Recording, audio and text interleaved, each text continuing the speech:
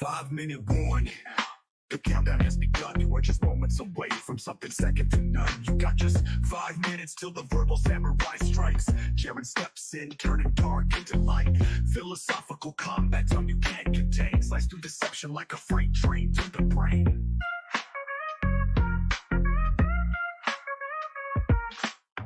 Mental Shaolin, wisdom stay kinetic. He doesn't claim to be divine, not saying he prophetic. Mind elevated, cerebral levitation. When the show goes live, it's like cosmic revelation. Always honest and sometimes right. Welcome to the home of the Mr. Friday night. Friday unplugged, don't sit too close so you get wet. You may think you have a choice, so don't bet. You want truth, then buckle up tight. No fairy tales here, just real insight. 5 minutes left till we break that mold. When the show goes live, let the story unfold. Sharon breaks the mold, no full old soldier. Questions unfold, answers colder than that shoulder. Like a lightning bolt, mind steady voltage. Knowledge on the edge, always pushing its own stage. Unplugged, unfiltered, what you get's never bland. Truth in his hand, wisdom so grand. Chasing mysteries, disproving histories, no scam. Peek behind the curtain, he's the man with the plan. Who's the best, no second guessing the contest. Clever and bold, truth bulletproof vest. He hails from the best coast, of course that's the best. Giving knowledge to the people, yeah, he's the blessed. Break the chains, expand your lanes, thoughts reign.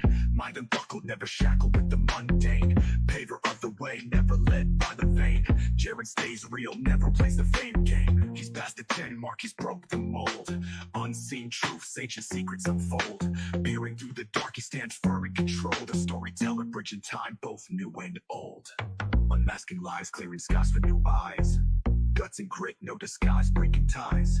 Leaves conventional wisdom to be revised. Seek and conquer, always real and wise.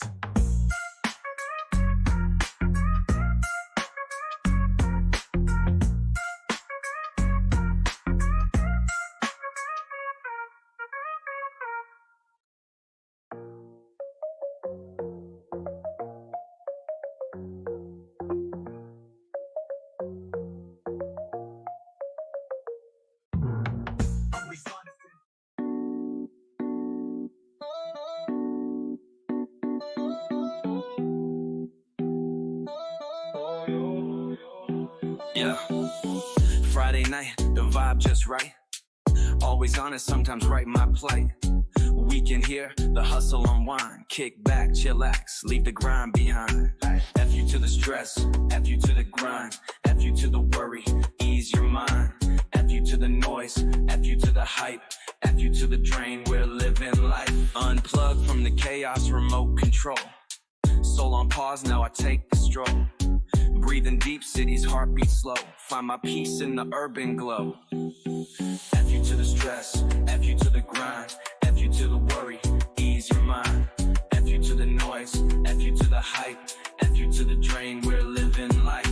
Honey in my tea, rhythm in my veins. We can remedy for weekday strains. Lyrics lace the night, moon spotlight. Unplugged symphony till the daylight. F you to the stress, F you to the grind. F you to the worry, ease your mind.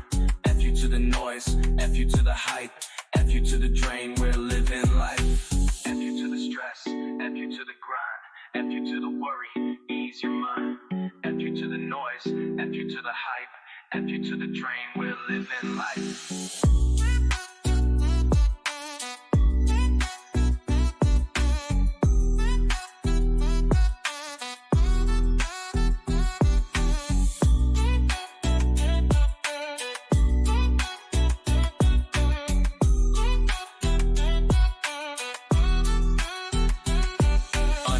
From the chaos, remote control. Soul on pause, now I take the stroll. Breathing deep, city's heartbeat slow. Find my peace in the urban glow. Unplugged from the chaos, remote control. Soul on pause, now I take the stroll. Breathing deep, city's heartbeat slow. Find my peace in the urban glow. Honey in my tea, rhythm in my veins. We seeking remedy for weekday strains. Lyrics lace the night, moon spotlight, unplugged symphony till the daylight. F you to the stress, F you to the grind, F you to the worry, Ease your mind. F you to the noise, F you to the hype, F you to the drain, we're living life. F you to the stress, F you to the grind, F you to the worry. Ease your mind. Welcome everybody to another episode, Jeranism Friday Unplugged. I am him, Mr. Friday Night, Mr. Every Night, Mr. Most Nights. Not every night, can't lie to you. Welcome to the show, everybody. It is time for another Jeranism Friday Unplugged. It is exciting because it's Friday and people love Fridays and people love me. And when you combine them both, you get exactly what you want, which is myself and a great show. We got a fun one for you this evening. We've got episode number 10 of the Friday Unplugged series. The WWF, we were flat. What does that mean? And why were we one time flat and why aren't we now? We're going to talk about that. We're going to get into some nitty gritties on cognitive biases. And we're going to get into, the top 3 of those. Got a lot of stuff to talk about. We also got a expose on a former, as far as I can tell, U.S. Special Agent, DEA, FBI agent who has been writing flat Earth books and many other conspiracy books, and then telling a lot of lies. And my feeling on liars. Not a big fan. So we are going to talk about that. Let me say hello to people in the chat real quick, and then we'll get going with the show. By the way, I wanted to tell people this. I don't know if they know this or not, but we've got, as you know, my sound engineer, Enrique. He always sits on the other side of the computer. You guys don't get to see him. I think we're going to install a camera so you guys can see him. But he is here, and he has been mic'd up for the first time, I believe. Do you want to try your mic? Or what? Or just want to sit? I don't know. Press, yeah, that button right there. There you go. Órale, pues. Yes, thank you, sir. That was Enrique. He's a good guy, and he's over there. So, that's what we got to do. What? If Earth is globe, why my cousin Pedro get deported in straight line? Answer me that. I don't know. That's too quiet. You're too quiet, my friend. You're going to need to speak up louder than that if you want people to hear you. We'll get back to that soon enough. And let's get this over here. Let's say hello, everybody in the chat. Anybody that I recognize. Hey, November in the house. Hey, November. Thank you for being here. Mars Science is here. We've got Shifty Eye Shady in the house. What's up, Shifty? Shifty, did you? Oh, I was going to add you as a mod. Let me put that in there now before I forget. Oh, it doesn't work on that page. We have to go to this one. All right, we are live on many venues. We're at the YouTubes, obviously. And we are at Rockfin. If you want to go over there, rockfin.com/Jeranism. We're also at Rumble. If you want to go to Rumble, you can do that. It's fun over there. And let's see here if I can find... Where did you go, Shifty Eyes? Just saw you. Who's WWF number 33? Who's there? Who's that? That's hilarious. That is good stuff. Hey, hello, J Sauce. What's up? Why did I lose Shifty Eye? Where did you go? Shifty. Why can't I find you? Oh, I was going to mod you, but now maybe not. Somebody kick him? Oh, there he is. Let me add you as a mod. Okay, there we go. And add as moderator. All right.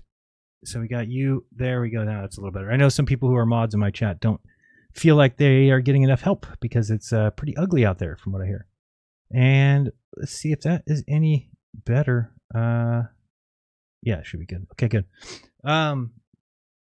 Let's see what else we got here. Did you read my email? Will texted you. Who, me? Will texted me?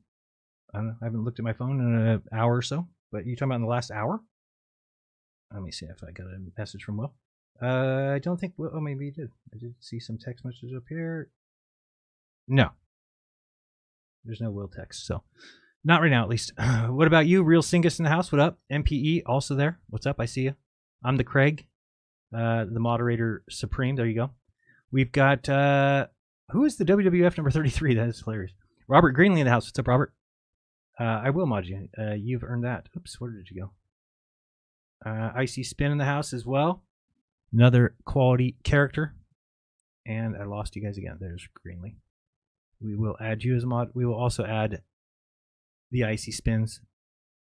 I don't see Spin, though. That's the weird thing. Who's fuckface of the week? We'll get to that. We'll get to that. Don't worry. There is definitely a fuckface of the week. Liar extraordinaire is what I'd like to call him, but we'll get to that shortly. Don't worry. We've got Grave in the house. Just FE's parroting the same BS. Nothing to see here, Jaren. Yeah, it's kind of getting bad. You know, it's sad to see it from the outside because you're like, man, did people think of me that way? That's what's scary is everything seems so desperate and just nonsense and just making up whatever it takes to get to the next day, and deciding what evidence we accept based on what evidence shows, right? What did that just prove me wrong? That I don't accept that. Nah, we don't look at lights in the sky, prove the ground. Because it did what? It proved the ground? No, then we don't look at it. We just sit in our little section here, and we don't accept any outside evidence that goes against our theory because our theory is right. So, and it will be right forever. Well, yeah, at that point it will. I definitely agree with you. Will Clark in the house, one of my all-time favorite baseball players, number 22, although he spelled his name with 2 L's like normal people. We've got, who else? The hairless primate. All right. We sell Enrique's. Enrique's are all over the place. Enrique, this guy says that they sell Enrique's. What do you think about that? Listo, jefe. Vámonos. All right. That was good, I guess. I don't know. I guess. So we got some fun tonight. So hopefully you guys are ready to strap in. We've got to go over this Edward Hendrie character. What a joke this guy is. I cannot even comprehend how somebody like that exists and why he's allowed to. But let me just tell you what happened with him. We'll get this out of the way real quick. So what started was me emailing him and saying, hey, will you come on my show? And then he responded and basically said no because he, I don't know, didn't like the way I emailed him or I was angry or something. Then in that email, I asked him, are you the FBI agent? Are you the DEA agent? And he didn't respond. So then the second time I asked him again, and he said in his response, oh, you're trying to dox me. I'm like, no, dude, I'm asking you a question. It's okay to ask somebody, are you the former agent? Either yes or no. And he thinks that's equated to basically him telling lies about us for 10 different articles on his site where he's just making shit up. Oh, that reminds me, I did a little video to show him how wrong he is, and I got to send it to myself. Do that real quick. And then we are going to get going. Let me see if I fix the sound here on Enrique's mic. Enrique, try again because it's, I don't know, it's not working well. Let me see. Sí. Moviendo la culo. I don't think that's loud enough. Can you guys hear that at all? Doesn't sound loud to me. Maybe I gotta turn up my volume. That might be it. Is this up? Can you guys hear Enrique at all or no? Somebody let me know. Yes, thank you, Job. Job, there is no going back. It's so funny because it was before the thing that we always said was that there, once you go flat, you never go back. But the truth is, once you go flat and then go globe, then you can't. I mean, we're going to get into that today. The outside looking in, when you realize, like, man, I cannot believe I was that dumb, and I cannot believe I was dumb for that long. So I don't expect much sympathy from people because I don't deserve it. But at least I'm out of it now. It feels so much better. It feels like a weight's been lifted from your chest. By the way, did you guys hear that there may be a debate coming up very soon between myself and Austin Whitsitt, which I didn't think he'd want to do because basically he's going to get buried, and that's not very good for him. But whatever, That's either going to be this Sunday or next Sunday. I'm not really sure. Also, we've got, let me send this myself real quick before I forget. Here we go. Did I keep my address off there? Close enough. Okay, and add to shared album. All right, just want to show that to Mr. Edward Hendrie, who thinks, guys, let me just tell you something, just a little advice. Flat earthers, globe earthers, anybody. If you're going to make claims about video footage, whatever you see in the video, why don't you grab your phone? It's the thing that you make calls from. People text you on it. That thing is in your pocket probably. Why don't you take it out to the front yard and then try to recreate whatever you think is fake? And then when you see that it does the same thing as it did in the video you thought was fake, well, then you don't have to be an idiot who makes a post on your blog saying it was fake. Just go try it. And then go, oh, there are shadows that cross in real life. Oh, it does make a difference. It's just, the sun does get squished when I move my iPhone around. Whatever it is, rather than just to claim fakery and look so bad doing it. It's just not cool. Not cool. Let me see if we've, Enrique, you want to try it again? Jefe. Yeah, you're way too quiet. Can I go early today? I have date with white girl. So I am thinking I should shower. No, you're not leaving early today. Sorry, you're not doing. Thank you to Mojak says you have a lot of respect from me after the TFE. Thank you. Plum Level Square Bear in the house. What's up? I actually ate dinner with Plum Level Square Bear this weekend down in LA. So that was fun. We went to King Taco, which I'd never been to in my life. So thank you very much for popping my King Taco cherry, which just sounded really weird. It's not bad. You could have had something there, Enrique. You could have done something funny there. It was a good spot. Enrique, very good. Enrique's on top of things tonight. Here we go. It's good. When Jaren figures out we're spinning, that will be fun. Well, I don't think that there's really much. Well, how do I want to put this? I don't think there's really much question there, to be honest with you. So it may already be decided, to be honest. I just haven't got there to announcing that yet, but I don't think that really it's that big of a deal. Once you see how slow it is, you're just not spinning fast like I thought we were. It's not, 1,000 miles per hour seems very fast, but then when you see the Earth from space, you're like, oh, it's just sitting there, which doesn't make a lot of sense. But on a size system, then it does. Again, size matters. So we're going to have to get used to that one. Is there a size matters emoji, or did they kick it out? I know sometimes YouTube won't allow stuff like that. So, Jaren, the rays should come parallel on the globe, but the sun rays come in at crepuscular Antarctica. How does that work? They don't. So if you're going to say that the rays come in crepuscular, then you need to also say that the railroad tracks meet at a point at the horizon, which we know they don't, right? They're parallel lines. They just appear to us to look like they go to a point. So that is the same thing with your sun rays. I just forwarded the email to your Yahoo account. I will text you to read it. It might really help you. Oh, boy. Well done. Welcome back to the Globe, WWF. Thank you. Let me see what's going on here. Maybe he didn't text me. Maybe he sent me a message on Facebook. No, I don't know why you're saying that. There's no message from Duffy. But I'll check my email account for you. It better be pertinent to this show, or else you just cost me a bunch of viewers. I went from 300 down to 200 because of this. Okay, so you said the Yahoo one. Let me check it out. And let's see here. Okay, let's see. So what is the person's name? I thought that was a girl. Mar Science. All right, I get it's a guy. My bad. Do you want me to read it? I don't know if you want me to read it or not. Yes. Nick, I still haven't got my check, though. That's the weird thing about it, the weirdest thing. When was the last time Whitsitt even discussed Flat Earth? He seems to have moved on. Yeah, he hasn't really discussed it. I just know that the weirdest thing is I had said when I got back, like, I'm not going to debate Whitsitt. No way. And then I got a message from James from Modern Day Debate, and he was like, hey, would you be interested in debating Whitsitt, on the show? And I said, oh, no, I don't think Whitsitt will want to do that. And he's like, oh, no, he already said yes. I'm like, oh, what? Okay, then I guess. Made me look like an idiot. I'm like, no, he's not. He wouldn't want to do that. Oh, no, he already said yes. Oh, what? Oh, yeah, I'm good. I'm on that. So anyway. But I don't know if, did Mar want me to read it? Spinning acceleration. Read it if you want. It's too long, though. Okay, well, then I'm not going to read it right now. It is, oh, yeah, it does seem long. Thank you. My Home Depot. I see you're happy with the Home Depot. Okay. No, and I've said that before about the speed. I think, where was I at when I was telling somebody that, the acceleration that we experience is so little on this scale that it is. If you're going 66,000 miles per hour and then 66,100 or 200, you're not going to notice that. And it's done over time. It's not like it's an instant acceleration. It's done at the, perihelion or aphelion thing, that whole thing. But I do think it is important that people should, because here's the thing. I think we need to hold flat earthers' hands, by the way, because sometimes they're just not going to get, it's like this guy, what's his name? Kevin James? I can't remember his name.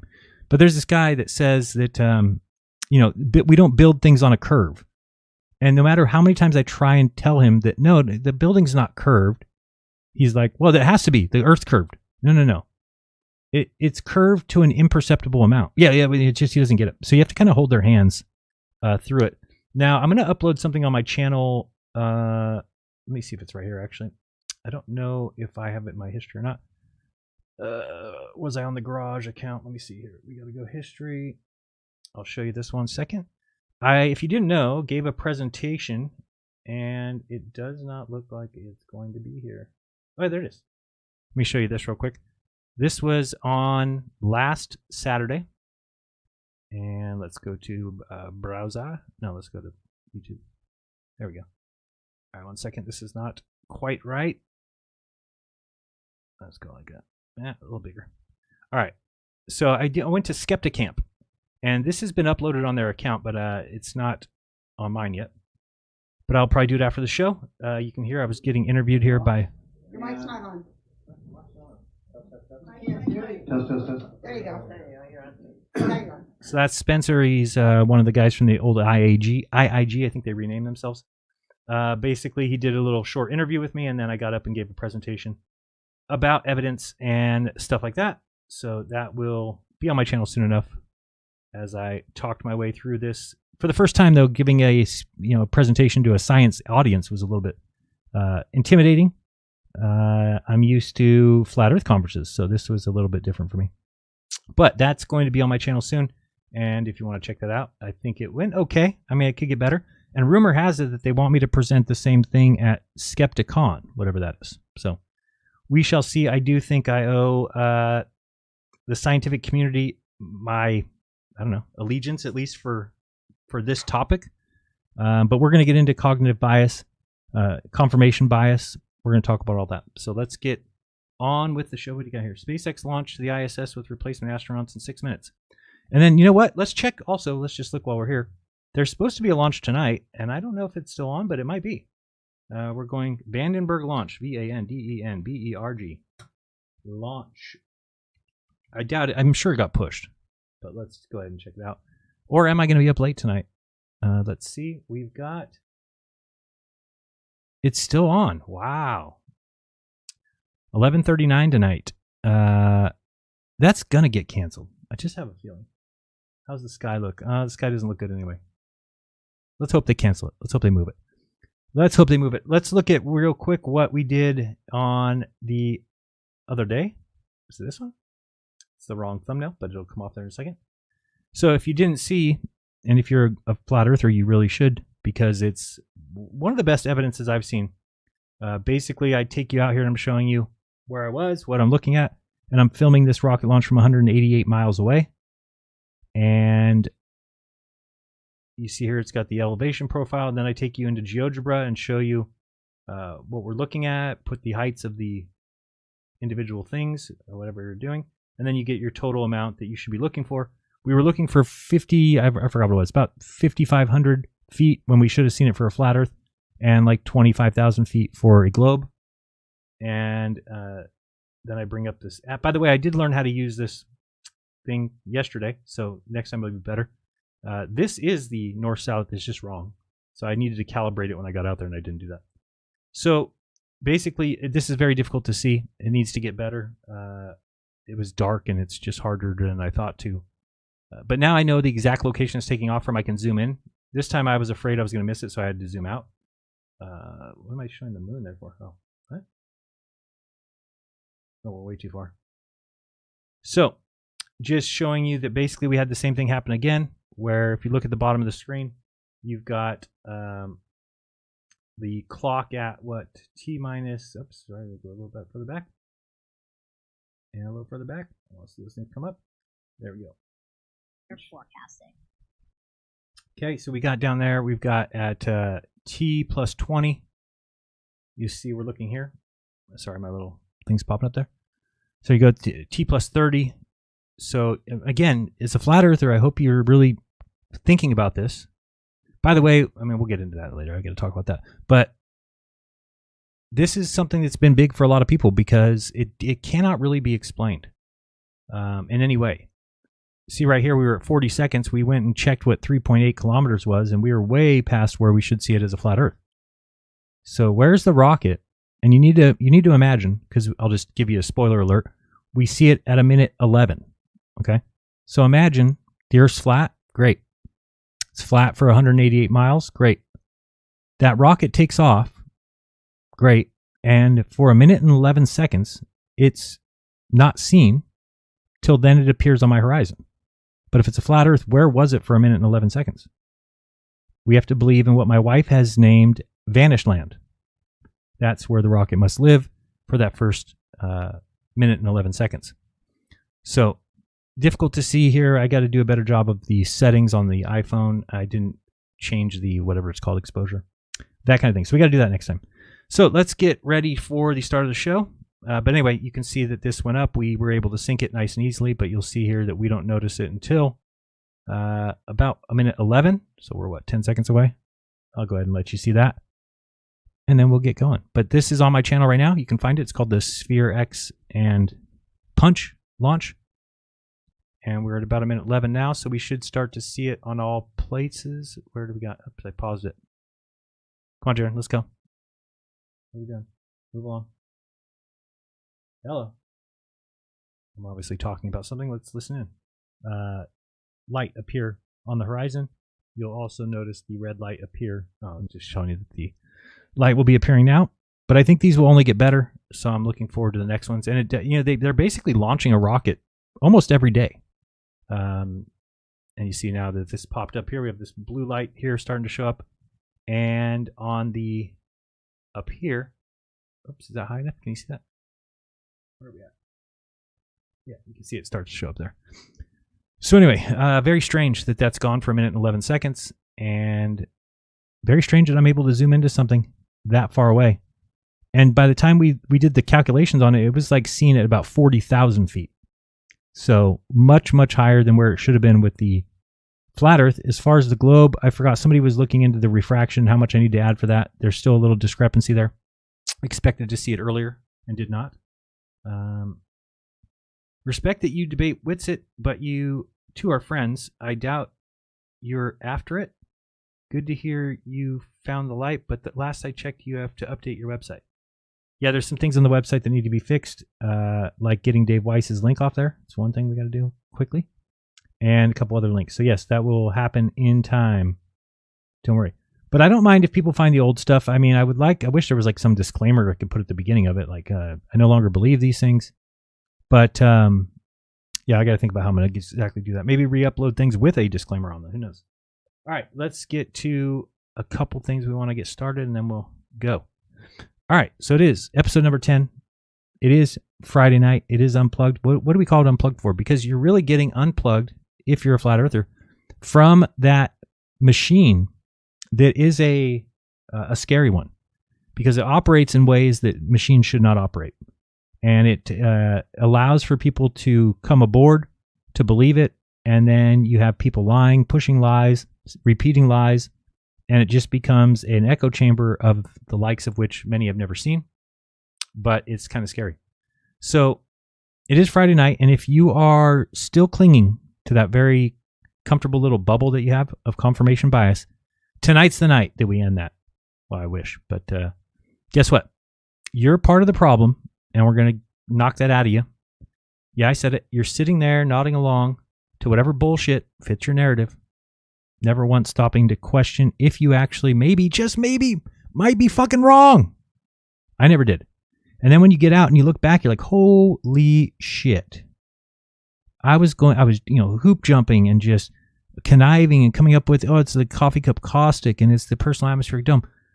That is, the definition of confirmation bias, which is you already have your belief set. And so you're doing everything you can to get the evidence that you need for that. And that's not the way it should ever go. Ever. So we're going to talk about that in detail. But I see it everywhere. People are digging their heels in. They're not wanting to move. They refuse to budge because their ego can't handle the idea that they've been duped. Sorry, you want looking at me? You want to look at my screen? The SpaceX launches now. Is that the one with the crew? Let's hope it doesn't blow up, as I've made that prediction in the past. By the way, let me just point out, too, if we want to talk about Dirtball, running Dirtball of the runnings, is Arctic Reflections. Globe Earthers, let me just tell you something. You should be embarrassed.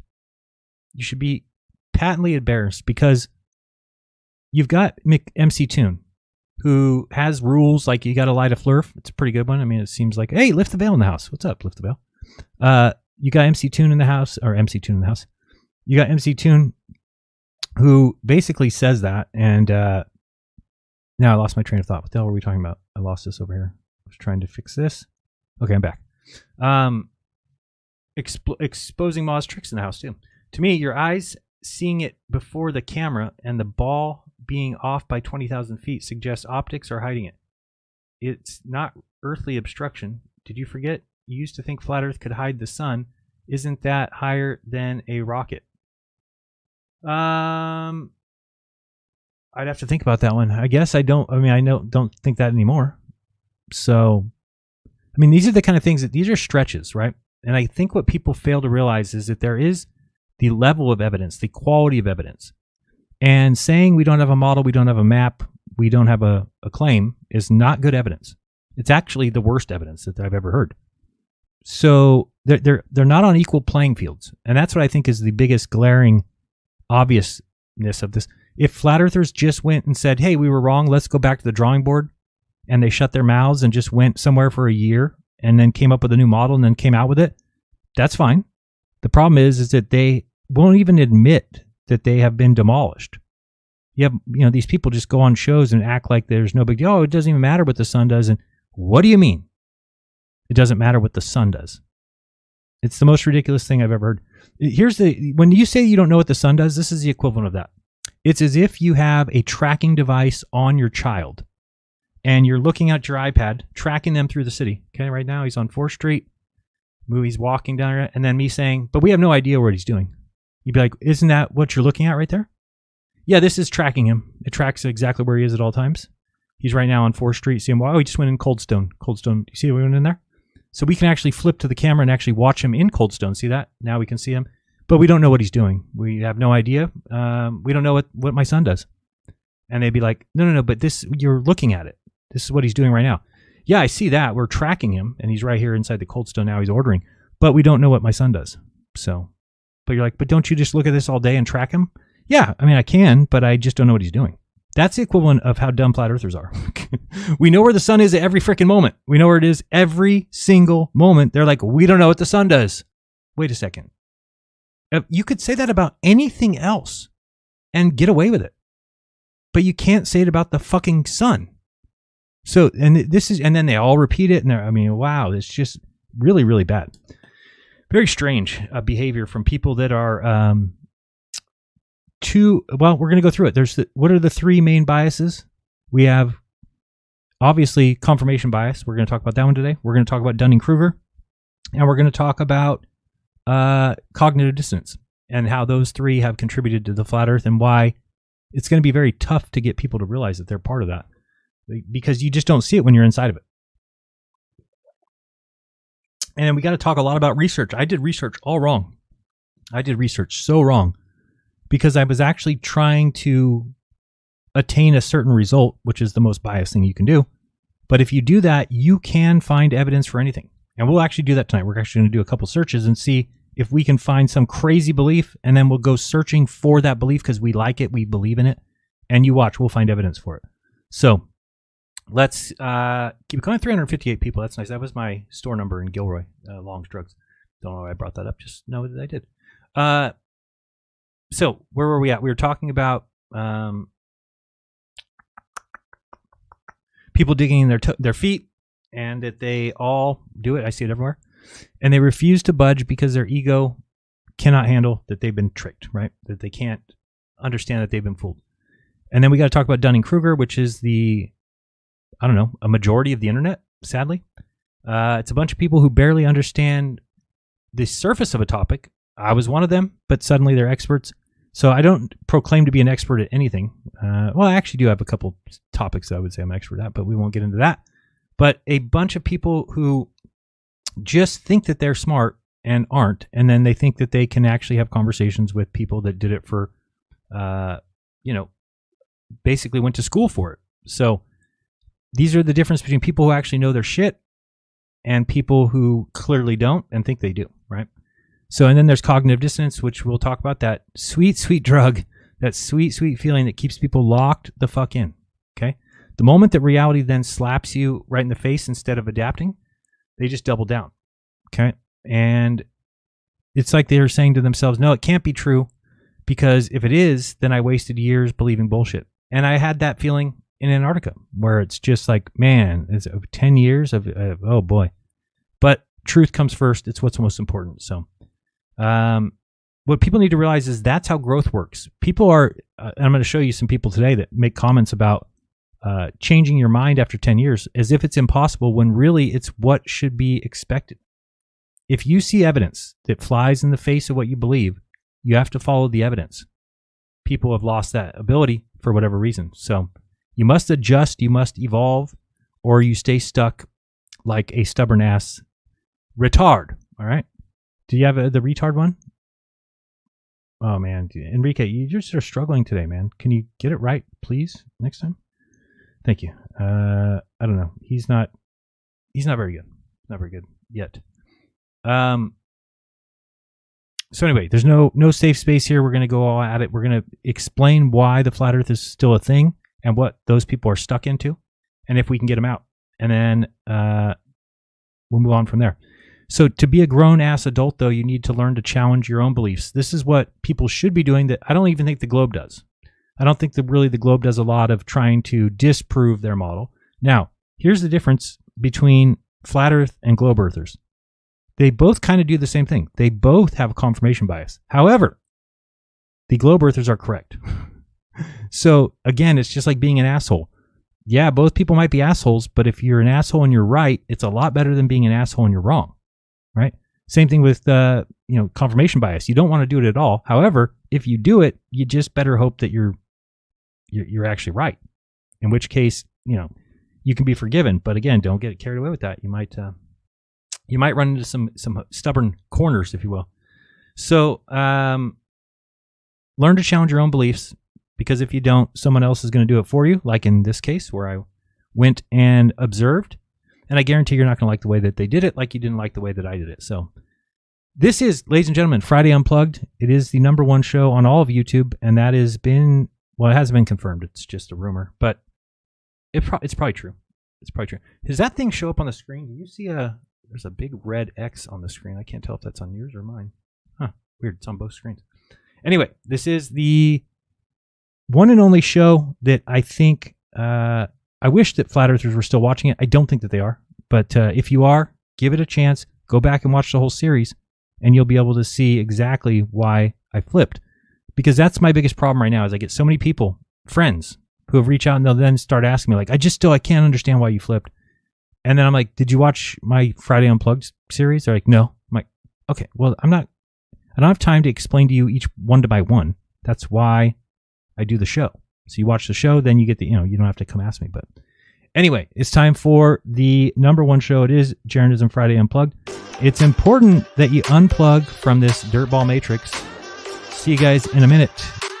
It is Jeranism Friday Unplugged. Let's go. F you to the stress, to the grind, F you to the haters. Every time F you to the drama, to the hype, F you to the mainstream, pushing lies. Unplugged from the matrix. It's Friday night, unplugged with Mr. Honest and sometimes right. F you to the left, to the right, and F you to the elite parasite. F you to the noise, F you to the fakes, F you to all you weak snowflakes. Friday unplugged, unfiltered and real. Are you offended? How you feel? F you to the sleep, F you to the woke, to the trolls in the chat, you're an effing joke. F you to the sleep, F you to the woke, to the trolls in the chat, you're an effing joke. This ain't a trap house, but your mind's getting drugged. Time for Jeranism Friday Unplugged. This ain't a trap house, but your mind's getting drugged. Time for Jeranism Friday Unplugged.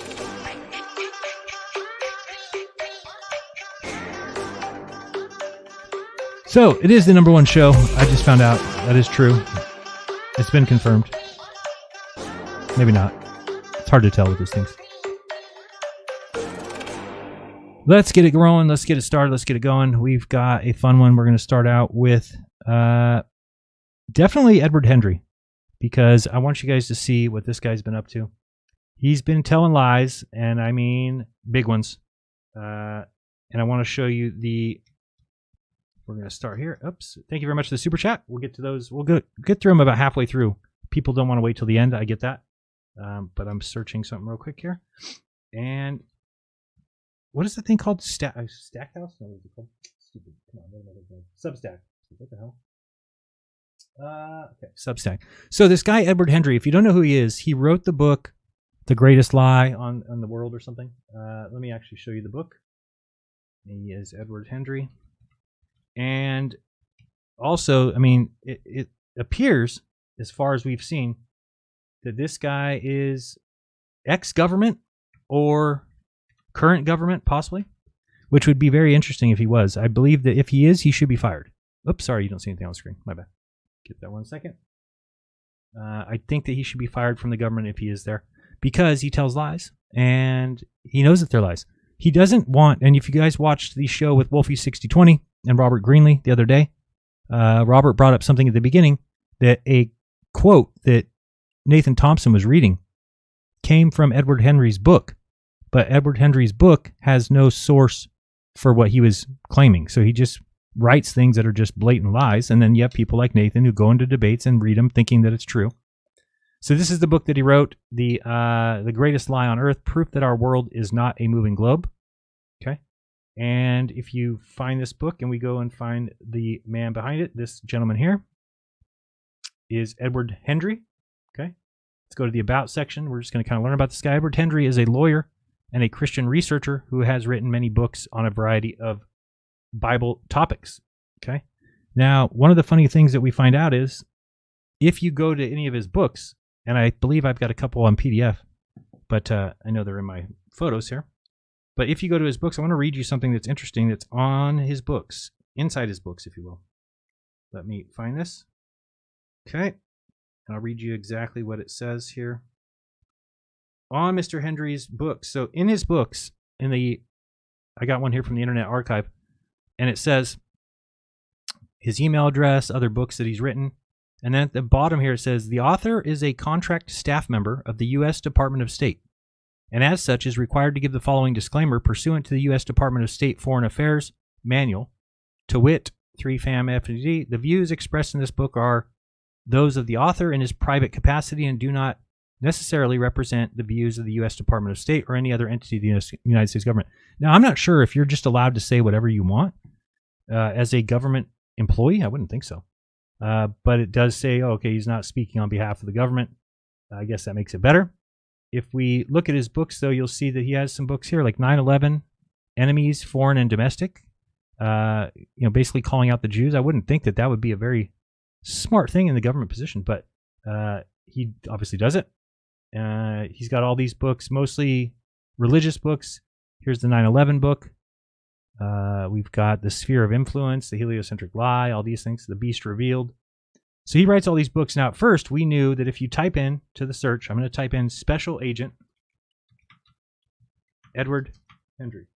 Now, at first, I was like, there's no way these are the same people, because how could this guy work for the FBI and DEA and be writing books like this? But you'll notice that here's Edward Hendrie from the Drug Enforcement Administration. We've got no photograph of him. But you'll notice that he lives in the same city that the author lives in. Well, that's weird. Why would they live in the same spot? Seems to be strange to me. Okay, what are you doing? I don't need to sign in there. We'll look at his qualifications. He's a senior attorney. But, well, we just saw that the writer is a lawyer, right? And he works for the State Department. All right. What is going on? We're not logging in. Stupid thing. I don't know why LinkedIn. I hate LinkedIn, by the way. I hate it more than anything. Well, I hate Pinterest more than that. So you got training specialist for the U.S. Department of State. So isn't that weird? Cancel. We're not signing in. What the heck? I don't know what's going on with this site. Real quick, special agent. There you go. Assistant to the prosecuting attorney. Okay. So far, we still don't really know, but we see Michigan here, Kalamazoo, Michigan. He went to University of Notre Dame and the University of Detroit. All right, you're done. LinkedIn, you lose. You lose. Good day, sir. So now we are on the Edward Hendrie newsletter. Why is everything getting signed out? What's going on? Wasn't it just on that page? Okay, thank you. So we're trying to find Edward Hendrie's stuff here. Okay. So here's Edward Hendrie just making the most... let me try and log in here. I don't know why everything logged out. 1 second. We're going to flip this on here. You don't get to see my password. Sorry. You don't get to see it. Log in for more. Sign in. I don't remember. I think it was this. I don't know. Jeez. Oh, yeah, I do remember. I know it's that. It's this one.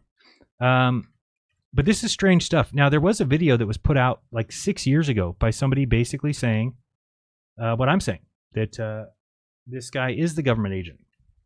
And he wouldn't answer me twice. Why not just say no? If somebody emails and say, are you this guy? Just say, no, that's not me. Don't avoid the question twice and then be like, oh, you're trying to dox me. No, I'm not trying to dox you. You're writing books claiming that I'm faking experiments and pretending to be in Antarctica when I'm in a studio. Okay? You don't get to do that and then be like, you're trying to dox me. No, I'm trying to find out who the hell you are, because you're just some...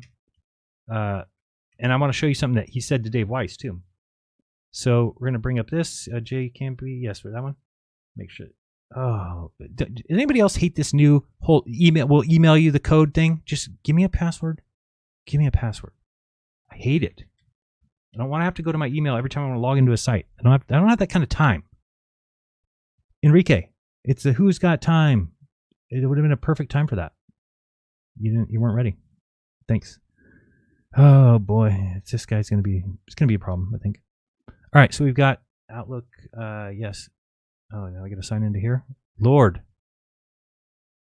Now, what is this going to tell me? Oh, we're going to send it to another email, and then it'll go to another email, and or something. We'll figure it out eventually. It doesn't matter. It doesn't matter. Just stay signed in. I don't care. Okay, let's see. Substack, your verification code. Thank you. I don't know why you need to do that. We don't have to play games. Good. Thank you. Okay, now we're logged into Edward Hendrie's Substack. You can join it for free. I don't really understand Substack, why they tell you to pay at the beginning and then after they don't. Let's go to here so you can see what I'm doing. There we go. All right, so this is a Substack. I don't understand Substack, by the way, so don't get mad at me if I'm not doing something right. You'll see here is a lawyer, Christian researcher who has written many books on a variety of Bible topics. Okay. Here he's showing some shadows. I don't know what he thinks he's doing here. Here he's showing something. I mean, this stuff is even hard to follow. I mean, he's writing stuff like this, like Jaron Campanella showing his Garmin screen indicating the longitude, latitude while standing in the communal mess tent at the Union Glacier station. Thank you. He's got all these posts basically saying that the trip was fake. This one's called Clowns Caught Faking the Final Experiment. The final experiment, not so final. No, it is. You just can't face facts. Against vaccines, against Kennedy, NASA wires, paid to vaccinate children. But mainly the concern is, there's the Stephen Hawking experiment. But I want to get down to where he's talking about the, is that already up there? There's the Coriolis. Okay, let me see if it's up here. Where was his 10 articles? All right, let's see. Look at it's called Misdirection in Antarctica. There's no misdirection when you show somebody your GPS screen. Okay. Duffy's failure, the dog that did not bark. This guy just writes. So this is the worst writer I've ever seen. Let me explain why. He has not gone to anybody. He has not gone to the source one time. And when I offered him to come on my show, I said, hey, come on my show so that you can... I can respond to some of your questions. And then he said, why don't you just respond to them in email? I'm like, I don't have time to sit down and answer every one of your lies. And he's like, oh, but you just invited me on your show. Isn't that the same thing? No, it's not. When I invite you on my show, it's because if I say it once, answer your questions once, then it's on the permanent record and people can find that. I'm not going to spend time writing that in an email to you. I don't have the responsibility of people who just tell lies that I have to go and then email them paragraphs explaining why they lied. Okay? He just lies, and he gets things so wrong, it's not even funny. So I'm trying to find a particular page here. And continuity errors on Flat Earth. What's that? Oh, so he's got this continuity errors in the final experiment. Prove it was a fraud. I mean, this guy's saying words like prove, and I mean, just out there. There is a camp where we're going to now where we've been going every day for breakfast, lunch, and dinner. Well, for one day for breakfast, lunch, and dinner, and now our second day breakfast, lunch, and dinner. We arrived, like I said, 5 p.m. yesterday. Is this me? I don't know. He was talking. Got through a little bit of orientation at the camp, and then they took us up here. We've been sleeping on the floor on mats and these sleeping bags. I really only got like 3 hours of sleep this week. A couple people were on the trip that slept as little as I did. In one case, didn't sleep at all. And beautiful, we have 2 more days here. I don't know who said that, but what's wrong with that? I don't get it. I don't see the problem. I'm looking for this one video that is hilarious, that if you haven't seen, King Nico actually used it as reason why the trip was fake. These guys won't even go in their front yard with a camera. I mean, what is this guy showing here? oh, you know, it's this much higher than. Do you think the camera's at the same spot? I mean, it's just terrible. It's just awful. And it's like this guy, if he's a government agent, he needs to be fired. This guy cannot work for the FBI. He cannot work for the DEA and be so catastrophically wrong. He's got to be pushing it on purpose. Let me show you this too, because this is a good thing to get us started. If we search Edward Hendrie and the Flat Earth podcast, he was on years ago with Dearth. And where are we at here? Earth Flat Earth podcast. Here we go. I want to bring up this particular part that he's speaking here. We're going to listen to this real quick. And it went. No, we're not listening. Pythagorean theorem, and I showed him how in fact that figure is accurate. Let me see. And there was not a mirage. Of course, it's not. Okay, questions in their mind. I was right after this ad. From people's mind. See, that's why communist countries. The truth about the flat Earth. Okay, it's right here. I want you to hear what he says here and tell me if this is not interesting compared to what we just said about him. Opinion-based question for you, Edward. So, you know, one of the things that's still, sometimes we get so into this, and I have to stop and remind myself, and I'm shocked every time I do, that this topic was barely even in existence really 5 years ago. Hopefully you can hear that. When you go back and look at things, it's come so far in the last 2 to 4 years. Where do you see this going, Edward? I mean, the cat's out of the bag, right?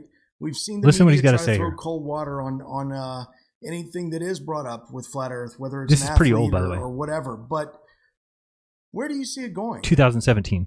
You know, is this going to grow slowly? Is it going to stop? Or what are they going to do? What? Just your opinion. Yeah, what's going to happen? Curious what you think is going to happen in the next 5 years. Oh, I think I believe that they cannot keep it. They cannot keep wraps on it. The only thing they can do is spin it and discredit it. And so you have to, first of all, you have to understand the methods of intelligence agencies. Okay. First of all, they try to get out front of something. How do you know? Lenin said, you know, the best way, okay, to win is to be the opposition. Okay. And so understand this, that they will and they have been monitoring this flat Earth issue for a long time, and they've been out in front of it. Okay. Who's they? Intelligence agencies, and you are a special agent for the government? You work for the FBI, and now you're on a podcast saying that the intelligence agencies are basically already out in front of the flat. I mean, how do you know all these things? Okay.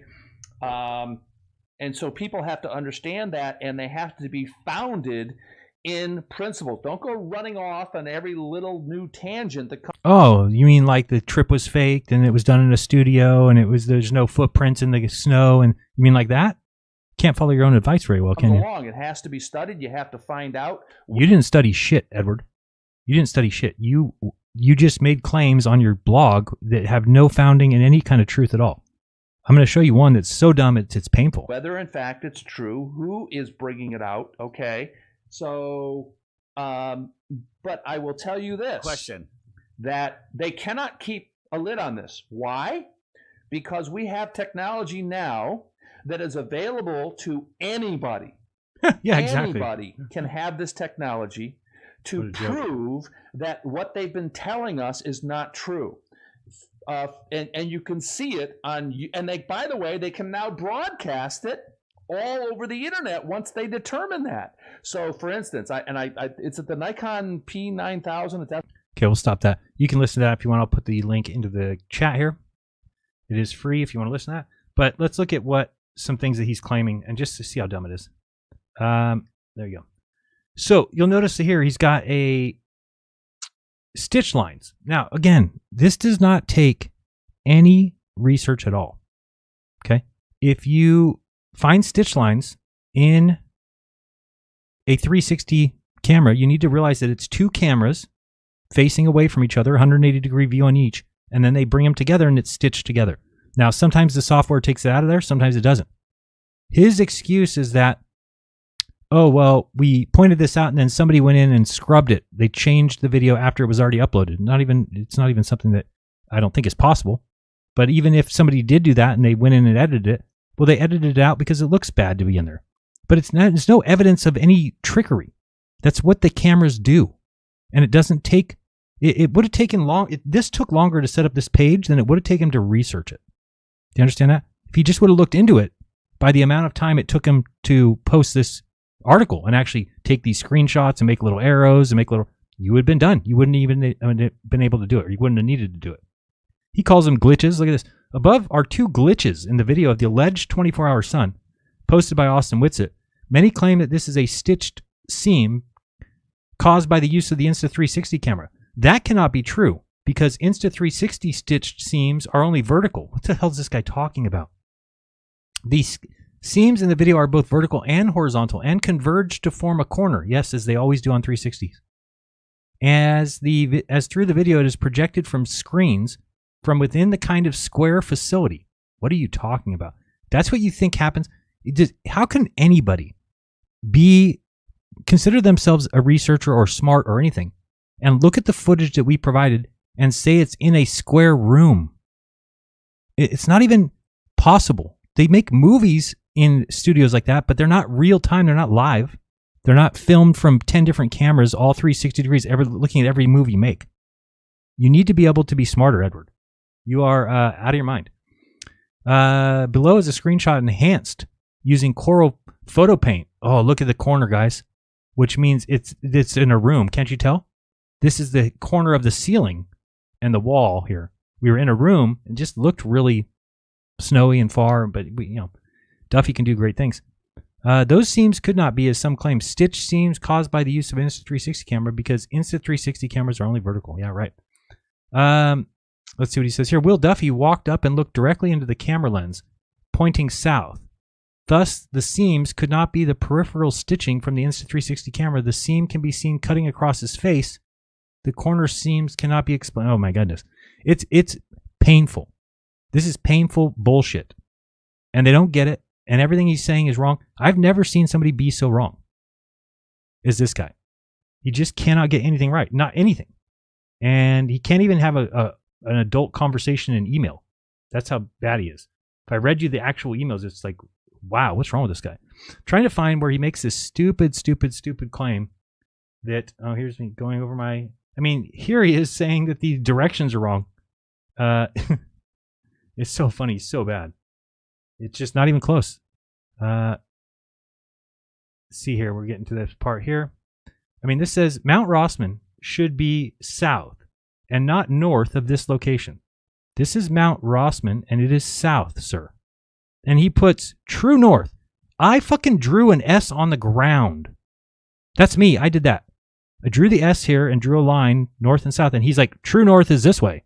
No, it's not. TFE, falsely pointing south towards supposed Mount Rossman. Wait, what do you mean? That is south. And here's the thing, Edward, the sun went around our head. Do you understand that? So even if it was, that's north and the other way south, which it's not because we can tell by the altitude of the sun. But what you're saying is just garbage. What was my name on here for? Stop saying my name. Jerry Campanella etched a false compass heading pointing south in the direction of north. Just a lie. Just a straight up lie. Inconceivable! Right. How could Mount Rossman be visible when it is true south from the second camp? Okay, hold on. This is what I mean. I think this guy is possibly a government agent of some type that is purposely doing this. This is like, I don't know this guy cannot be this dumb. He has to be doing it on purpose. What is he saying? Jerry Campanella etched a false compass heading pointed south in the direction of north. How could Mount Rossman be visible when it is true south from the secondary camp? This is the secondary camp. Mount Rossman is true south from it. You can't even get a sentence out, Edward, without it being contradictory. Get a sentence out. Make your point. What are you trying to say? It seems that some kind of computer graphics were used to display a false Mount Rossman. You, sir, are retarded. Extremely, extremely, extremely retarded. What's wrong with you? What are you talking about? This is why Mount Rossman appears so close in the video. It is not really there. Why would they do that? Because south of the Tropic of Capricorn, the sun rises in the sun does not rise or set where we are. Sorry, my friend. Sorry. So he's just drawing lines all over and just getting everything confused. He doesn't know what he's talking about. Making no sense at all. Jaren's south-pointing graphic in the snow. So what's wrong with that? I don't get it. True north. Wait, this guy gets to make up whatever he wants for directions. I guess that's, what are you gonna do? Let me find this video. The King Nico's been seen using it. I could go to Flatzoid's channel if I need to. Well, this is just showing the. Oh, this one's so bad. You know what? I do got to show you this. He's so dumb in the banjo. I was gonna say banjo kazooie. That's probably not nice to call him. Don't call him that. Banjo retardo. These kind of people, I don't even know what to do anymore. If Banjo cannot get one thing right, not one, isn't that weird? Don't you have to get? A broken clock is right twice a day. Yet this guy cannot be right about anything. And I want to show you this video here. We're gonna go videos. So go to live. He had a video with Edward Hendrie, and it was terrible. This one, let me see, exposing the final experiment bullshit. Let me put this over here for you. And let's listen. Experiment is not so final. It's at greatmountainpublishing.com. So all of the videos. We'll skip through this and we can watch. By the way, I have his video on that in that article, so you can watch his video where he goes through it. So he actually goes through it on his video and shows you the line he found. Well, I went back and I went in the same area. That is, whenever you have so many cameras, there's always a possibility that things will not match up. And some of this, you saw that there was a live stream going on, and allegedly a live stream. It was not really a live stream because he was supposed to have called that the backgrounds were artificial. Yeah, listen to this. Then naturally they're going to get all mixed up as to where Mount Russman is and so forth. It was very cleverly done, but they made a lot of mistakes. Yeah, Confiscate was one of them. When he's talking to King Nico right here. I wanted to see this here. What did he just say? It says about 35 seconds later at the 1:22:35 mark in Jaren's video, the same ALE guide was asked by someone off camera, which way did you say was the South Pole? Nobody would have asked that. We knew where it was. That guide answered by pointing approximately 90 degrees to the west direction. I don't even know what he's talking about. Where's that video? Jaren tried to show us south or north on a compass, and it was holding it upside down so it could. Is this another person? Why do they make King Nico talk with shit in his mouth? I don't get it. Like, whoever's doing that, can you please just let him speak without the shit in his mouth? We could understand him better. But when they do it with the mouth full of shit, it's hard to understand what they're saying. Be held in place. That was busted. Yep. Well, here's another one. Here's another video glitch. This one's not so obvious. You really had to look. And really wouldn't catch it unless you were paying attention. You're terrible. And you have to know what to look for. No, you don't. So this is the sun crosses this camera here, okay? And the computer program very cleverly is able to, well, here, you know what? Before I get to the camera. Listen to these guys, and this is why I'm covering this first, because when we get into these cognitive biases or these confirmation biases, they're just not sharp. And they don't understand that you can go out and do this in your front yard. You can take the sun, you can go put a broomstick up or some sort of pole, and you can walk till it's behind the pole and then take a camera and you'll see that it gets blocked out. The sun is tiny. It's tiny in the sky. It's like a dime held at arm's length. So you can easily block that with this. So he's going to say, it goes by here and it blocks it out, which would be impossible. Let me go down here and show you the glitches from Anthony Powell's documentary. So Anthony Powell's documentary film was proven to be a fraud. And he went down to Antarctica. He showed the 24-hour sun, and his video was picked apart and proven to be a fraud. And it's not true. It was proven to be looped. He was one of the technical advisors on the final experiment. And Duffy said, there's no technical advisors on the final experiment. This guy cannot stop lying. I'm tempted to say that every word that is in those articles are lies. And I could tell in emailing him, the guy is off his rocker. The guy writes the most ridiculous emails where he's like copying and pasting what he said in the previous email.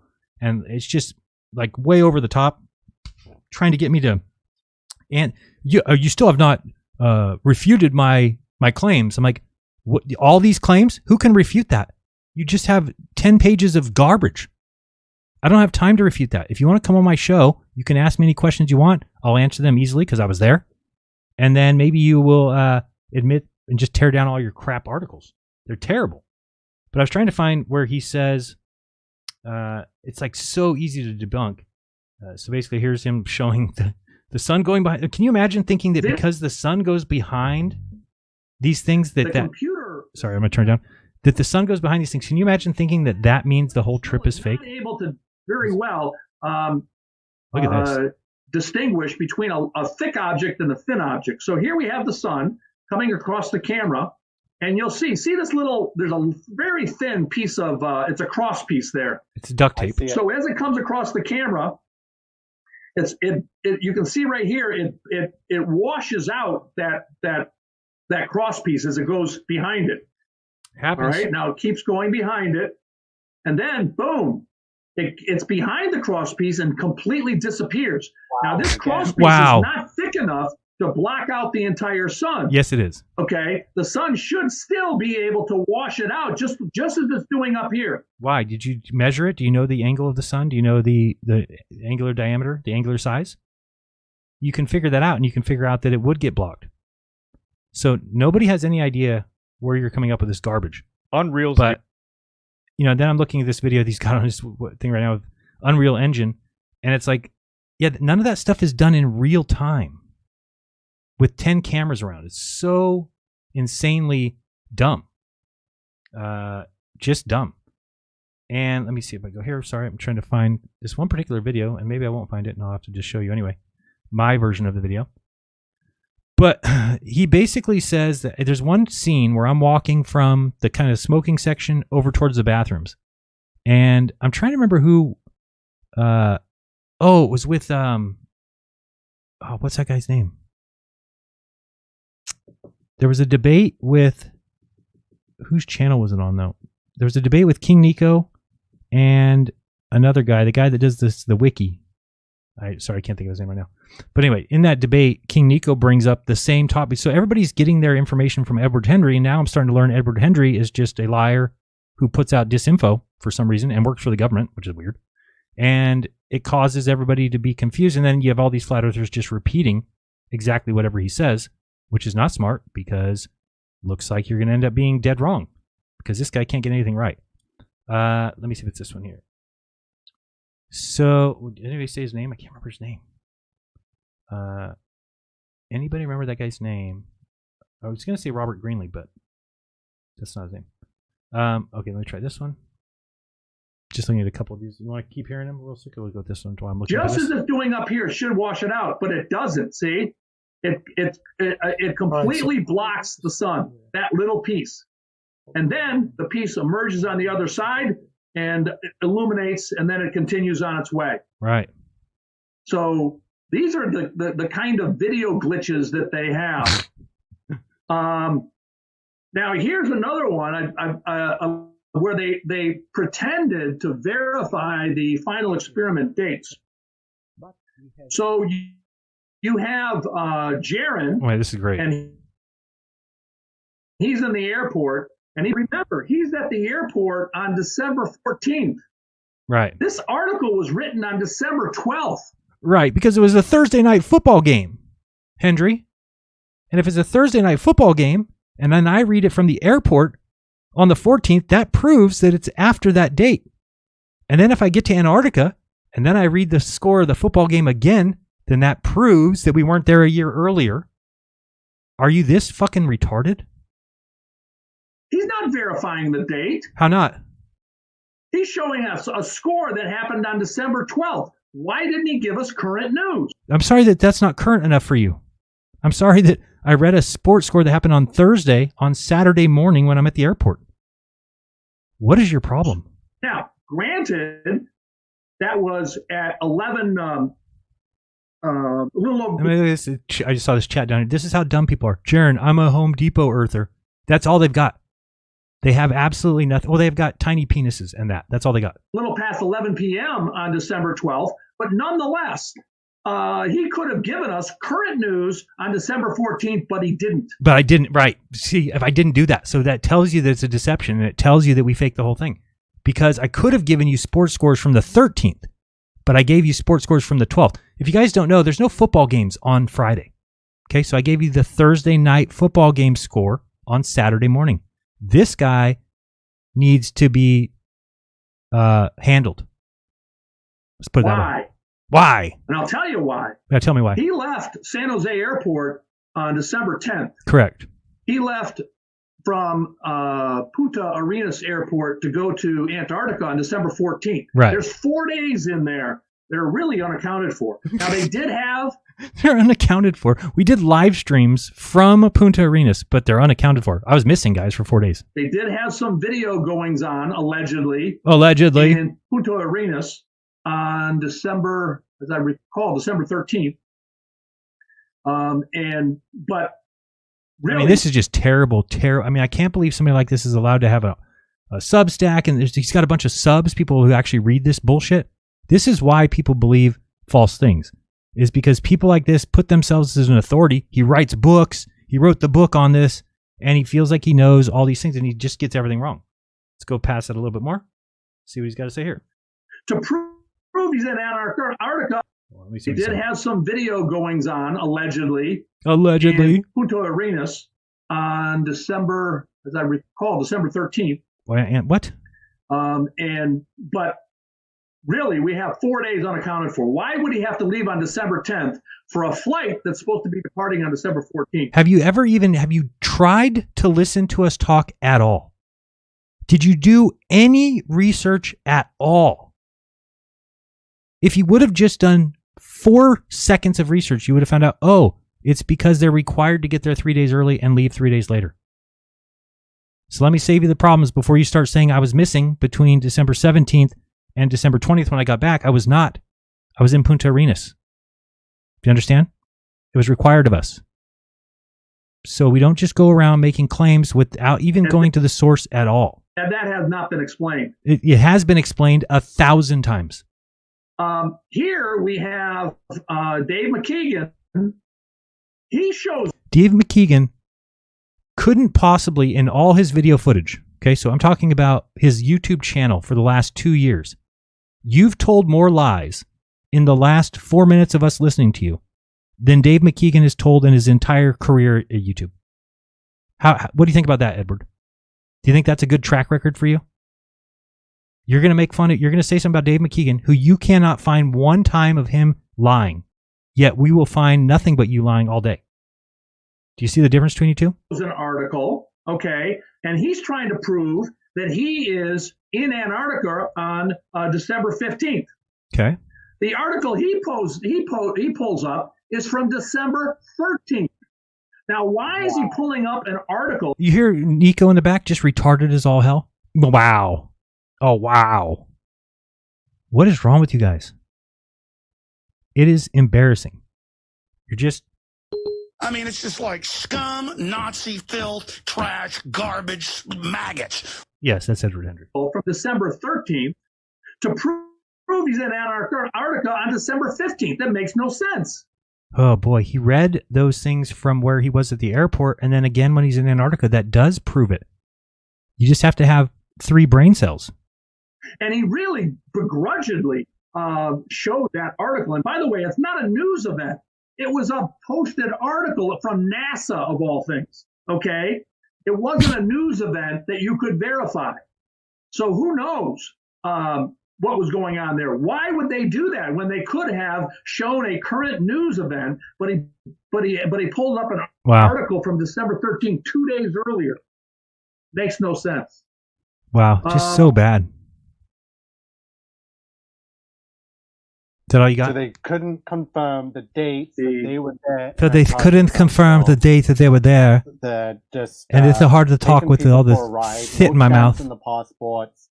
They look different ages and different versions of the clip, like years. Oh, we look different ages and different. Like, you guys have to understand from a flat earther's perspective, okay? What this is exposed to me is that we had some of the worst, dumbest researchers there ever was.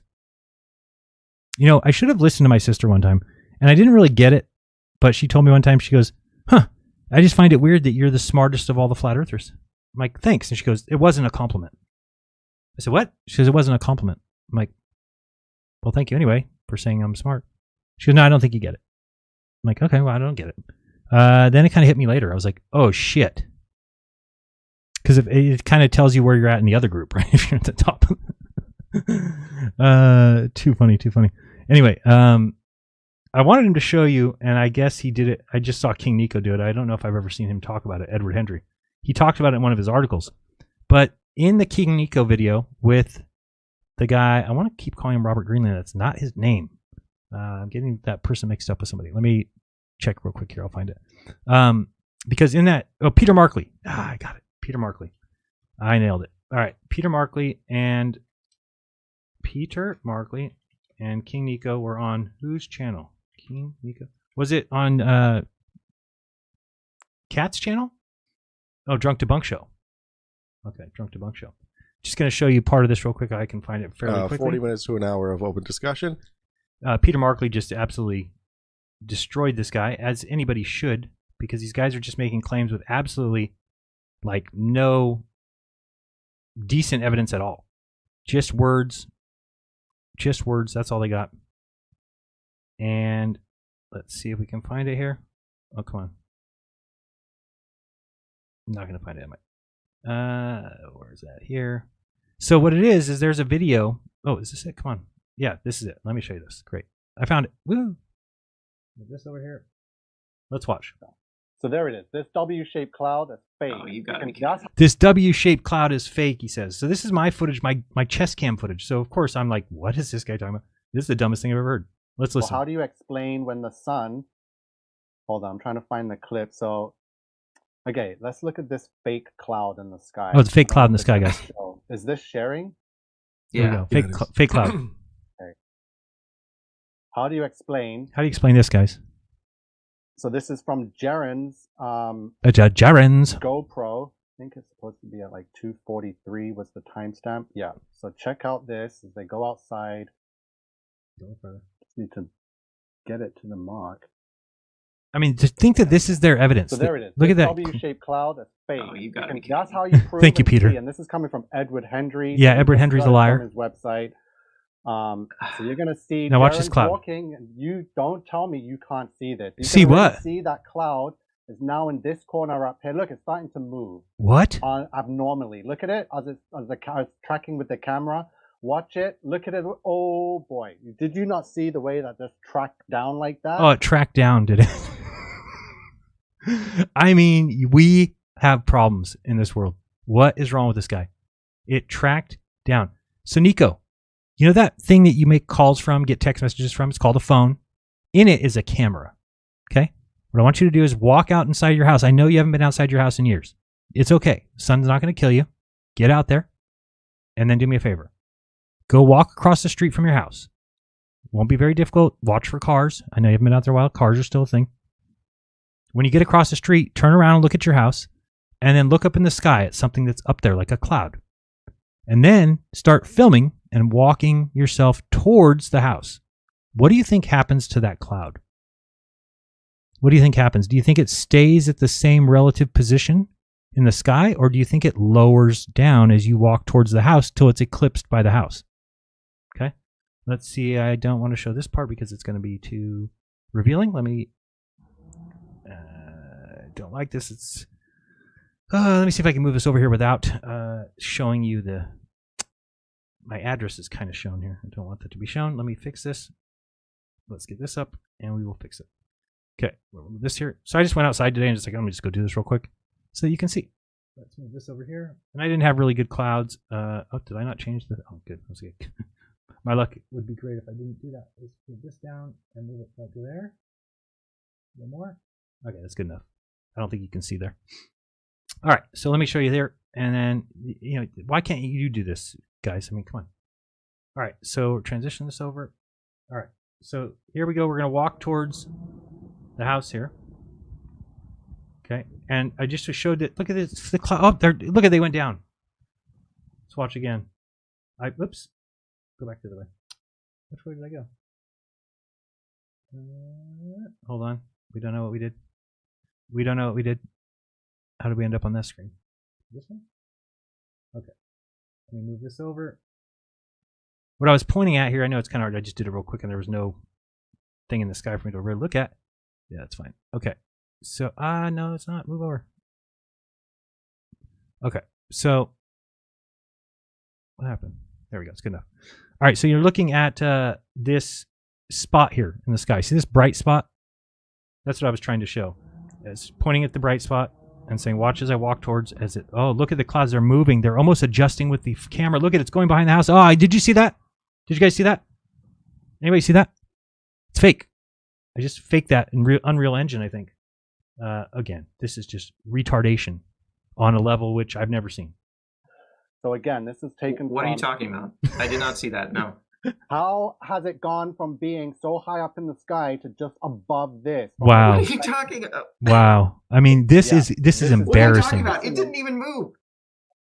It didn't even move. You're going to tell me you did not see this cloud just move. Unbelievable. I didn't. So it didn't move. Wait. You tried to substitute your own context. Watch the full shape. Now Jaren's walking towards the portal balls over there. I find it funny. Just make sure this is the right. Yeah, it's right here. You got it. I think. Okay, looking for a W-shaped cloud. Yeah, give me a sec. This video. Just need to get it to the mark. It's so bad. I mean, so there it is. This W-shaped cloud is fake. Oh, you got that's how you prove and see. And this is coming from. That's how you prove and see, guys. That's how you prove that this entire trip was fake. Don't look at the camera of me landing in a plane. Don't look at the cameras of us getting off the plane or in the car that brought us to the camp. Don't watch the live streams from the camp. This W cloud, though. Edward Hendrie. Edward Hendrie told us about the W cloud. Got it from his website. So you're going to see Jaren's walking. And you don't tell me you can't see this. You can already see that cloud. What about it? Is now in this corner up here. Look, it's starting to move abnormally. Look at it as it's tracking with the camera. Watch it. Look at it. Oh, boy. Did you not see the way? King Nico, get out of your house with a camera, please. Go outside and move around and press record before you sound like such an idiot. So here's my problem is that how do people like this have an audience? Like when you're that wrong, how does a viewer, like I watch King Nico every time, and then you see that and you see how wrong he is, and then you're like, I'm going to watch him tomorrow because this is the way to do the truth, is to watch these guys who can't argue their way out of a paper bag. They can't navigate that. Track down like that. It tracks down. What are you talking about? I did not see that. No. What a clueless guy. How has it gone from being so high up in the sky to just above this? What are you talking about? It's like a comedy show, man. This is too funny. That's just too funny. How does it go from being so high to so low? Oh, boy. That is just too funny. Too good. So anyway, this guy, we have some more. I don't want to dox him, but there's enough evidence that tells me that he's probably been fired. Okay, he's been fired from his FBI job or fired from the DEA job. If he has not, we can find out he's still working those jobs. I think he should be fired. You should not be allowed to make completely, totally frivolous, false accusations against people in your books and all this stuff. If you work for the government, like I don't get it. It doesn't make any sense to me. Somebody needs to tell me how that's even a thing. So he must have been fired. He must have been fired from his job, and that's why he's now doing this, and that's why you can't find him. Because you will find, if you do enough searching, I don't want to dox him too much. You'll find his wife, you'll find his daughters, and I don't even know if he's estranged now. So maybe they also got fed up with the amount of research he does. It's possible. Okay, just to call people like Anthony Powell's fake time-lapse video. I mean, again, why is he claiming it's fake? We've said before that there's layering in it, but just call it fake. He then begins tracking the sun with an automated camera. A text appears on the screen. Yeah, we've seen all this. What's this? Weiss posted his proof that Powell's time-lapse video is fraudulent on his YouTube channel, Deep Inside the Rabbit Hole. That's a good spot to go. Trying to read this here. Okay, you're talking about the wrong one, too. This is like so dumb. You're talking about the one that was spliced at the beginning and the end. And he walks up to it. Yeah, you're talking about a different... This is not the same video as this. It was different. Different. The fact that it's necessary to create misleading evidence. No, they looped it. That's all. They just said they looped it. Okay. Who's this here? It says, but Duffy came with some baggage. You see, he claims to be a pastor, but he preaches a decidedly un-Christian gospel. Oh. We finally get to my conclusion on the matter of lying and deception, and that this, after carefully looking at both sides of the debate, and after taking a very deep dive into everything I could possibly find in Scripture regarding lying and deception, I have come to the conclusion that neither lying nor deception are inherently immoral. That wasn't clear. Sometimes a lie or deceit are not only necessary, but they are the right thing to do. Now, again, what nobody does this. Nobody goes and watches the entire sermon. Okay? If you just take something out of context and make it seem like they're saying something, but if you actually go listen to the sermon, of course he doesn't believe that lying and those things are just okay. He actually gives examples in the Bible where people are lied to or lied about, and they think it's the right thing to do.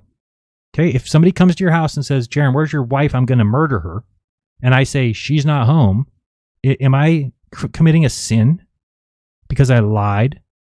No, right? It would be the right thing to do there. So wake up. Okay.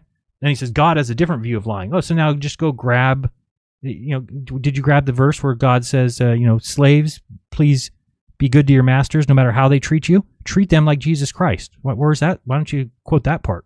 Why don't you quote the tearing off of the head of a dove and sprinkling the blood 7 times on the altar? Where's that? Because in such a large book of quotes, it doesn't do any good for you to pull out quotes and act like we're supposed to be impressed. Okay, there's a lot of quotes in the Bible. We can go to Ezekiel 23:20 and learn about the girl who went with her former lovers who had emissions like donkeys and had penises the size of horses. Okay, that's in the Bible. So why don't I ever see that quoted? You just get, because can one line in the Bible be more important than another? I'm not really sure they could be. So actually the donkey and the ejaculation and the horses is just as important as John 3:16. There's nobody ever said that, these verses of the Bible are important and these ones are not. They should all be equal. It's all equally written by God, right? So anyway, just seeing what other nonsense. Oh, and then I find that after I've been looking forever. Look at this fake cloud in fake sky. I mean, wow. Edward, you are a piece of work. You are a piece of work. I can't even imagine if somebody went through and counted the lies in your articles, it would be uncanny. It'd be in the hundreds. That's how bad you are. The clouds get lower in altitude and change attitude. This phenomenon can be seen clearly when focusing on the largest cloud. Edward, can I buy you a camera? Can I buy you a camera so you can go out in front of your house and film some stuff and then realize how dumb you are? And think of what this does to your entire body of work. I may have been interested in some of the books and your topics that you wrote about. Now I would never read, and you don't know how to do research. You make claims that are just insane. Fake cloud gets lower in altitude and changes attitude in unison with the other clouds at the entire sky as Jaron approaches the latrine. Again, go outside your house and try it one time, and you'll be like, oh, it does that. It's so dumb. Mount Rossman is at an elevation of 4757 feet above sea level. The Union Glacier camp is 2297 feet above sea level. That puts Rossman 2460 feet above Union Glacier camp. The cloud appears to be twice as high as Mount Rossman. That means that the cloud must be approximately a mile in the air. This guy's able to determine the heights of clouds through video. I mean, come on. What a joke. The cloud appears over the area of Mount Rossman. Simple geometry tells us that the angle of the cloud above the latrine at the video starts at a 45-degree angle. This is just so bad. There's no way that a cloud thousands of feet in the air would be visible in the backdrop just over the latrine being filmed with a chest cam at no more than a 26 degree. I mean, you are lost. You're just lost. I don't know what else to say. It's crazy to me. It's just, what does that sound like? Only a Carpathian would come Enrique. back to life now and choose New York. Enrique, that was not Tasty good. pick. Bonehead. Enrique, that's not good. It's close, but just not really good enough. All right, so let's get it right. Thank you. Órale, chingón. Thank you.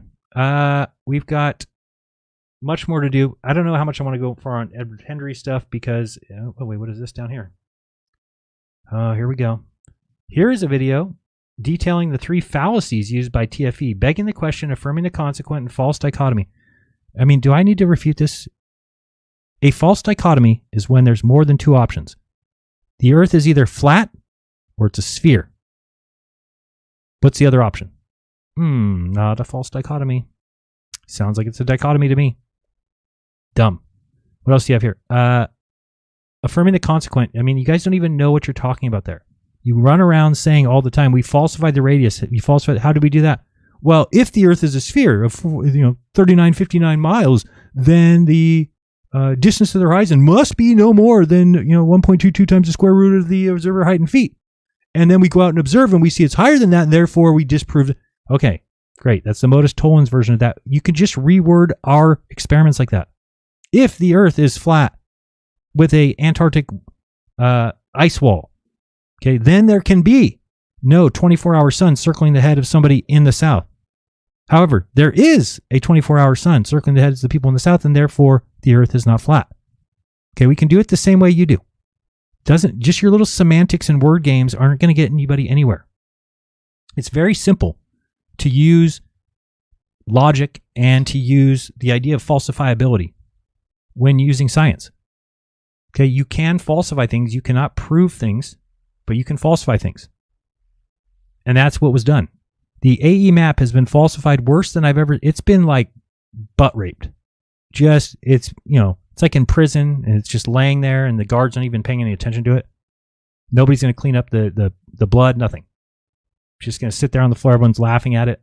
But there's still some friends of it that are like hanging out with it. Like, hey, you'll be all right. You'll get up.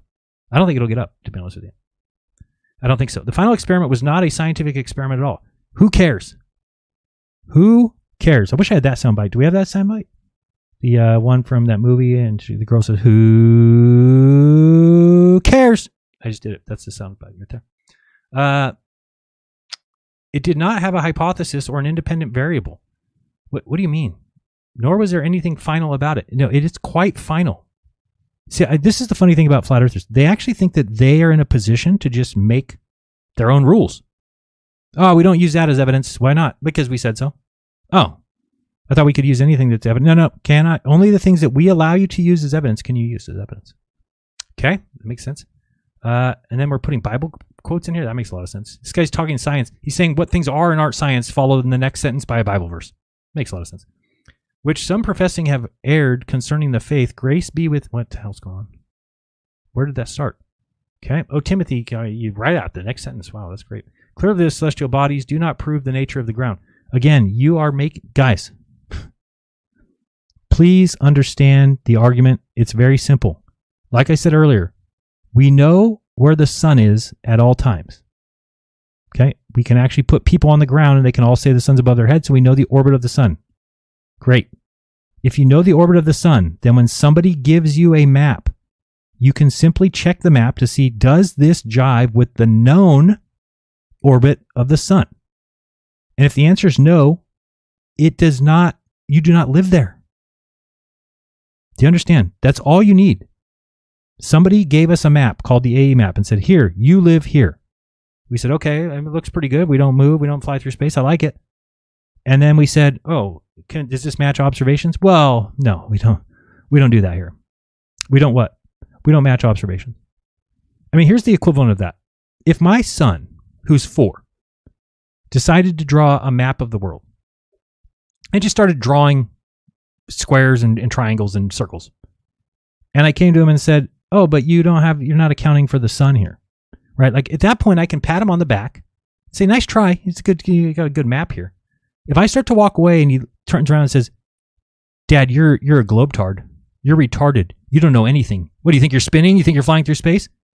He's going to get a slap in the face. Do you understand? Because he's not at a place as a 4-year-old that he's ready to be arguing adult things. That's the equivalent of what the flat earthers do. Okay? They're drawing with crayons, making a map, trying to get something out, and it keeps not validating with the globe. I mean, with the observations. So if they can't validate it with observations, then they have to start going through these extra steps of saying what we can and can't use. What it doesn't matter. We don't know the lights in the sky. They don't prove the ground. It's like, no, you don't get to make up the rules of what evidence is. It's embarrassing. How are you not embarrassed with yourselves? Think about what Flat Earth has now. No map, no model. They make no claims. So what are you doing? It's embarrassing at this point. I personally don't think anybody should debate a flat earther again. You're giving them too much clout. They think they're at a place that they can be cocky and arrogant, and they don't even have a map or model. It's so much worse than it was when I was there 8 years ago, 7 years ago. At least we had something going. Now, granted, it's been falsified at this point. But at that point, at least to me, it hadn't been falsified.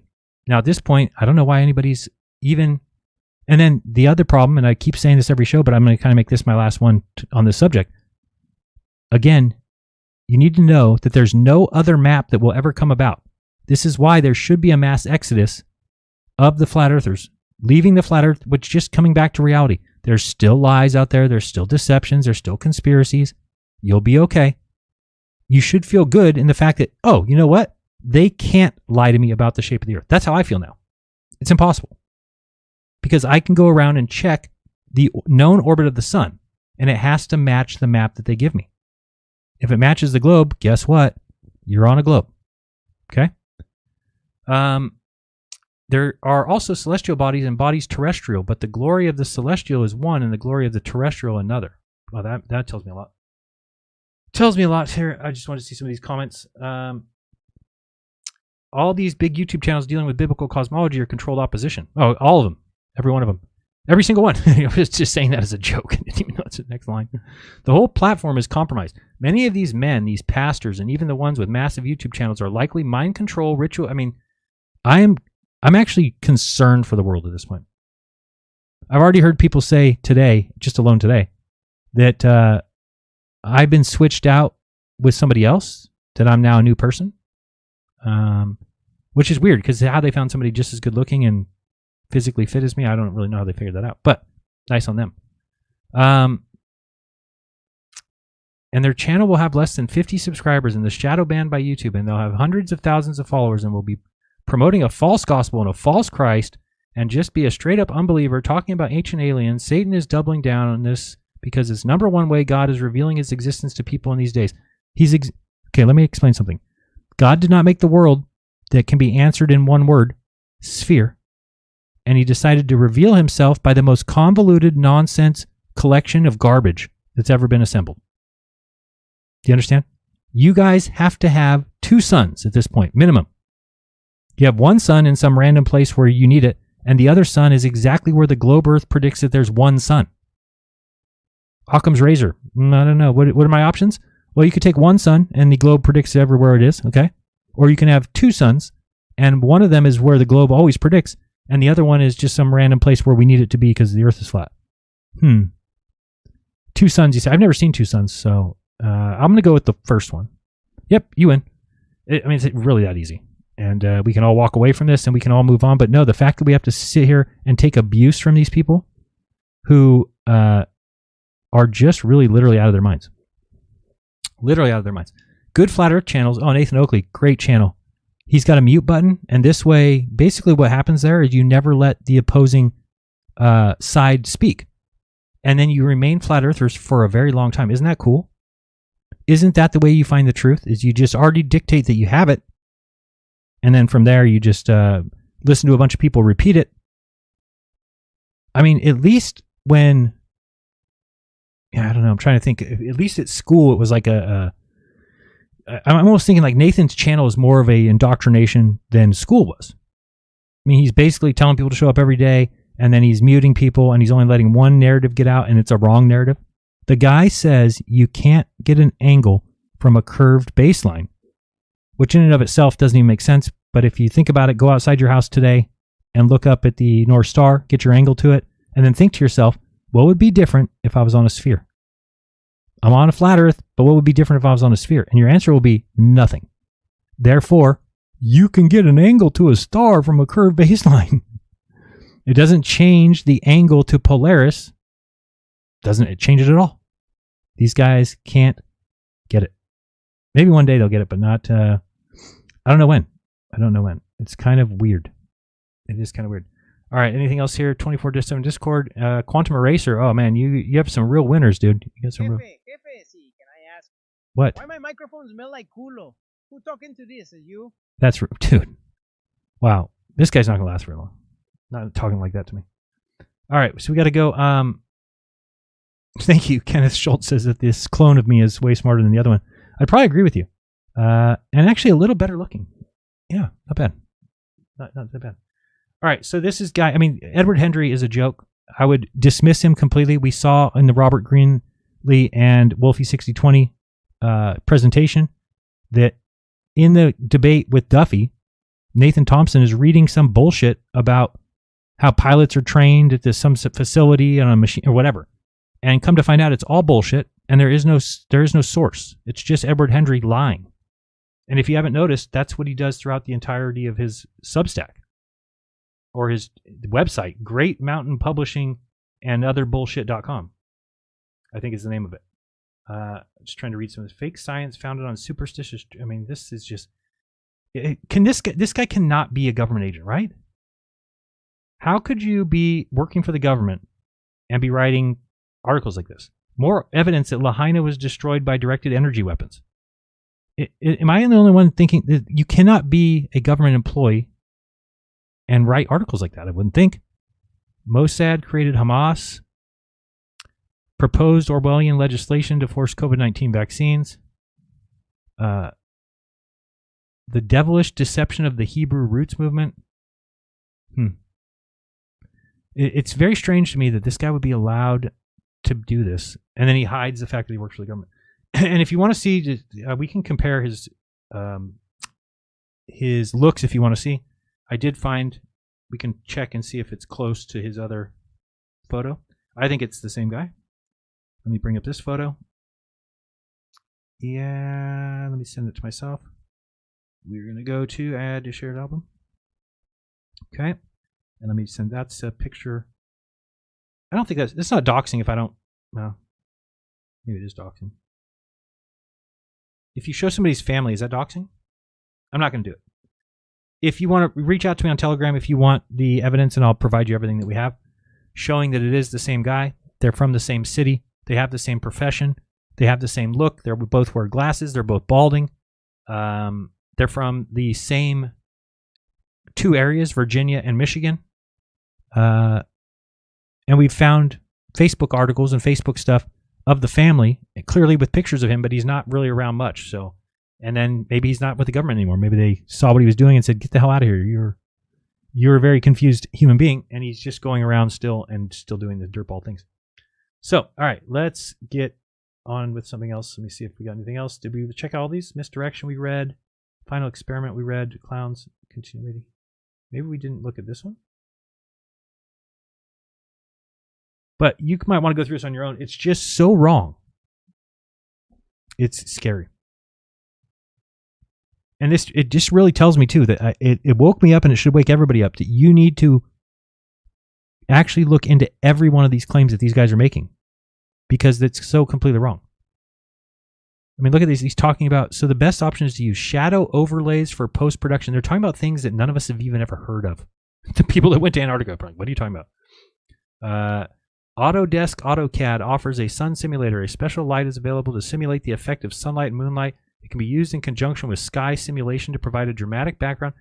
Do you think that happens in real time with 360 cameras in real time? We went live during the filming, during the footage.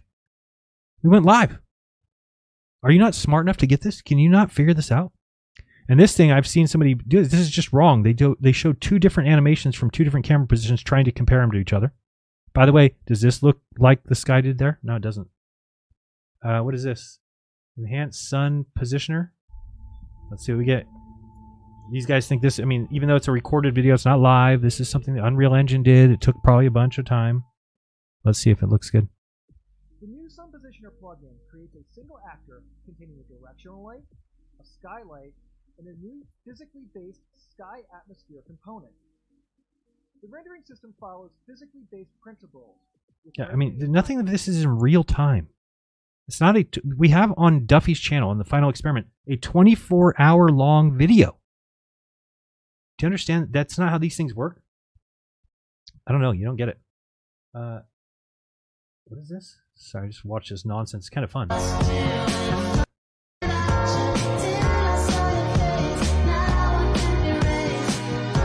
Yeah, and here's the thing, and it's actually weighed into my decision to go on this trip, is that I knew with AI the way it is that you're getting to the point where you're not going to be able to trust a lot of video, right? So it's smart to look at the footage that we brought back, because that's probably, you know, at least you can trust us, I would think. Again, oh boy, I just read this over here. What the hell is going on? This says daytime full moon proves the heliocentric model is false. Where did you see a daytime full moon, Edward? It's like just ridiculous. Just ridiculous. So, I mean, do you realize... What's this?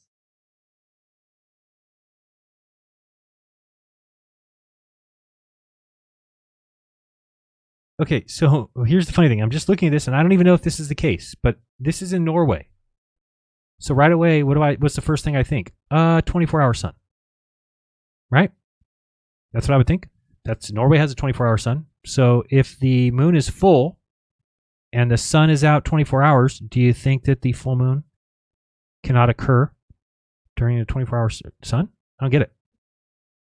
I'm assuming that's what happens here, but we'll have to see what that is. Just crazy, crazy. Oh, I did save that too. I want to show that too. It's just, I cannot believe these people are so lost. All right. Oh, these are a whole bunch of new things. Look at this. They teach that the Earth is spinning globes so that people will doubt God exists. PBS caught using CGI in an experiment to falsely show the Earth is a sphere. That's actually true. Company's space travel plans using balloon reveals the vacuum of space is a myth. What? Can you hear me now? Propaganda misfire by National Geographic. Dr. Danny Faulkner caught speaking lies. What this guy does is he just repackages. I can tell you who each of these came from. He waits till somebody makes a video. He goes and grabs it, repackages it, and puts it out as his own work. Crazy. Anyway, let's get past that. We are on to something else here. Let's, you want to get done with Dirtball of the Week? Are you ready for that? I think I am. Who is it going to be? Ladies and gentlemen, it's time for your favorite part of the show where we learn who has been just digging their face into the mud and being a terrible, terrible, terrible, terrible dirtball. Who's it going to be? Your dirtball of the week. Let's see.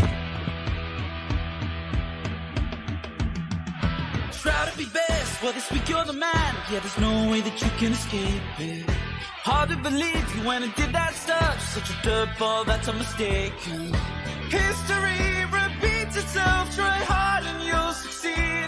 Every Friday when we name another dirtball of the week. You're the best around. Double of the week, enjoy your crown. You're the best around. With dirtball levels of just a sound. You're the best around. Ain't nobody that can keep this dirtball down. No. Watch out. Watch out for the shovel. Okay. It is Mark K. Sargent. Without any question, it was very easy this week to pick the biggest dirtball that there is, telling lie after lie after lie after lie after lie after lie after lie after lie. Ladies and gentlemen, Mark Sargent, your dirtball of the week. Around. The very best dirtball pound for pound. You're the best around. Not just in your town, you're world renowned. You're the best around. It wasn't even close, you won her time.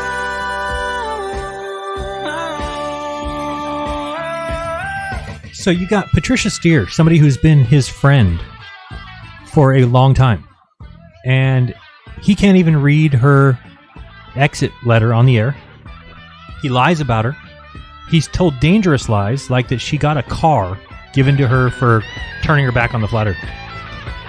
You're a dirtball, Mark. You're the best around. Devil of the week, enjoy your crown. You're the best around. With Dirtball levels of just a sound. You're the best around. Ain't nobody that can keep this Dirtball down. You cannot keep this dirtball down. He's going strong. What he is somebody who's very connected to the flat Earth. Obviously, if the flat Earth goes away, who is Mark Sargent? He's got nothing else. So he's got to hold on very tight and says the most ridiculous things. We're going to listen to a little bit of it here. He's been doing the rounds, doing his interviews, and throwing all of us under the bus, saying we've all been paid off, making claims about me that are just factually incorrect over and over again. He's had a couple people reach out to me saying that they're no longer watching him, that his episode number 501 was the worst they've ever seen, and that he's just in a very weird position where he's just making the most outlandish accusations that have no basis in truth. So let's look over here at this one. This is a recent interview. We're just going to listen to a couple. I have a couple times written down here. Just a couple, too. Starting out at the 6-minute mark. And let's see what we got there. Let's listen. Robbie Davidson, that I saw the thing that came up that he dropped out. The problem of what happened was, like with anything, look, I'm a big believer in good writing, and I will find the plot holes and everything. Cool. I'm one of those Dirtball. guys that yells at the screen in any movie and television. It's like, Dirtball. that is not how you write that scene or this particular storyline. That is not how it goes. Dirtball. Okay. What happened? Mm-hmm. Oh, boy. Let's go backwards. We're going to work backwards. He's just lying. So much lie here. Jaron, when he got back from the trip, he was already acting squirrely before the trip. Again, what I'm going to say, quite a bit of this is... So, I mean, this guy is just... He's like making up his story as he goes. And he's got this like convoluted, messed up head to where he now thinks that Patricia's in charge and that she got a car and that she posted on Instagram. Like, how dumb do you think the government is? Like, they're just going to go around telling everybody their secrets. Patricia, I know you've been talking about it for 10 years, but you know what? You're right. The Earth is flat, and we trick people that it's a ball, and we're going to give you a Mercedes. So you're just going to shut your mouth forever and take the Mercedes. I mean, this is not how life works. What's that? Who's that? And why is that person doing that? None of it made any damn sense. Lies. In Jaron's case, before he left on the trip, before he got down to Antarctica, we've always talked, you've heard the term shill many times in your life. What somebody says here. It gets thrown around like candy all over the place. And we've always people have been accused in the truther community of being shills all the time. I have been accused of being a shill nonstop. No more, mind you, after what's happened recently. I've been accused of a shill nonstop the whole time, but no more, mind you, because of what's happened recently. So he's so happy that he gets to push the shill tag on his friends. Paul on the Plane, a friend of his. Robbie Davidson, a friend of his. Patricia Steer, co-host, friend of his. Me, kind of quasi-friend. Before Jaron went on the trip, there was a moment when he was doing a live stream that caught everybody's attention. Listen what he says here. Said, well, if I go down there and I see the 24-hour sun, I'm going to have to re-examine everything I know about the flat Earth map. How dare I? How dare I? Mark, go around and tell more people about how I said, oh, if my model is disproven, then I'm going to have to rethink my model. And I may abandon it entirely. And the chat room just exploded. It's like, and shouldn't that be a problem? Shouldn't the chat room be like, good, that's how we get to the truth? What are you talking about? You're freaking Jeranism. Why would you say something like, you haven't even gone on the trip yet?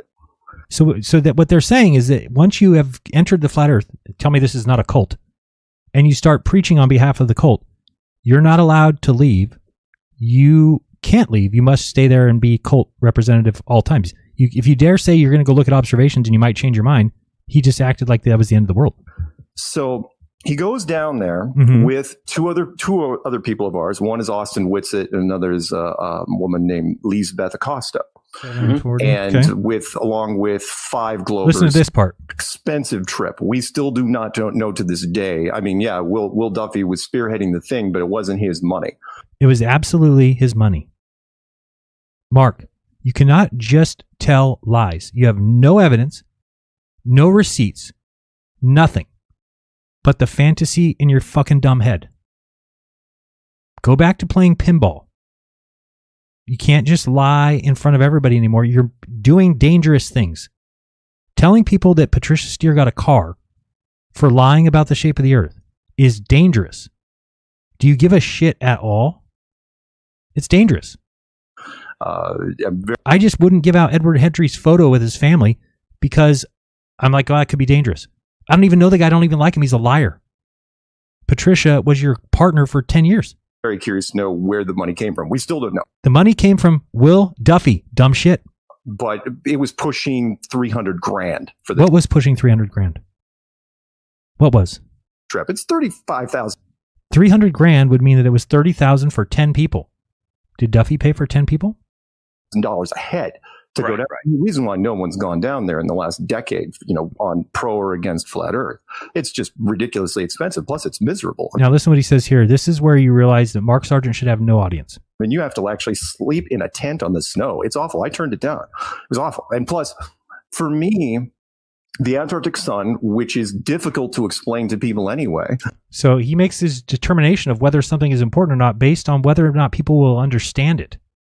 So he's like, oh, people don't even understand the 24-hour sun. Who cares?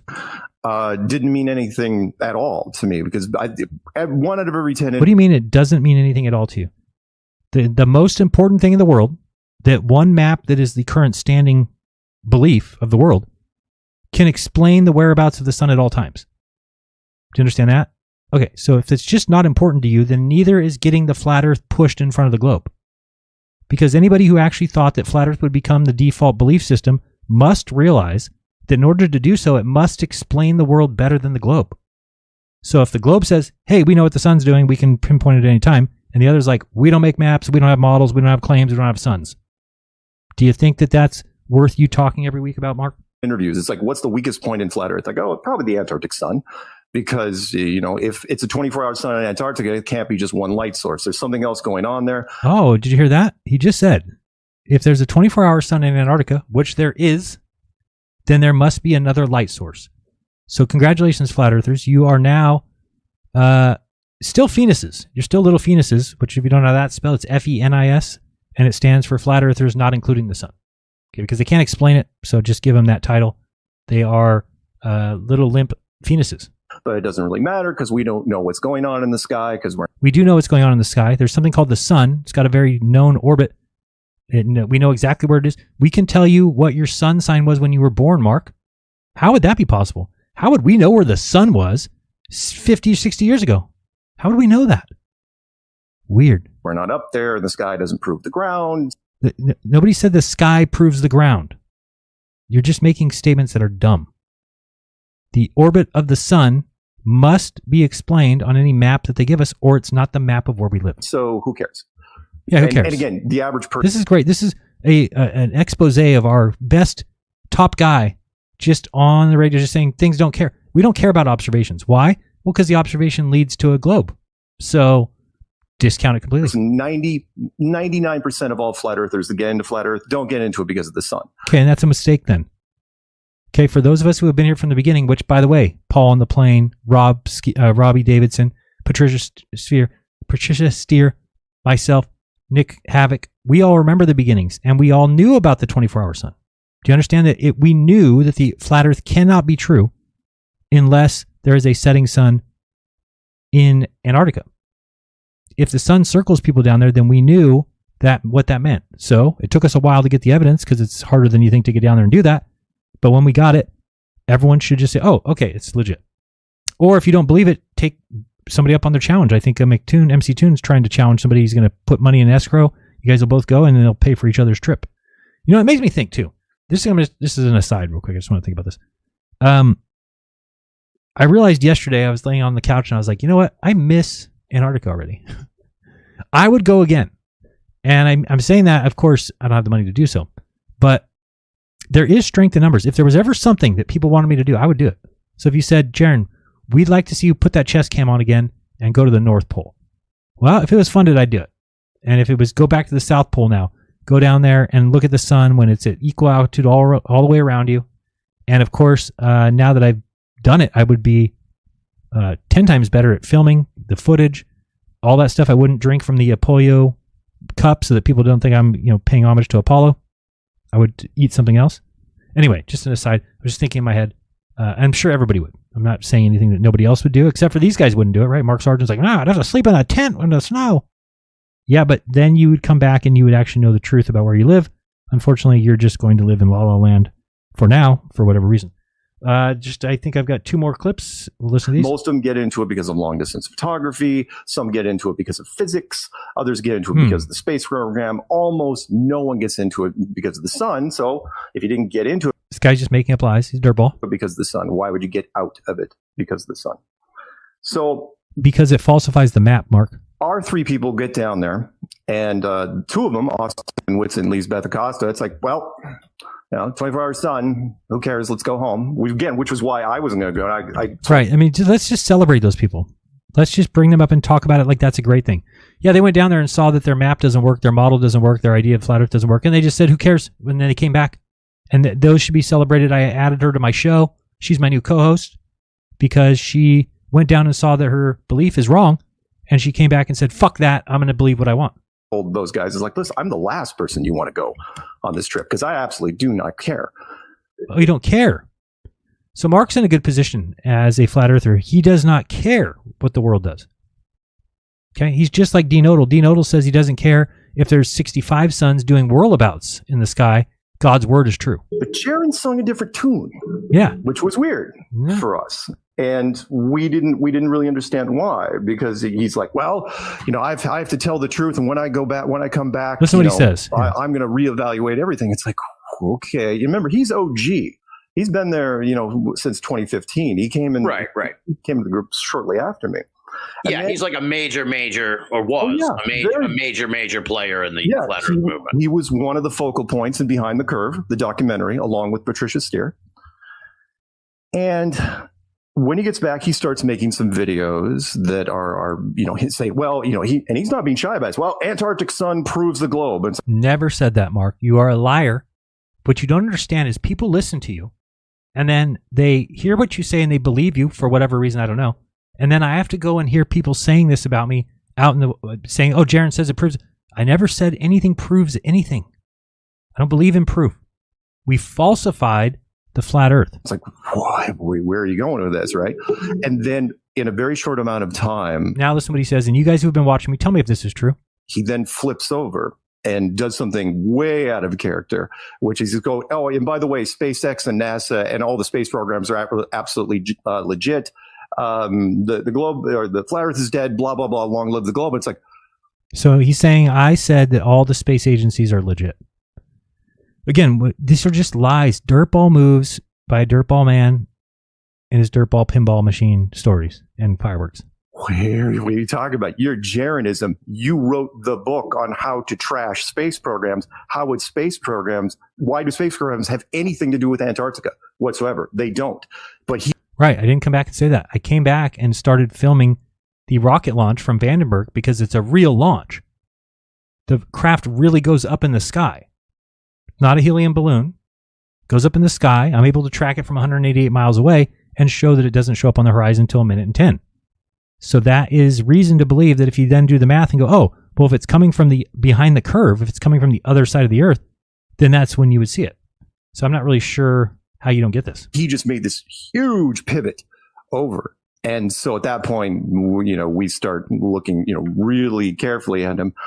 And then something happens, which again goes beyond the pale. Lies. Week, so he does that SpaceX video the week before. The following week, I do episode, and this is not that long ago. This is only like 3 weeks ago. I do episode 500 towards the third week of February. And Patricia Steer has been my co-host for 9 months, mind you. She came back into the Flat Earth community in June of 2024, last year, with a vengeance. Another thing Mark doesn't mention here is that Patricia went to him first with her issues with the Flat Earth. Being the rocket launch, being the 24-hour sun, being the way the community was acting, being the South Celestial Pole, all the things that she wanted to bring up to Mark. She approached him with all that stuff, and he didn't want to look at it, any of it. He just dismissed it completely. She tried to get him to look at the rocket launch, and then he said something about rockets not being real or something like that, and just dismissed it. Wouldn't even look at it.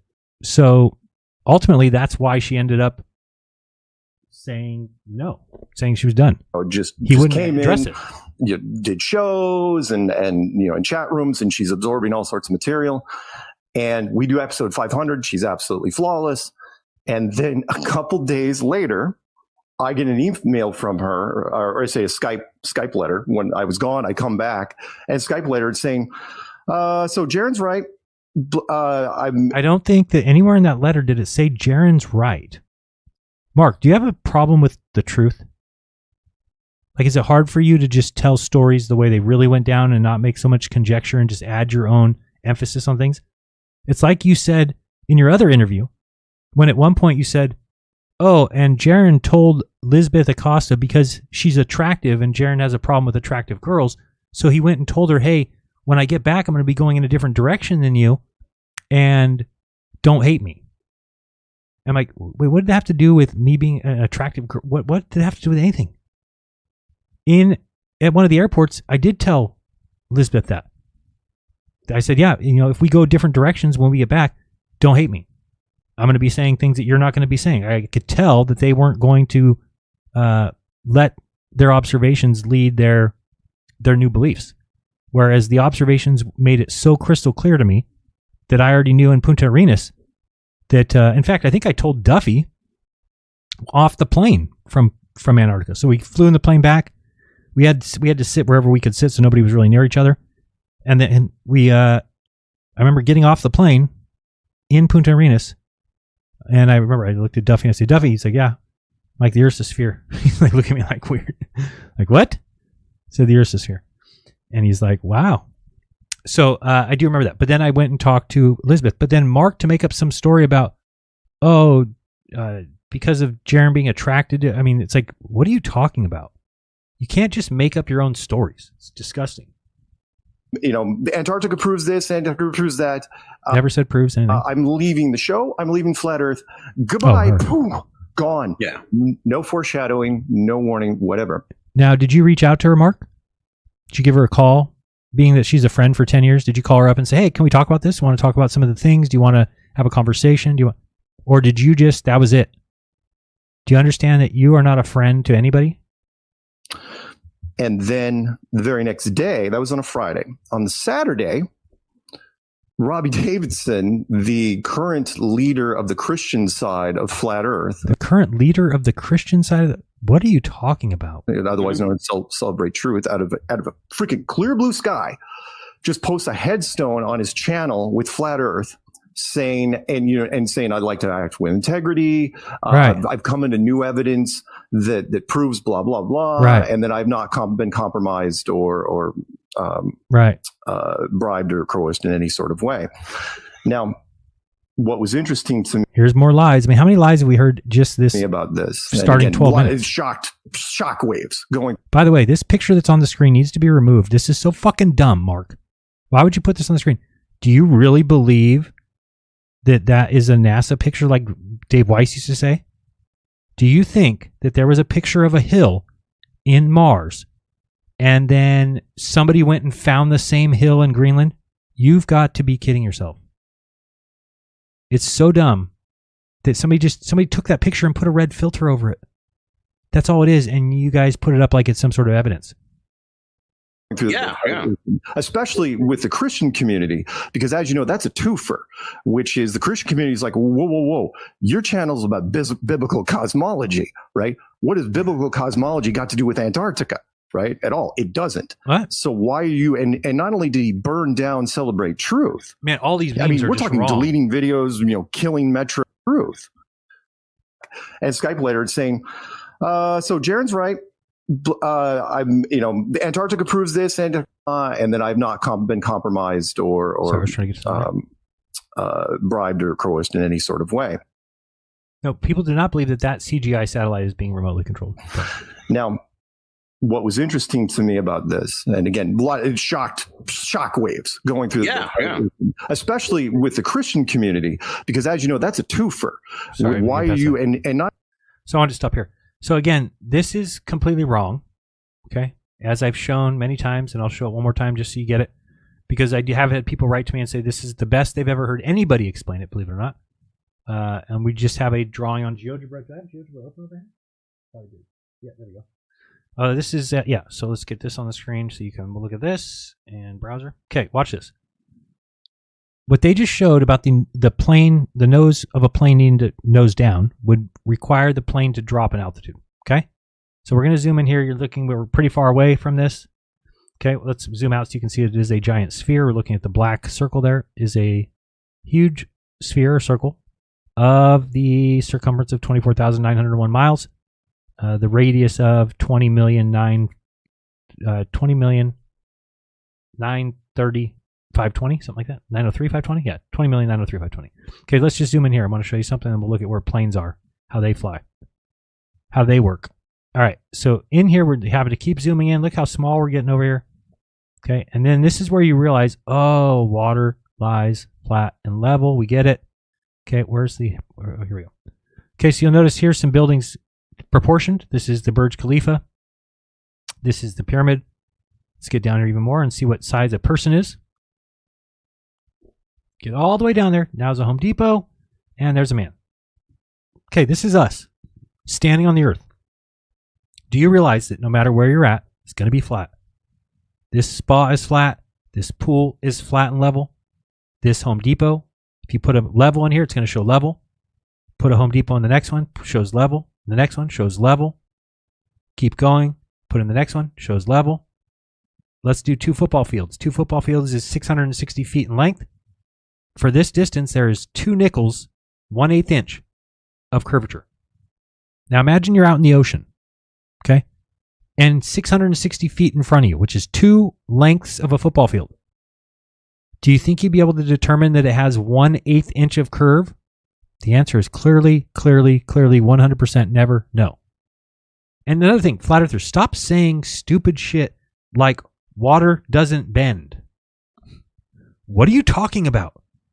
I can't think of anything that bends better than water. So what do you mean? Explain what you mean by water doesn't bend. How about, what if we look up a waterfall? Let's look at what a waterfall looks like. Because I'm sure it has geometric edges that just, straight down, straight up, horizontal, then vertical. Can't curve. How would it curve? It would be like bending. Let's see. We got this here. That's not a video. That's something else. Let's check this. Yeah, that's weird. I do see a lot of curving on these waterfalls. Let's look at this one here. Bring this over. You tell me, is this curving? I mean, I think that this is curving. This is curving.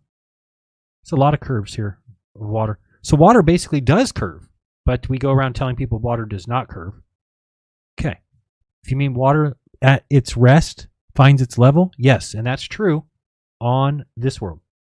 Oops, what happened to my GeoGebra? All right, so in this world, let's just look at these 2 green football fields and just think about if that's water. So water, no matter where it was, just like the Home Depots, just like the Burj Khalifa, just like the pyramid, would lie level, no matter where you put the spirit level. Here's 660 feet, 1/8 inch of curvature. That's insane. There's the world's tallest tree. Just for reference, if you're building a bridge, you just build a bridge because everywhere you're building the bridge is level. Level, level, level, level, level. So did you know, I just told you about the 2 football fields, right? Let me ask this trivia question of you. If we measure these 2 football fields and we know that there's an 1/8 inch of curve, but we don't need to take it into account because it's too negligible. We couldn't even use tools to decipher that. So if you have these 2 pieces of land, 660 feet, do you realize that we could just take those 2 and stack? Oh, I just moved the thing. Sorry. Move back tree. Move back tree. Okay. So we could take these 2 football fields and make them the next 2. And we would build them again with an 1/8 inch of curve, which we can't even account for, so we wouldn't even worry. Then we could do it again, 2 more football fields. Then do it again, 2 more football fields. Then do it again, 4 more. Okay, and do you realize we would come all the way around the earth back to where we started? And we only had to account for no curve. So it's a pretty impressive place that we don't have to account for the curve ever. It's like God made a place for us to live that is a sphere, but also acts flat and level, which allows us to build and fly planes and those kind of things. Okay? So I just find it baffling that I at one time thought that was such a strong argument, and it's gone to absolutely nothing. There's no argument there. This is the Marianas Trench, just so you can see how far deep it is compared to everything else. This is Mount Everest. See how tall it is compared to everything else. This here is an airplane.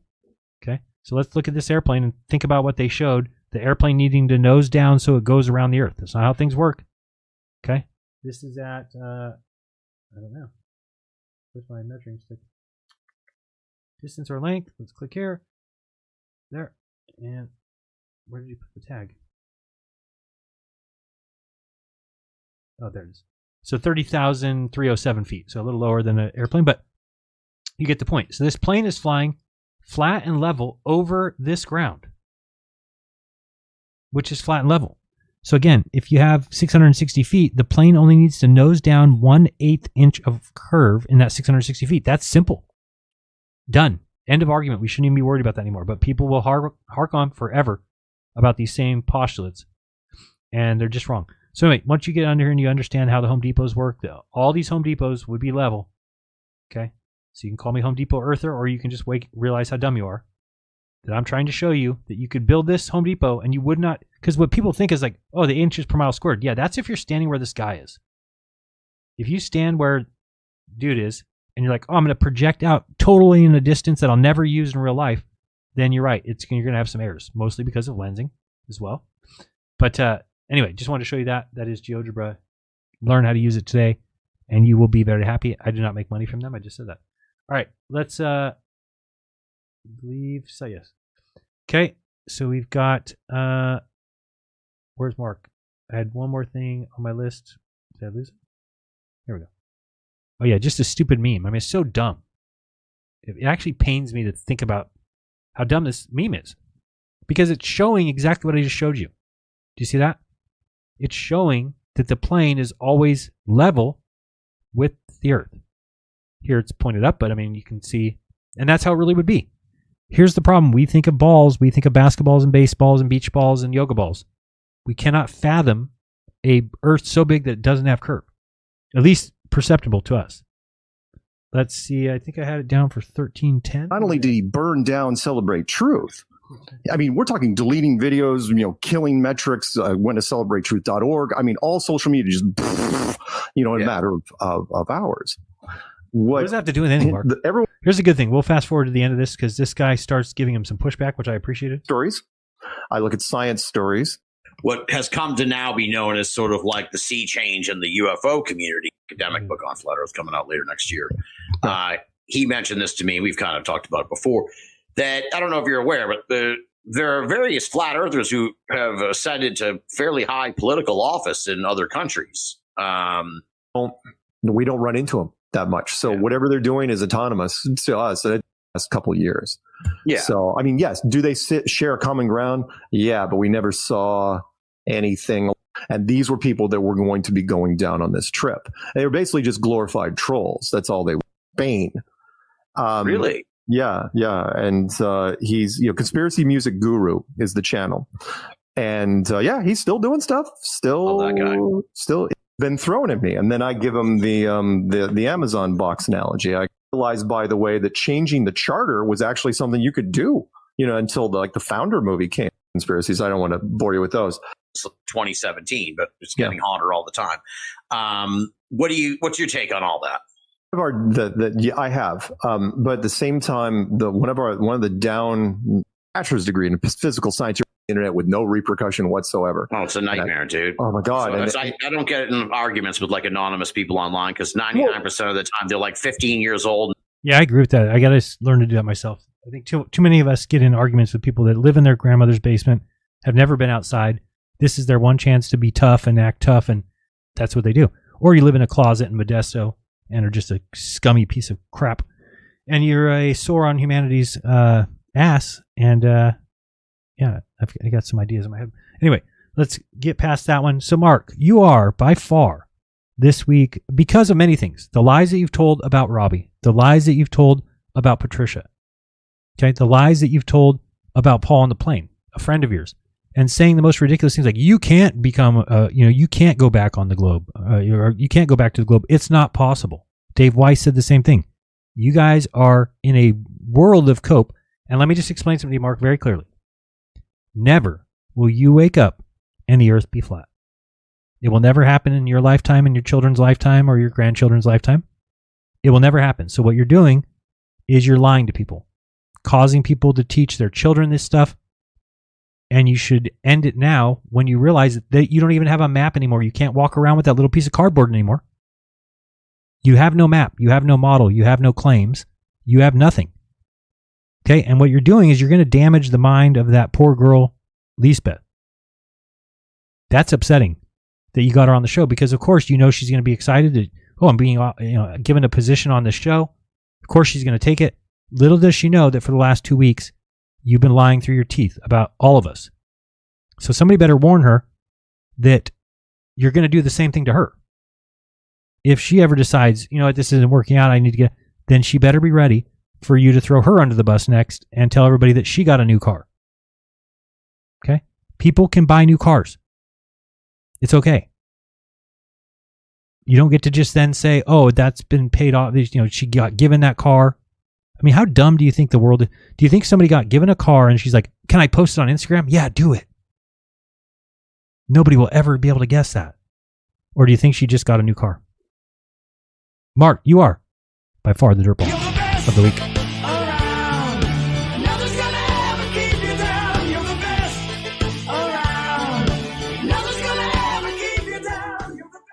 All right, we are going to go to the restroom real quick. We'll be right back. And somebody told me I need to take breaks on the show. So we're going to take a break here at 6, and we'll come back for the hour spectacular learning about cognitive bias, confirmation bias, Dunning-Kruger. It will be your chance to learn and your chance to realize why we are the WWF. What changed for us that allowed us to step away and realize that we have by far the largest arms in the world? Enrique, largest arms?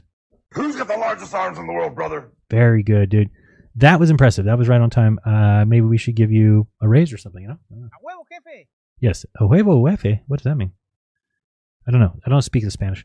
All right, so we'll be right back. We're going to listen to a song. It's only about 2 minutes, and I will go pee. We'll see you in 2 minutes. You're listening to Jeranism. Friday, Unplugged. Be right back.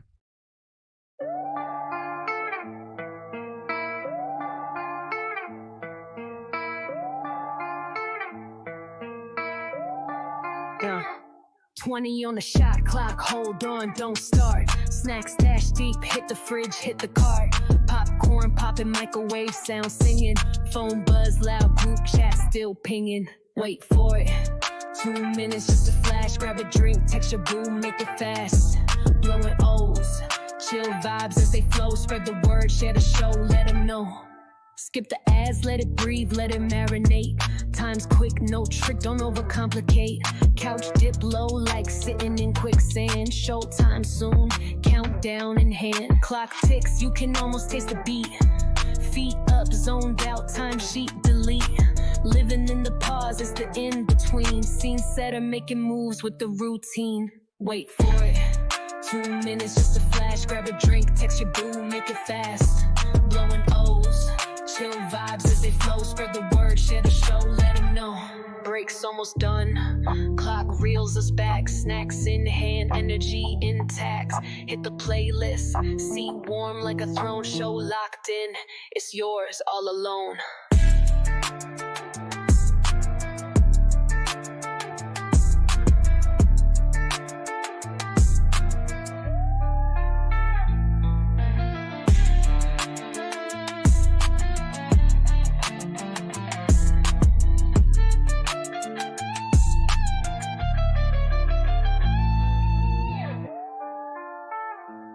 We're back.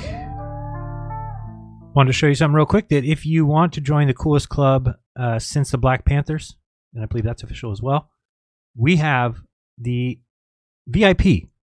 Very cool VIP club. It's what keeps me afloat, although it did. It's not going to do that anymore.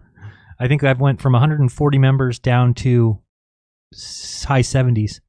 So lost about half the VIPs. I get it. But we have a hangout every first and third Saturday. Tomorrow is the third Saturday of the month, so we'll be having our VIP hangout. Joining us will be Nick Havoc. Should be fun. If you want to join that, you can go to WAP. It's on the top of the screen, wap.com/Jeranism. You get crypto class at the first Friday of the month. You get a private Telegram group. You get my private 2800 ebook Telegram group. You get, which is a $50,000 value minimum, and that's true. Just if you believe it, but it is true. if you bought all the books in there, it would cost more than $50,000 by far.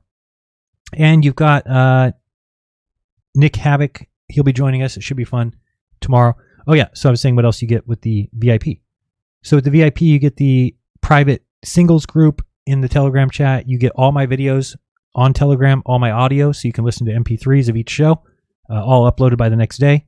You get to watch all the past classes. So if you want to watch the one with Sav or Dave Weiss or Deep Inside or Austin Whitsitt or Rose 777 or Dave Murphy or Steve Falconer or Conspiracy Music Guru, all those ones, all the people that were formerly friends who have now decided that the flat earth is so important to them, even though it's not true, that they're going to throw friends under the bus. Won't they be sad when they realize they did it for nothing?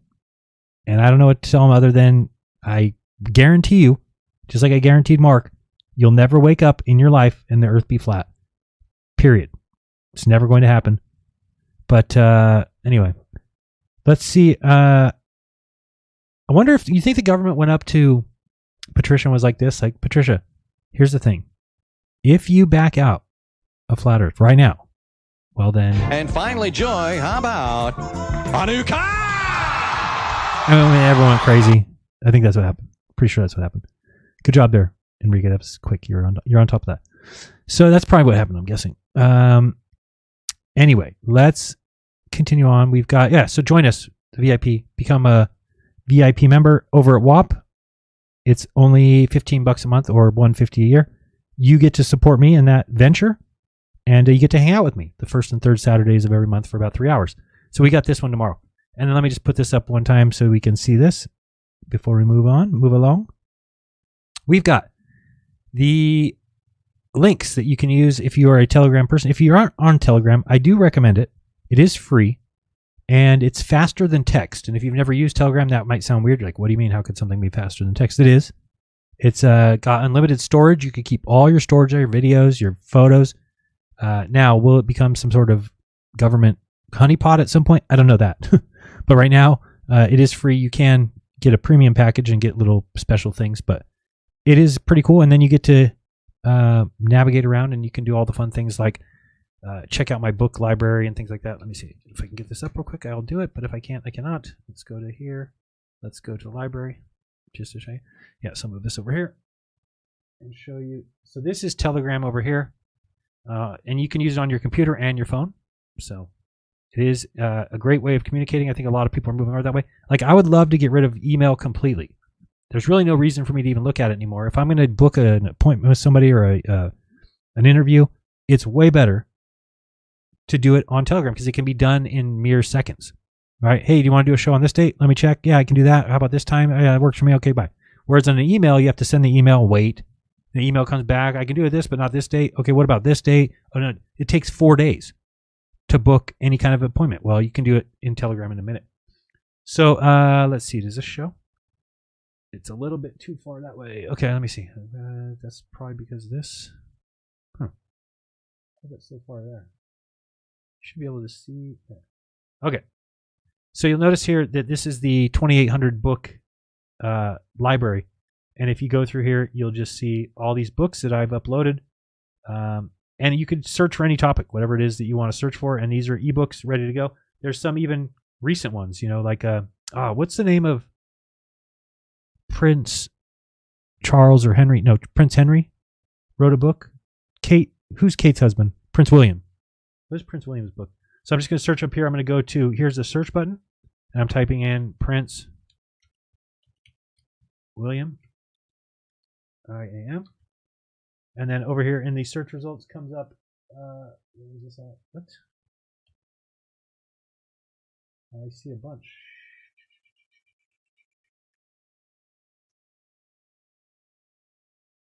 I can't remember his name. I don't know why it doesn't say. Oh, does it not say Prince in the book? It probably says something else. Let me check real quick. I just want to know what is his book's name. Prince William book. But it's like, $100 or something.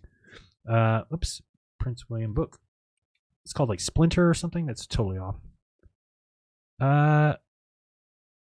Didn't he just come out with a book? The Man Who Will Be King. Spare. There we go. So I'm just going to search for spare, S-P-A-R-E. And there it is. So we've got, we got the audiobook too. Oh, that's great. It's Prince Harry. My bad. That's what. It's like that. I was searching Prince William. Very upset that I couldn't find it. So it's over here. You can see that. Where did it come up? Right here. Spare by Prince Henry. Prince Harry. So everything's in PDF. You can also find the audiobooks. Here's the audiobook right below it. So anything that you might be looking for. So one of the cool things is like, again, this is free with the VIP. But I'm going to search for Fomenko. If you are interested in reading his history, fact, or fiction, this is the entire catalog. So you'll notice here 162 megabytes. This is all the versions of Anatoly Fomenko's history of the world, or what's it called? The chronology, the new chronology. Anyway, there's so many books in there. But if you go to Amazon and you search for Amazon Fomenko, just want to show you that what you're getting for free there. So here we're going to Amazon, Anatoly Fomenko's books. Yeah, so this is the price of each edition, and you get the entire editions here. So you'll see $90, $95, 87, and these are each edition. So you have to get 1, 2, 3, 4, 5, 6, all these ones. $44 for this little added piece. All these are included in my. So that's why it's a $50,000 value. All right. So anyway, if you're interested in that, check it out. But Telegram's pretty nice because you get all that. And then if we go to my VIP group, let me show you that. We're going to go with, it would be under my stuff and VIP. So I'm having to look over here, so I can't really see what's going on. VIP. All right, so you guys see that? What is it? VIP. And VIP. And VIP. Right, so there's the chat. There's audios. Here's the video section that's new. So you'll see every video that I've done. Here's the aviation one. Here's last Friday's Unplugged. There's the VIP Hangouts. There's the Behind the Nerve. There's a VIP Hangout with Duffy. There's the experiments with Toon. So these are all the SpaceX launch. Everything's in order. You can go back. VIP Hangout with Austin Thompson. VIP Hangout with me. This is when I literally had 0 friends and had to do it myself. Before that, we had everybody who went on the trip. We had just Austin and Lisbeth. We had some Reefer Roulette episodes in here. We had me and Witsit. We've got Conspiracy Music Gurus music in here. Anyway, it goes on and on and on. Well, this is one of the worst debates of all time. Kyle Adams absolutely got destroyed. So all the videos are in here. You can also find the audios. You can find all my old interviews. You can click here and you'll see all the old interviews I've done. This is with Jesse, and it goes back to Strange World. There's me on, what is that? Entercast, I guess. Oh, you know what I have coming up soon? I forgot when I think I booked it, but I'm going to be on Higher Side Chat again, which is nice. Anyway, so you can go way back in time and find all this old stuff. So it's a great place. We have the Cryptoism classes. So these are the classes that we do every first Friday of the month. And you can go back and check all those titles. They're all videos playing there for you. This is the singles group. I don't want to show that. There might be something private in there. Anyway, that is the VIP club. It's very cool.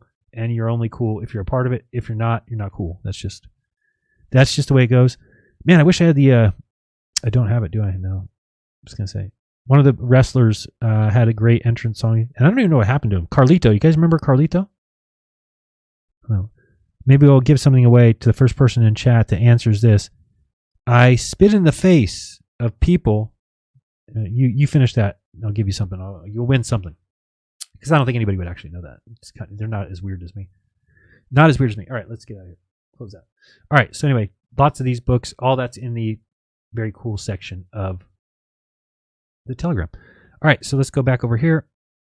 And we're going with this and this. Okay. So if you want to reach me on Telegram, it's t.me/Jeranism, the top one. It's the best way to reach me. If you email me, hopefully you find another way to let me know that it's there, because I get so much crap email, I don't really check it much.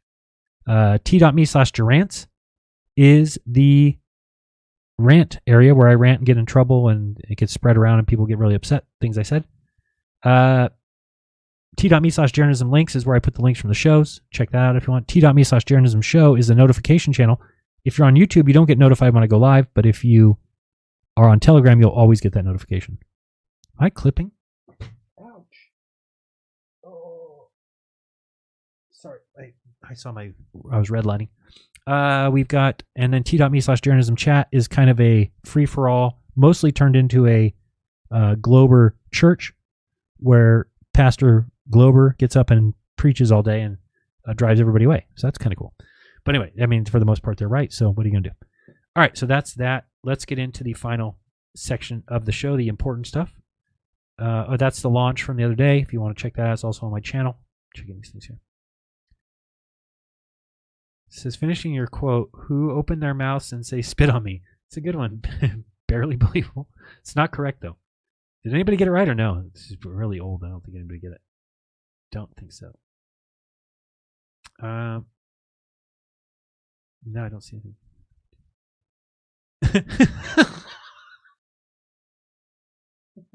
Oh, I can't even repeat that one. No. Yes, Samuel Shapro. Samuel Shapro. I spit in the face of people who don't like to be cool. Did somebody get it before you? Yes, D Woods 154 got it before you. Of people who are not cool. That's funny. I'm surprised anybody knows that. It's funny. Good stuff. Good stuff. Yeah, I really liked wrestling a lot and went to WrestleMania 16, 17, 18, 19, 20, and 32. Okay. Just so you know that. Live and in color. That was in Anaheim, Houston, Seattle, Toronto, and New York. 16, 17, 18, 19, 20, and Santa Clara. There you go. So that was always fun. But kind of grew out of that. That was a long time ago. It was in my younger days. And yeah, I have some good stories from those days, but can't tell them here. All right. I spit in the face of people who don't like to be cool or who don't want to be cool or something like that. I don't know. Now I got to hear it just because I should have that soundbite. It's just too funny. What happened to him? He didn't last very long. Did he? I mean, WWF has done some of the worst things I've ever seen. They had a one-legged wrestler get his ass kicked by Brock Lesnar. That was really nice of them. Let's see here. Can we get a soundbite from Carlito? Come on. No, that's not going to be it, is it? You know what cool is? No, that's not what I want. I wanted the entrance music. Anyway. That's what happens when you try and look for something, you can't find it. And you're like, is there anywhere? Carlitos. This one, maybe? Let's try this one. Come on, work. It's the same thing. Where's the entrance music? Who knows? Who knows? Carlito. Anyway, good memories of those days. All right, let's move on. I'm going to get this set up here. I've got my outline. Oh, there it is. Let's listen to it. I found it. I spit in the face of people who don't want to be cool. Yeah. You know what cool is? That's a really great song. I got some other ones over here, but I don't have that one. So don't have that one. All right, I'll get it soon. Let's get on with the show. Move over here, and then we're going to look at Super Chats. Oh, should I do Super Chats now? I'll clear out the Super Chats. Somebody had mentioned that they didn't like to wait till the end of the show. So let's do that, and then we'll get back to what you want to see me here. And let's get the right thumbnail up. That's the wrong show. That's the wrong show. That's the right show. Okay, good. And transition. All right, let's see what we got over here. Super Chat fan funding. Thank you very much. We've got a bunch. Great. Mar Science, welcome to the Jeranism Club. Very happy to have you as a new member. Did you notice that the little graphics changed? They're now the AE map crossed out. Before they were the globe, I fixed it. You've got Mike Hatch says, got to be up for work, but I'll watch this later. Thank you, Mike. Very kind of you. Let's move that up there where it's easier to see. I like it. Thank you. We've got Mars Science, $10 very much. Says, I just forwarded the email to your account. Will texted you to read it, which you did not. You might want to check on that. It might really help you. Thank you. I will look into that. That I saw it, and I've got it moved over to my view, to my read laters. We've got, oh, we read that one. We've got WWF. You had Wolfie on. Well done. Thank you very much. Welcome back to the Globe. It feels good to be back, and it just, I think that maybe people need to, like, if flat earthers just accepted the fact that nobody feels like they're on a globe, maybe it'd make it easier. Maybe they feel like, oh, what? These guys are all lying if they say, nobody says like, oh, I feel like I'm on a globe. Because it's not what anybody feels like. It's that people followed evidence, and the evidence has backed itself up every day in their existence. And that's pretty much the reason why you would believe in the sphere. Now, do some people believe it just because they were told it in school? Of course. But do people at higher levels of intellectual town and do people who develop things use the idea of the sphere of Earth? Of course. And does it predict everything? Yes.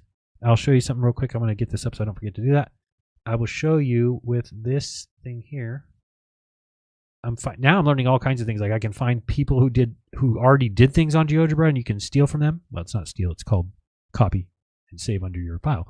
But that's pretty cool. I like to spit in the face of people who don't like to be cool. And then we got to play that song too. I forgot. Sorry, I'm just checking something. Where is that? Didn't I put it? Oh yeah. It's in GeoGebra. My bad. All right, let's keep going. We've got government payout for global narrative push. Yeah, that's the way that guys, the best way to keep your secrets is to look for people who are starting to get close to uncovering them and then go tell them in a secret and just pay them to not tell anybody. And that will always work. I've done that with all my secrets and people don't know any of them because people never talk. How many times has somebody told you, hey, I got to tell you something, you can't tell anybody, right? How many times did you not tell anybody? Probably, do we need to ask Alex Jones? Alex, how many times do you think? 0, 0, 0, 0, 0, 0, 0. I thought so. We've got present 99. Thought that was primetime 99. No. Respect to you, debate Witsit, but you to our friends. I doubt you're after it. Good to hear you found the light, but last I checked, you have to update your website. That is true. And I will, I have no problem debating Witsit. I mean, it's a lot easier than debating from the other side. I'll tell you that much. You've got, here. Oh, exposing Ma's tricks. I think we saw that, right? To me, your eyes seeing it before the camera and the ball being off by 20,000 feet suggest optics are hiding it and not earthly obstruction. Did you forget? You used to think, yeah, I don't really agree with that anymore. I mean, I think this is the thing. When you're a flat earther, you'll look for anything that can explain away things, right? And you never really are paying attention to actually looking at them critically. Like, for instance, we look at these Selenelion eclipse, or we look at these globe things, and we require the utmost precision, and everything has to be right, and they have to dot every I. And then for flat earth, we're just like, whatever. We think, the circumpolar stars, it's refraction. It is embarrassing. And you should really step back out of the bubble for a week and look back in and think to yourself, in 10 years, what have we provided humanity? In 10 years. Because if the answer is nothing, then that's not good. What have we done? What have we contributed to humanity? Just a complete and total FU to the scientific community. That's basically what we've done. Which would be fine by me if it meant that we had actually provided something. I guess the only thing I think I've provided is I proved that one of their tests was not real. Okay. Other than that, I mean, I really can't say much. Can't say much. We got Maverick out of it, I guess. We've got Lift the Veil. Nice to see you, by the way. If you guys don't watch Nathan Solman, he's on Rockfin, and I think he's still on YouTube, obviously. Thank you very much for that. Dave's Waffle House. Very nice message from him yesterday. Appreciate that, Dave. We've got Exposing Ma's Tricks back. Says rail tracks converge, though they don't. How are you going to say the sun is actually doing what it's doing? Sorry? So the person was asking about light rays coming from the sun and saying that they can't be parallel because they're crepuscular, but railroad tracks are parallel and appear to us as crepuscular. That's what I was trying to say. Maybe I didn't say it right. We've got President 99 became a Jeranism Club member. Thank you very much. We've got Grave. Oh, Grave says Jaren has made mad improvement and doing actual research. I personally want to support that research, and if anyone else here does, we should pitch him a few bucks. I'm sure he could use the support. Yes, thank you. I had to drop off my resume because I didn't get any calls back the first time, so I did try 2 other places this week. Let's see what happens because it's not quite cutting it anymore. It's okay. I expected that. I knew that was part of the deal. If I was honest, and I had to keep being honest, so what are you going to do? Mr. Jingles, honest answer, Jaren, from you. I think you knew definitely you lived on a globe the first night in Punta Arenas when you looked at the horizon. Well, I certainly knew that was probably going to happen. Yeah. I mean, I was open to the fact that it could be the dome, whatever we used to call it, coffee cup caustic, but it was way too drastic, right? I didn't think the sun would look like that. Like in Punta Arenas, and this is something I never even realized until I was down there, that the sun does like a very high arc. I guess I thought everybody had kind of the same arc of the sun. I mean, I know that in our winter it's a lot lower, but I just kind of felt like it was the same arc. But this arc is just out of this world. It basically rises up in the southeast, goes way above your head a little bit north, and then comes way down and sets south. It's just it's just hard to explain.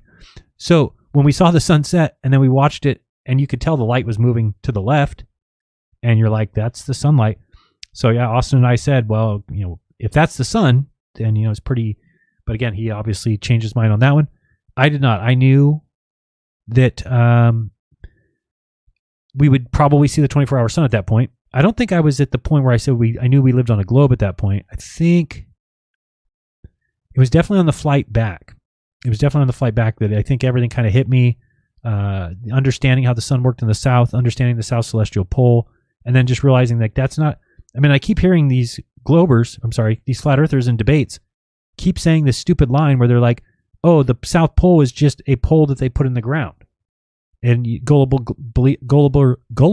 ball believers believe it. The problem with that is there's only one spot where that can be, because the sun has to remain the same altitude in the sky all day. So they can't put it somewhere else. So it's not just a random spot. It is in a place at 90 degrees south. Your problem as a flat earther is, how the hell are you going to explain that? Because you can't. Because there's no such thing as a South Pole on a flat earth map. And there certainly isn't a place where the sun would remain the same height above your head all day. So, Alex Jones, what do you say about the flat earth map, the AE map? What do you say? It's all fake. Yeah, I agree. Okay, just making sure. Just want to make sure we're on the same. And what do you think of Dave Weiss? He's obviously autistic or something. I feel sorry for him. Okay, just making sure we're on the same page there too. And about Mark Sargent, Dirtball of the Week. I mean, you make me sick. What a liar you are. I know. It's just really bad. It's really gross. And I think that's all I have for you. Yes. I just see one that says boobies. I have to press it. Boobies aren't things that give you milk. Boobies are things that kill you. I don't know about that one. That's a little strange. But yeah, good for Alex. He's a good guy, and he did get his testosterone. I think my testosterone's going up. This just happens every time I start working out a lot again. Yeah, it just goes up. He starts, what are you going to do? All right, we've got Mr. Jingles. Where are you at here? So we got that one. Yes, here we go. Rhino in the house. What's up, Rhino? What's up, bro? Keep on trucking. Rhino, good guy. He also is back spinning, or maybe not spinning, but he's definitely on the sphere. We've got Zoomy Tomato. Hey, sorry to bug you. I think you have a friend. Heat shield blocked. Huh?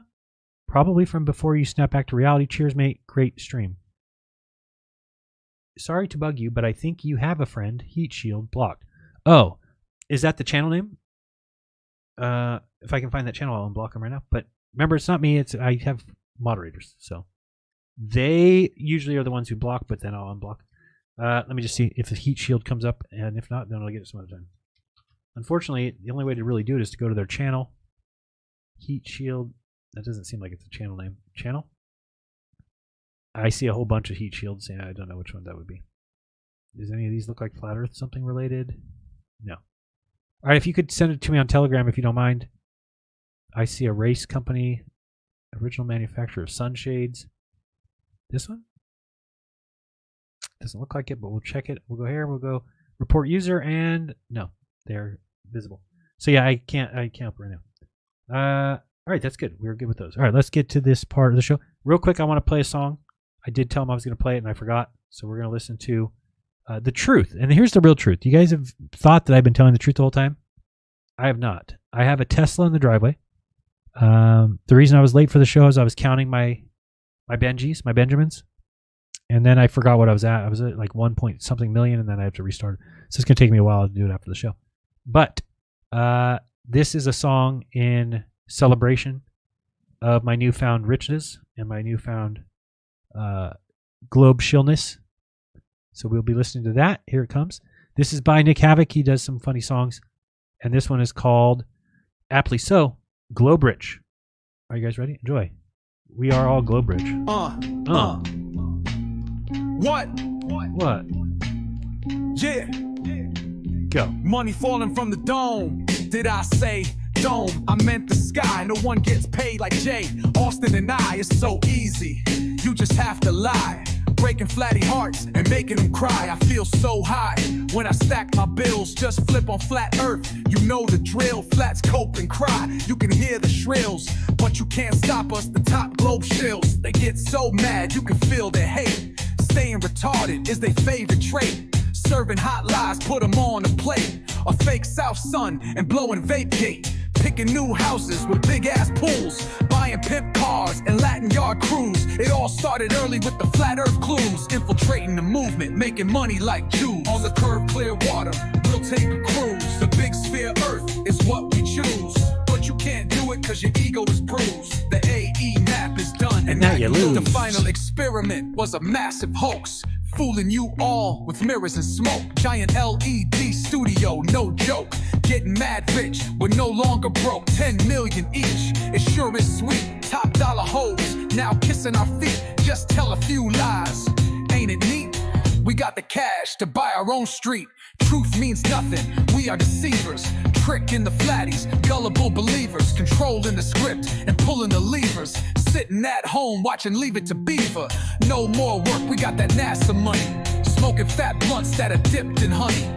Behind your back, we think it's funny. Stop the crying, your snot bubbles are running. On the curve, clear water, we'll take a cruise. The big sphere earth is what we choose. But you can't do it cause your ego is bruised. The AE map is done and now you lose. Just when flat earth was picking up steam, here we come to crush your dreams.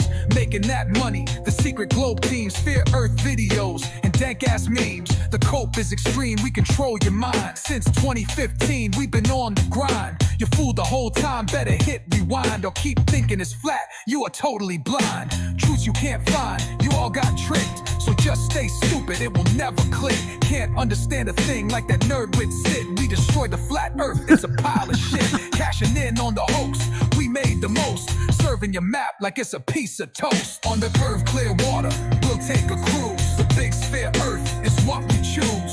But you can't do it cause your ego is bruised. So you got to check those out if you like that kind of music. He does some good ones. We'll just listen to the first second of this just because I have to. It's too funny. It's good stuff. Yo. Dear dumb flurfs, I tried to be nice, but you pissed me off not once but twice. I'm about to lay you out, Put your body on ice. Your brains are small, like that of mice. like that idiot Weiss with his faulty app, ripping people off with his debunk map. You'll want to snap, time is coming soon. He's a total grifter, a complete buffoon. Thinking giant rockets are helium balloons. Lies every day, confused about the moon. When he debates, he sounds like a loon. He should spend more time learning from Toon. The guy is a goon, stealing all your money. Behind your back, he laughs, thinking it's funny. Preying on you like you're a small bunny. Can't admit that in the South it's always sunny. Hustler, scammer. Good stuff, Nick. Keep it up. By the way, if you want to ask Nick some questions, join the VIP. We will be doing that tomorrow, 12 noon Pacific. And I was just checking if I had a video in here, but I don't think I do have it saved. If I did, I would play it, but I don't. All right. If you've never heard the Can't Trust this song, it's pretty funny. I think you guys would like it because you're anti-Nathan Oakley.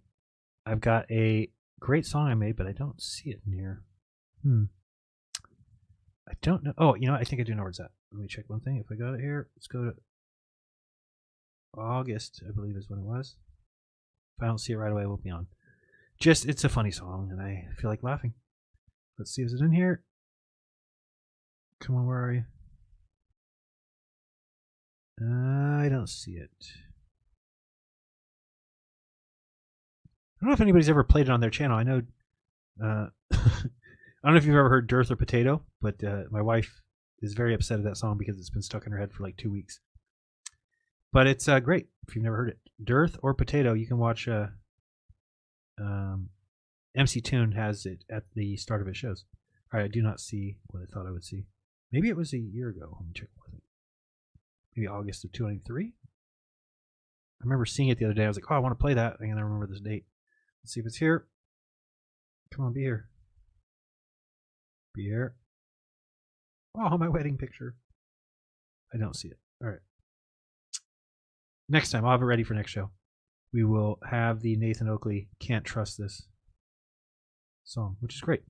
All right, let's get to the main part of the show. This is the important stuff that I think explains why we are the WWF and how we can get more people. Number one, by doing things like Nick Havoc just did with music like that, that's going to get people to wake up, believe it or not. People need to hear ex-flat earthers saying the things that we're saying. I've had so many people reach out to me and say that they don't speak up, they don't chat, they don't comment, but they're very happy that I've stood my ground and that they now see the truth. And so they have even voiced that if I would have gone along with, say, Austin and Lisbeth, that they think that none of this would have happened. So they think that me doing what I've done, and Austin, obviously, Thompson, and Nick, and everybody, Patricia, Rob, it's all added together. But they were, pointing out they think it's important that I keep speaking so that people hear it who have never heard me speak out about it, at least know. I mean, they're all going to believe I've been paid off or something, but some people are smart enough to realize that if that were the case, I wouldn't have evidence, right? How could I get paid off, but now I have all this evidence of the Earth being a globe? Well, that's weird, right? So what did they do? They gave me evidence of the Earth being something it's not? No, of course, you can go outside tonight, get your angle to Polaris, drive 69 miles north on a north line of longitude. Oh, I want to show that real quick. Let me show this. This is probably one of the better proofs that I've come up with recently. And again, it's something I never heard Globers say. Okay. So what we're going to do is we're just going to go real quick and look at what a line of longitude is in southern Australia. Okay. There is no debating this because we know that you could, I guess, say, oh, they changed it by putting these extra lines of longitude out in the water, but it still doesn't make sense. You would have people dying all the time. This is why I say they can't lie to you about the shape of the Earth. People would die constantly because they would get out to places where they think it's 60 miles from here to here, but it's actually much more. Okay. So what we're doing is we're here on the globe to start out. We are going to go down here to southern Australia. Okay, we'll go down here. Like, what's down here? I forgot the name of the city that people fly to. It is Melbourne. Okay, so let's just take a line of longitude at Melbourne. Longitude lines go up. We're looking for a full line. So there's 145.75. Okay, so right here. So 144.75 to 145.75.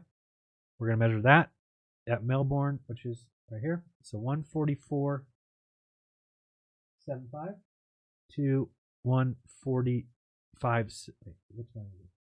145.75. Right, this one. Oops, 145. Okay, so that's our line of longitude there. In between 1 degree, sorry, I said line, but 1 degree. And the distance is 54.52 miles. Okay, 54. Write this down. That's something somebody could easily go measure that, right? They could drive a car. They could even do chains. They could figure it out. They could figure out what that distance is. So it's 54.52 miles on the globe. Okay, then we know that the azimuthal equidistant map is a map. Oops, you can't really see that well. Sorry. Make that a little easier. The azimuthal equidistant map is a map that gives you equal distance from the center. So, can you not see that? There we go. So this is the line that we just did. We see 144.75 to 145.75. And that is, like we said here, 54 miles. Okay, so now what we need to do is we're going to get a measurement from that same location to the North Pole, because that becomes the radius of the flat Earth at that location, right? So we're going to go there, and we get 8852. 8,852. Okay. So now that's the radius. So we just go 2 pi r. So we're doing 6.28. I see you can't see again. There we go. 6.28 times that radius, which was 8852. 8852 equals.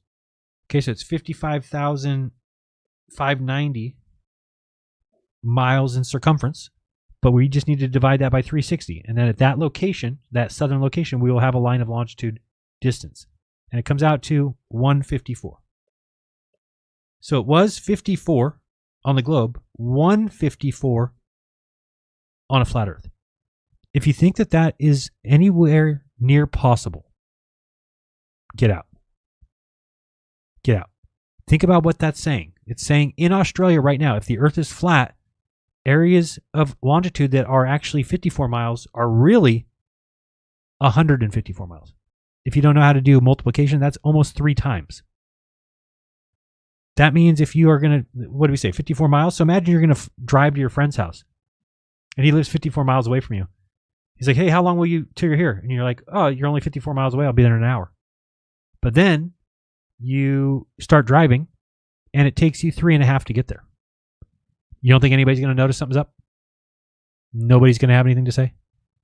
Nobody's going to raise their hand and say, excuse me, that was supposed to be 54 miles and I just drove for 3 hours to get there.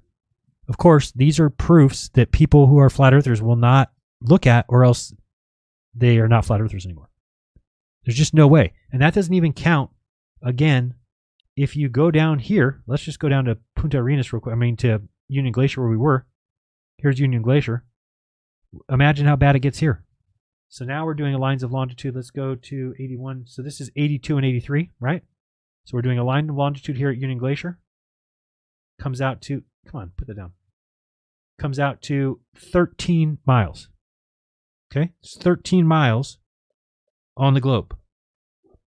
Now we're taking that location, doing a size to the North Pole to get our radius of a circle. I don't even know if I can get it up there. It'll just start moving around. My stick's going to move around like crazy. There, it's good enough. Okay, we got 11,630.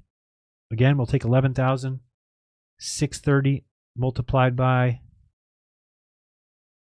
6.28, and we'll get 73,036. Divide that by 360, and we get 202. So, you know, it's either 202 miles or 13. And I'm pretty sure that somebody would have gotten a plane at some point and said, I'm going to fly that direction because I'm only going 13 miles. Or say it's 2 lines of longitude. I'm going 26 miles. All right, you got gas? I got enough gas to go 30 miles. I'm good. But then they realize that those lines of longitude are actually 202 miles apart. And then they crash their plane and they die and there's a big funeral. And it's a sad thing. That right there is probably the best evidence that I've come up with that I have not heard anybody else say. But that's just because it makes it impossible.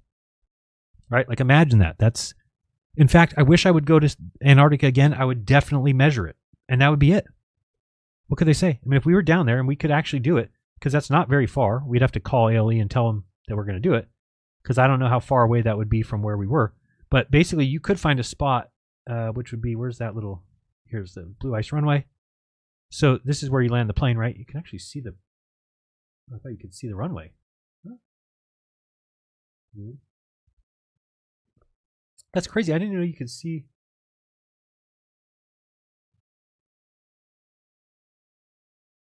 Wow, I've never seen this before. I thought you couldn't see any of this stuff. That is the runway. That's where we came in and landed. We landed there, came around, they picked us up here, then they drive you back on this road. Wow, I never even seen this. That's the road. Oh, and it just ends? Oh, no, it curves. Goes this way. Look at it. It's almost like they tried to blur it. See that? It's like it ends here, but it actually does curve down here, and then it goes towards the camp. I lost it. I did see it a second ago. Oh, there it is. Yeah, it's right here. I can see that road. I can see the blur. I can still see it. I can still see it. I can still see it. I lost it. Oh, it comes down here. Wow, I didn't even know this was on the Google Earth. How weird. That's Union Glacier. I didn't even know you could see that. All right, so that's Union Glacier right in front of Mount Rossman, which, by the way, let's just show you something. As we go here and we go line, I'm going to drop from here this way. Remember what the guy said, Mr. Edward Hendrie said, what direction was that? Said it couldn't be south. It has to be dead north. But if you look up here, what does that say heading is? What direction is that? It looks pretty south to me. Looks pretty south to me.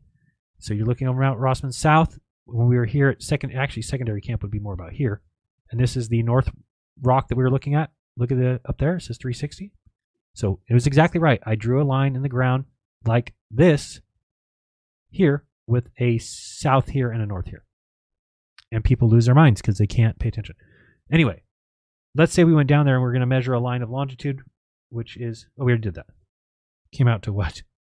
Yeah, but anyway, we could have measured that. I mean, it's a long distance. I mean, we would have had to have somebody go excavate it and make sure there's no crevasses. Because I did remember you could see the crevasses over here. Where are they? They were on that path. So this is Union Glacier, and then this is over here. Oh, yeah, these. So we drove by this in that blue truck with that girl. And, like, these are actually, like, you could see this from the road. They're like holes in the ground. Now, I don't know what's under there. It looks like water, but it's not water. I don't know what that is. It didn't, I mean, I guess it's kind of hard to explain because it didn't look like that from the road. Where's the road? Because I was able to see it from the road. Guess you won't be able to see it. So that's that roundabout way. And I don't know if they build it every year, but that's basically, you had this here that went as a loop. And then secondary camp was over here, and basically the loop came back. But I remember driving by, it must come out this way. Anyway, it's time for other time, Jared. Play, remember, and memories time some other time. All right, let's get to the, so we did that. What's the other thing I wanted to show? GeoGebra. Just get everything done and we'll get right into the finals. Get done with that. We got to go, where'd GeoGebra go? Did I close it? I don't know where I went. Let's bring it back up. GeoGebra. By the way, that is a free program. I've never seen it even try and charge me anything. Very nice of them. All right, GeoGebra, let's go with open. It better be in here because I saved it last night. I'd be very upset if it's not. Yes. All right, here's my little ball earth here. Where'd it go? What happened here? Where's the...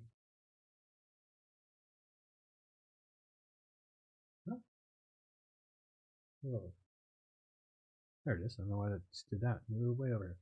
All right, so just to show people, because a lot of people don't get it, how the Earth actually works here. If you bring this in, somebody did a nice job of a. Oh wait. I think. Oh man, I don't know how to do that. See, I don't know enough about this program. How do you get it to the? They had it on a 3D. I don't know how to do it. Yeah, I think you can still do it too. Let me see. Is there still the tools in algebra? Yeah, okay. Just making sure you can still. Well, no, the orbiting is important. I can't turn this on.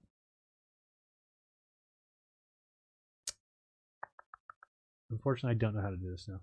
I'll ask Ruhit for somebody because you got they have it on a 3D, but if I put 3D settings, this is grid here. Save settings, I don't know what to do. Oh, here. No, here. I don't know how you bring up the 3D version. This is all GeoGebra here. Grid. Show grid? No, but I want the 3D version. Huh. I don't know how to do it. If you go clear all, discard. Let me see something real quick.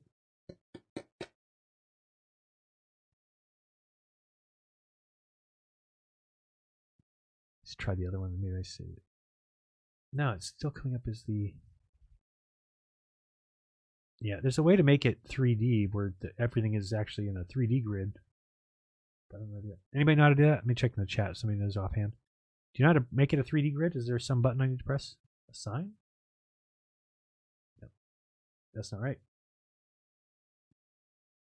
I know Icy Spin and them know what they're doing in here. Why don't I know how to do that? I thought if you saved it from somebody that saved it as a 3D, but I don't see the 3D tools. Huh. I don't know why it's not there. So you can go here and then you go to the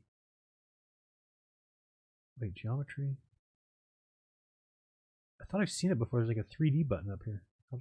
Measurement, number, sense, questions. Nope. Anybody? Why the sun doesn't change size in the sky? There's no answer for that. There is no answer for that. I mean, they try and say it's like a different kind of perspective, but link. Move to open in app. Yeah, I don't know. Too much time to worry about this. Edit details? Edit details? No. I don't know where you get. Anybody? No. Maybe add a z-axis? Yeah, I don't know how to do that. I thought that it was easier than that. I'll worry about it next time. Oh wait, I wonder if I could find the guys. Wait, let me search TFE. Maybe I'll find the guy that did it.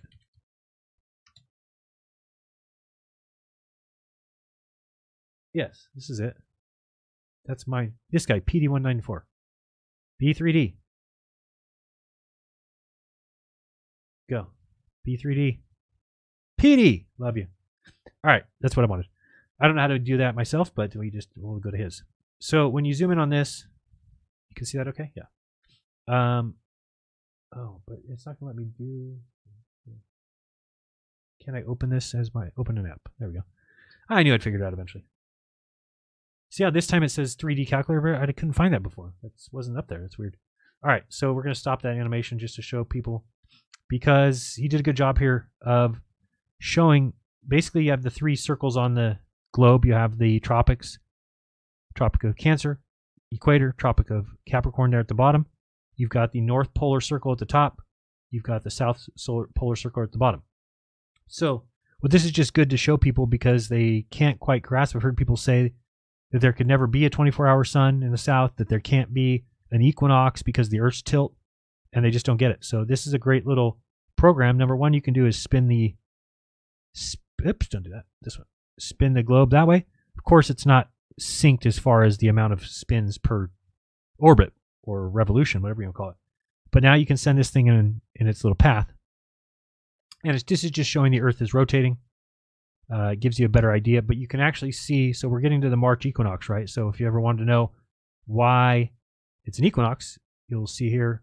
And then this is great to watch too. This orange dot right here is the subsolar point, which is the point directly that the sun is shining on directly. So you'll notice that that actually travels between the tropics, right? So we're going to go here. We're going to pause it in a second, right? About there-ish. Okay, and now you'll see that there's equal day and night for everybody. Okay, because everybody's going through the same motions and it's cut in half. And if we continue on, we're getting now towards, and you can see the subsolar point. We know which way it's going, right? It's going to June, so we know it's going to the north because it's going to get up here on June 21st. So that subsolar point, remember, you can kind of picture the Earth is spinning through here. Kind of go this way. And then you'll notice in June, you're going to have the north part of the globe pointed directly at the sun, right? So, oops, come on, this way. And we'll pause that right about there. Maybe a little further. There. Okay, so now look at it this way, and we can see that the north is pointing. And if we were to do, you'll notice here, this is the night side of Earth. That's why it's black, and the day side's blue. So you can see that even though the Earth is spinning, that the north stays in the sun at all times. Okay, many people have questioned that. Now we'll continue the orbit around. Now we're going towards September. September is going to be the other equinox, which again, equal day, equal night for todos los entes. Let me get this out of here. We'll actually move it myself. Can I move it? I thought you can move it myself. Let's keep going. But anyway, I saw this. I was like, oh, this is brilliant. Because I think people struggle with this, and now you'll see that the subsolar point is coming back down, and by September it'll reach the equator. Again, that's why it's the equinox, and that's why the sun rises east and sets west for everybody. Let's pause this right about there.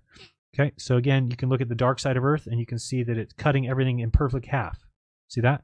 So because the dark is cut now perfectly in half, of course everybody gets 12 hours a day, 12 hours a night. How could you not? right? Let's look at the bottom of Union Glacier. Notice that Union Glacier is moving around the bottom.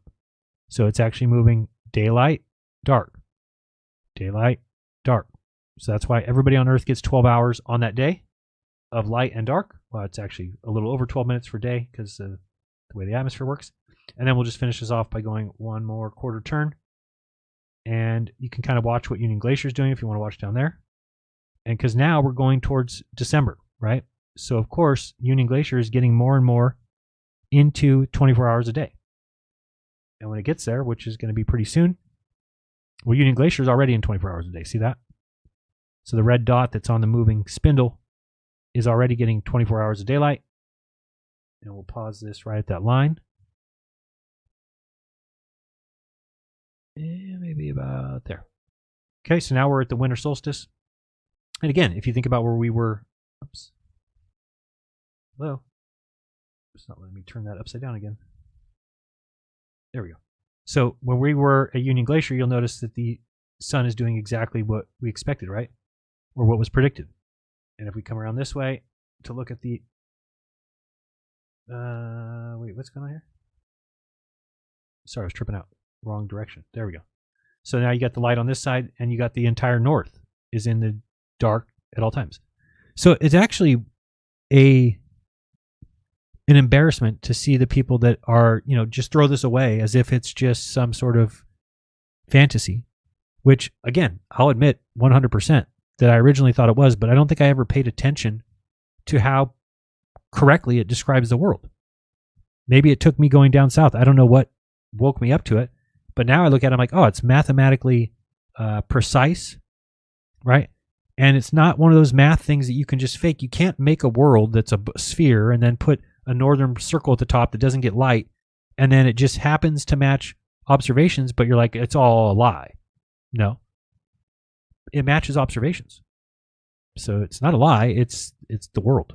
So again, it's kind of sad that I was part of the people leading that charge of anti-intellectualism, or otherwise known as being retarded. I didn't like to be at the top of that, but at least I've fixed it now, or at least trying to fix it, and I feel bad. It's not cool to do that, but I still think it's important to look into everything. I still would never say, oh, accept everything you're told. No, I think you got to look into everything. Some things you can start to trust some people, but really the scariest thing is to not get yourself in an echo chamber. So let's get into that topic and get on with the show. Okay, let me see if we need anything else here. Nope, I'll put it on this screen and we will get started. Okay. So I hope, like I said, I hope flat earthers would listen to this, because if you don't, you're going to be stuck in that false belief for a long time. And I think you should be concerned with that, because it's dangerous to your family, to yourself, to your well-being, to your health, to your money, to your job, to your husband or wife, to your mom or dad. Luckily, my mom never had an issue with that with me. We didn't even really talk about it. But, I would be so sad if she passed. She passed of a heart attack at 66, was perfectly healthy, we thought, just died. So if we had been fighting over the flat earth in some way, and then she died like that, and now I found this, I would be so mad. Luckily, she didn't really care. But if she would have been somebody that would have argued with me and we would have gotten in some sort of strange relationship and then she died, I don't think I could ever forgive myself at this point. So I'm really happy that that didn't actually take place. I lost my notes. Where is my Notion? Notion, where are you? Okay, here we go. So we have our, where's my Notion? There we go. Okay. So we're going to start out with the different types of confirmation bias, but really confirmation bias is the one that's a killer. Okay. Now I noticed this because right away, when I started looking at things I'd researched, when people started saying, what about this? What about this? Same thing with Austin Thompson. He's had the same thing. When we go back and we look at some of these claims made by flat earthers, I don't want to say so much that they're lying. They might be. Okay, they might be. But I know that I wasn't lying. But I still was dead wrong. Right? So is it any different than a lie if you're just telling something that's dead wrong with a surety? Right? With confidence. That I think is a questionable thing, because again, we can't just be like, oh, I wasn't lying because I didn't mean to lie. I understand what the definition of lie is. But also, when you're just dead wrong, you're kind of lying. And especially if you're doing it with bravado, or doing it with some sort of backing, like, hey, look at me, you are kind of lying in a way, right? So confirmation bias, if you don't know what the definition of it is, it's basically you see what you want to see. Okay. So that's the problem, is that you've got flat earthers who and you might say to yourself, okay, but everybody's told me that they weren't a flat earther, and then, right, but you still went looking for evidence of it. So for instance, when my wife said, could the earth be flat? And I said, no. And then I saw the A map. Well, then I started to go and try and look for evidence, show me something that would be wrong on this, show me some. But then once you find like one thing, then my mind switches into a new mode, which is, this could be a conspiracy. Let me find it. And if you dig through enough things, and I can tell you, when you read something, it could be right in your face telling you the Earth's a sphere, the Earth's a sphere, the Earth's a sphere, the Earth's a sphere. And then there's a little line that says something about a flat plane, and your eyes just catch that. Oh, there it is. It says flat plane. And then you run with that. That's not a safe way to do any kind of research, right? So the definition is people who seek out information that supports what they already believe and ignore anything that contradicts it. And I think that is evident as could be. Look at what's happened with the trip. So everybody believed there was no 24-hour sun. Everybody believed the sun set. We go down there. We say, oh, you know what? The sun didn't set. It is a 24-hour sun. So they have to then they cannot accept that evidence, because it would mean that their beliefs are wrong. So they have to make up whatever they can. That's why we went to Vapegate and everything else. No footprints in the ice. Okay. So when flat earthers ignore every piece of evidence for the globe, but they dissect NASA photos down to the T, or this whole celestial theodolite thing that I've heard recently, is like all the evidence of the globe, they can just overlook that and go straight to this one little weird thing that one guy did with the stellarium. Proof. As if the South Celestial Pole didn't prove the globe. As if the circumpolar stars didn't prove the globe. As if the sun setting right to left in the south doesn't prove the globe. As if the sun setting right to left doesn't prove that the Tropic of Capricorn goes right to left. There's so many things that it has to be willful or some sort of mental block that allows people not to see what they're doing. And I can admit that I was there until I backed out. I didn't see it. This is the problem with political news, right? Right now you've got political junkies that basically watch the news that aligns with their current team. They don't even care really what the issues are. They more just care about their team winning. Orange man bad, old man good, It also can be seen in religions. Obviously, religious people, they reject science if it conflicts with their doctrine. Okay, so how does that affect people? Well, it affects people in a lot of ways. It makes you blind to facts, because you're going to just accept, this is what's happened to flat earth. Look around. They now accept anything. Stephen Alonso, every flat earth predicts it. Oh, does it? Mystery suns. Mark Sargent said today, got to have 2 suns. Multiple light sources. All these things are what are called cope, or they're called desperation, and nothing more. And that's why it's easy for me to say the earth will never be flat. Never. Because in order for it to be flat, what that would mean is that somebody set up a deception here on purpose to make us think that the earth was a sphere, but really it's not. And the only way to know that is because locally it's flat. Let me explain it another way. All of our evidence is still good. But what evidence did flat earthers bring forward? They brought forward that we measure the earth as flat and that water finds its level. Those are both true on the globe. Do you understand? So if you're going to accept them as evidence of flat, then understand that the same thing would happen on a globe, and then it should be easy to go, oh, it's a globe. But you can't do that. You have to make up something new, right? What this does is it traps you in an echo chamber where I was for 10 years, where you have people saying the same things over and over again. You start to think that you have this kind of good foundation. And then something like I saw when I went down and witnessed that, it ruins the entire thing, right? The foundation is destroyed. And maybe that's what needs to happen. So, just laughing at what it says, feeds arrogance and false certainty. It's funny because my wife, in a way, kind of asked me that. She's like, did you think that... I don't want to say it. Anyway, she just made made it seem like I thought the earth was flat for a reason that I really shouldn't. And she's kind of right. And I was like, no, I said, those things don't even have anything to do with each other. But yes, I did. It does. It gives you a false sense of bravado. It gives you that false sense of arrogance. And like a false sense of certainty. And I think that's where everybody in the flat earth is. That's why they're so shocked. They're shocked to see us walk away. They're like, what? But the earth is flat.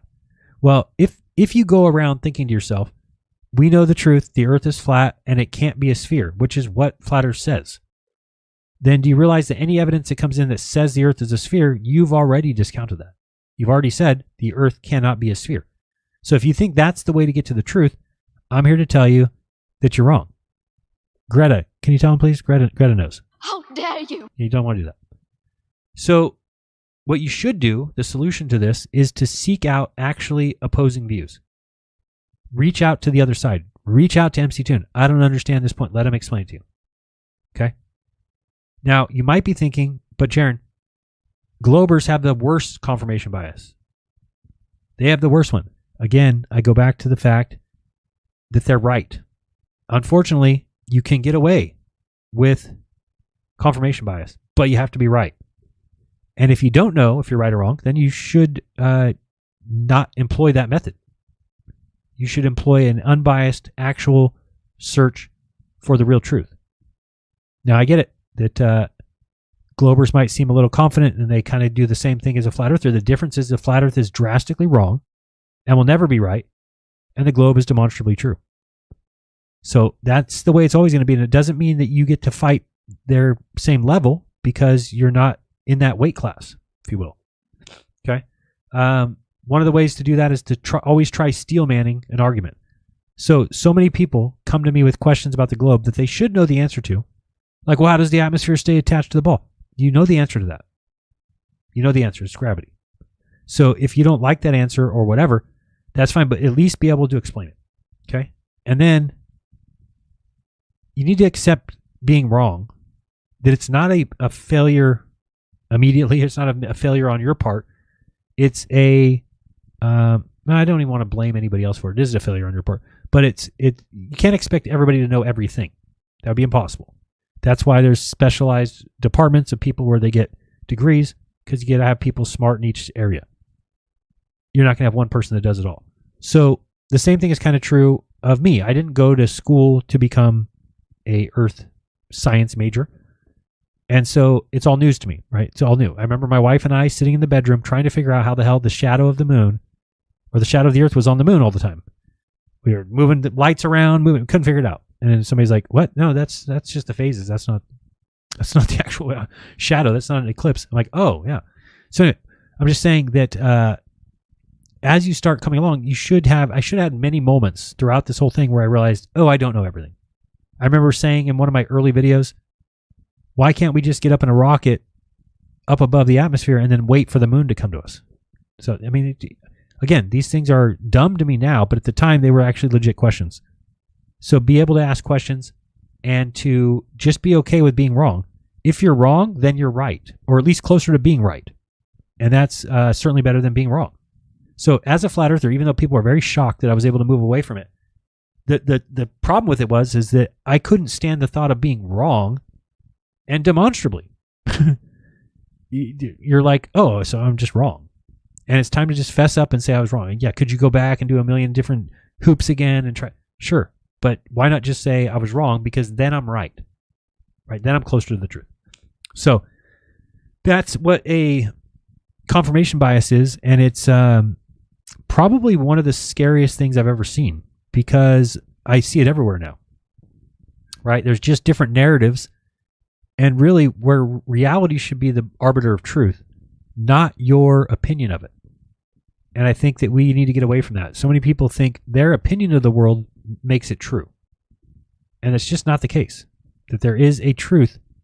And that's what I think people fail to realize. In fact, I think that there's lots of reasons that they try and hide that. The fact that there is objective truth. Like, if people don't know, I am at this point pretty much, I can't think of one. All Mandela effects are wrong. They're all fake. Okay? Now, I'm not saying that the Mandela effect doesn't happen. It does. We have bad memories. We remember things wrong. That kind of thing. But here's what they try and take away from you by introducing the Mandela effect. You can tell objective facts. You can look at history and say, oh, that's there, so this is right. You can do that. Now, when they introduce the Mandela effect, it's meant to show you that there is no objective fact. There is no truth. It's whatever's happening, and the world changes. It's fluid, and that's garbage. Okay, when we had a Monopoly box from 1960, and you put it in your garage on the counter or whatever, that box will stay there. Nothing will ever change on the characters. They'll never add and take away a monocle. That's not the way things work. Nobody goes through your VHS tapes and changes old videos. It's ridiculous. Okay, but the reason for it is to remove you from the fact that we have truths. We should be able to say, oh, you remember the movie that way too? I remember it that way too. Let's look at the movie, and that is the arbiter of truth. It is the truth. It's the movie. It's the actual VHS. But instead, we've given that away to the fact that now there's just nothing to even measure on. Can't measure the sun. We don't know what the sun is. We don't know what that VHS is. We don't know what that movie said. It's just wrong. There is truth. And you're letting them steal it from you. So don't. Okay, you might have great ones. I have one. You know, the I Love Lucy is a crazy one to me. I can picture him saying, Lucy has some explaining to do. I can picture it. It never happened. Now, I have two choices. Either pretend that my memory is better than the researchers and the diehard Lucy fans and the what do you call it, the forums where they talk about it. Is my knowledge that I never watched the show better than that? No. Clearly, they know what they're talking about when they're like, nope, it never was said. There's something that happened at some point in history that probably incorporated that in there, and people remember that. I'll give you an example. Here's another reason I know it's bullshit. When I first started hearing Mandela effects, I was crazy. I was like, what? It's Sex and the City? There's no way. It's Sex in the City. Like, no, it's Sex and the City. I go look. I look at the cover of the thing. I'm like, this is crazy. I got to go tell my wife. She used to watch that show. I'm like, Missa, did you know it's Sex and the City, not Sex in the City? She's like, what? I said Sex and the City. She's like, yeah, no shit. Like, oh, I thought it was Sex in the City. She's like, why would it be called that? I'm like, that's proper English. What do you mean? She goes, no, the girl in the show wrote a column for a magazine called Sex and the City. She wrote a column about Sex and the City. I'm like, oh, so it's not Sex in the City? She's like, I don't know who in the world would think that. I'm like, I think everybody thinks that. I think that people didn't watch the show, heard that, and that's what they think. She's like, no, it's definitely Sex and the City. So that was the first time I kind of got like slapped down on one of them where I was like, oh, so my wife totally knew. And it's just because I didn't watch the show that I didn't know. The other one was the Sally Field. Somebody had said that she never actually said, I like you, I really like you. And that bothered me. I'm like, what? I know I've seen her say that. No, it doesn't say it. I go and watch the Grammys, she doesn't say it. Like, that's crazy, man. Then one day, I just happened to get lucky, and I don't remember where it was, but it was on a State Farm commercial that she comes on, she's talking about getting car insurance, and then she says, oh, you like me, you really like me. And it hit me like, holy shit. Nobody in our age would have ever watched the Grammys. We wouldn't have had any idea. But we would have seen that commercial 100 times. And so it's all just messing with you. It's not real. But I brought that up because I do think that that's attempting to steal truth from you. If they can remove the concreteness of the earth, the concrete of the past, by making you believe that there's some magical force that changes VHS tapes and changes people's names. That's another stupid one. Don't believe anything that is about people's names. Like Joel Osteen used to be Joel Osteen. No, it didn't. It's the dumbest thing I've ever heard. Why would your memory be intact but not Joel Osteen's? Or Joel Osteen's? Again, and there's a reason for that too. Your brain remembers the easiest way to say things because it doesn't want to have to do extra work. So Joel Osteen, it's very easy. Joel Osteen causes your brain to have to do something. Joel Osteen, easy. Joel Osteen. So all these are explained. And if I wasn't the most hated flat earther on the globe Earth right now, I just became that. So too many people believe in the Mandela effect. They all think that their personal memories are more reliable than a VHS cassette tape that's been in my garage for 20 years. Imagine that. And then some things are just not even explained. If you build it, they will come. Makes no sense in the movie context. Go watch the movie. He's talking about his dad coming back. Wouldn't make any sense. If you build it, they will come. Okay, let's continue. Dunning-Kruger is the next one. Okay. That's the one where the dumbest people in the world think that they're the smartest. And that I'm guilty of. That the entire flat earth is guilty of that. Okay. There's people with telescopes and observations and observatories and charts and books that are doing this work. And we come along and basically say, nuh-uh. Right? No, I don't like it. Well, we could probably done a little bit more research than that. A little bit more. Because the less that you know, the more confident you are, which is weird. And it was named after two people that did this research. And the more that you learn, then the more that you realize that you don't know. Which is a crazy thing. And that's what was it, Socrates that says, you know, he doesn't know anything. Some examples might be like there's a guy who's maybe describing to you quantum physics after watching a TikTok video, something like that, right? Or maybe there's some crypto people that think they've unlocked the code to wealth and they go broke. Or a flat earther who thinks that he's debunked everything that's been done by science by doing a laser for 4 miles over the water. Who did that again? That was me. Okay. 4 miles and thought that I'd proved the earth was flat because I saw a laser hit a board 6 inches above the water at 4 miles. So again, was I lying or was I just retarded? Anybody?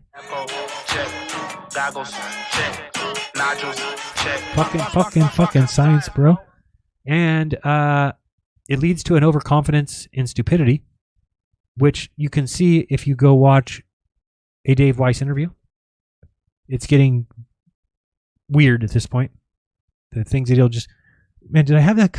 Oh, I put them in the group chat. I have 2 clips that I had to put in the group chat because I was like, what is going on with this guy? Let me bring this up real quick. Let me bring this up. We all moved to Telegram, so it should be quick to get there. I just have to play these 2 because it's too funny. Like, what is Dave doing? Was that far back? I saw that one. Oh, maybe I don't have to go too far. Or did I put it in Telegram? I'm pretty sure it was on here. Let me see if it's here. All right, I don't see it. Anyway, oh, you can click up here and go media, photos, see all.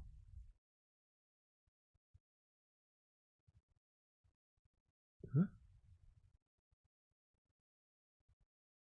How weird. I wonder why it's not in there. Very strange. Alrighty, well, it was the clip. Let me think of what clips it was. Is the one where he is, oh gosh, he talks about landing over Russia. Have you seen him talk about a plane going over Russia? And he's like, they wouldn't land because that would make world peace. They don't want that. So they don't land because then they would know. It's so funny. But I don't remember where I put it. I'll just check Telegram real quick and see if I put it in the group chat there. Maybe I did. Let's go here. Let me see what's in here. Let's go here. It's too funny. Please be in here. Yes, it is. There's a couple of them. All right, this is the one with Lord Jamar and Hibbler. I'll just play it audio so you can hear it. It's so funny. Would come out and say, look, this proves flat earth, so they couldn't do it. It's so dumb. 12-hour flight, and 4 hours into the flight, right about here, the mother, they're traveling with little kids and the husband, mother died suddenly. Plane is full. They're keeping her in a seat. She's covered in the sheet. You have to sit next to your mother for 8 more hours before they finally landed in Germany. Wow. Right? Imagine sitting next to your mother for 8 hours, let alone if she's dead. Okay. Why did you hurry up and land? Okay. Yeah. Why did they hurry up and land? And here's the reason. Okay. Because 4 hours into the flight, they were over Russia. 2 things would happen. If they landed in Russia, Russia would probably be very helpful, and that could spark world peace. We can't have that. But the more important thing is people will go, why the fuck are you over Russia? And then people like Sean and I would come out and say, look, this proves flat earth, so they couldn't do it. Does he really think that's what they're like in a plane? Like, hey, we got a dead woman here. We cannot land in Russia because then they'll go for world peace. We don't want that. And if we land in Russia, then they'll say that the Earth is flat. So we have to drive to Germany. They're like, yep, do that. All right, thank you. I was just making sure that's what you want us to do. Yeah, go to Germany. Okay. What's this one here? Hey, Nathan. Oh God, tune called Nathan Raps the debate. And then the other one he did was, is it this one? Oh, I just. Listen to what he says about us here. So funny. And you go through phases and fads, and you like, I kind of grew out of that. Nobody grows out of flat Earth. Nobody leaves flat Earth. But they have paid agents out there and trolls like, oh, I used to be a flat earther, but then I saw this, and now I'm a glober. That's not a real thing. It's not real. Nobody discovers the flat Earth and goes back to the globe, because the globe is absolutely ridiculous. Now, we don't know exactly what the flat Earth is. So like this, or like that. That's my favorite. My favorite line at the end of a thing ever. Nobody goes back to the globe because the globe is ridiculous. Okay, once you find the flat Earth, you're in the flat Earth. Now, we don't know what the flat Earth is. Said here at the end again. That's not a real thing. That's not. No. Nobody discovers the flat Earth and goes back to the globe, because the globe is absolutely ridiculous. Right. Now, we don't know exactly what the flat Earth is. I gotta play that on just a loop and keep me laughing all day long. Now, we don't know what the flat Earth is, but it's just we know what it is not, and it's a right. You measure the ground. Looking up at the lights in the sky, you can, the globe model was based off of the angles of the lights in the sky. That is so funny. Why do they keep doing this? Somebody else said that to me yesterday. Right. Listen to this. Right. You measure the ground. Looking up at the lights in the sky, you can, the globe model was based off of the angles of the lights in the sky. Excellent. And right, you measure the ground. Somebody said it to me the other day. I was talking to this girl, and she's just like, "Yeah, but the globe, the reason it matches the reason it matches observations is that's where they got it from." I'm like, yeah, exactly. Where was it supposed to come from? A fucking magic lamp? It's like, give me a break. What are you talking about? Yeah, but they got it from. Yes, I know where they got it from.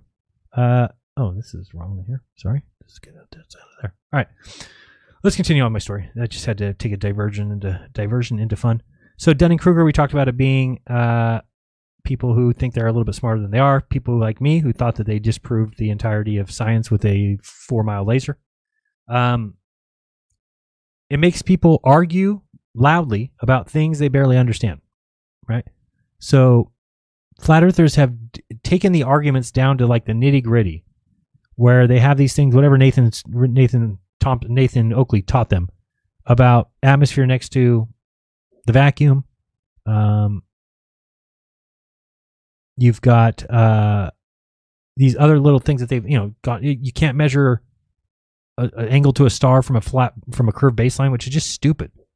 We don't live on a yoga ball, and guess what? Even if we did, you could get an elevation angle for Polaris from that ball. Just use a tangent. It's not even difficult.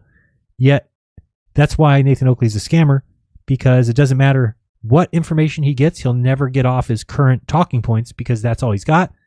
And once he's already stated them assuredly, he can never go back on them. If that's where you think truth comes from, people with an ego like that, you're wrong. Okay? It's not going to happen. So learn to say, I don't know. It's a good answer. It also creates the illusion in people's minds of intelligence when they're actually dumb as rocks, right?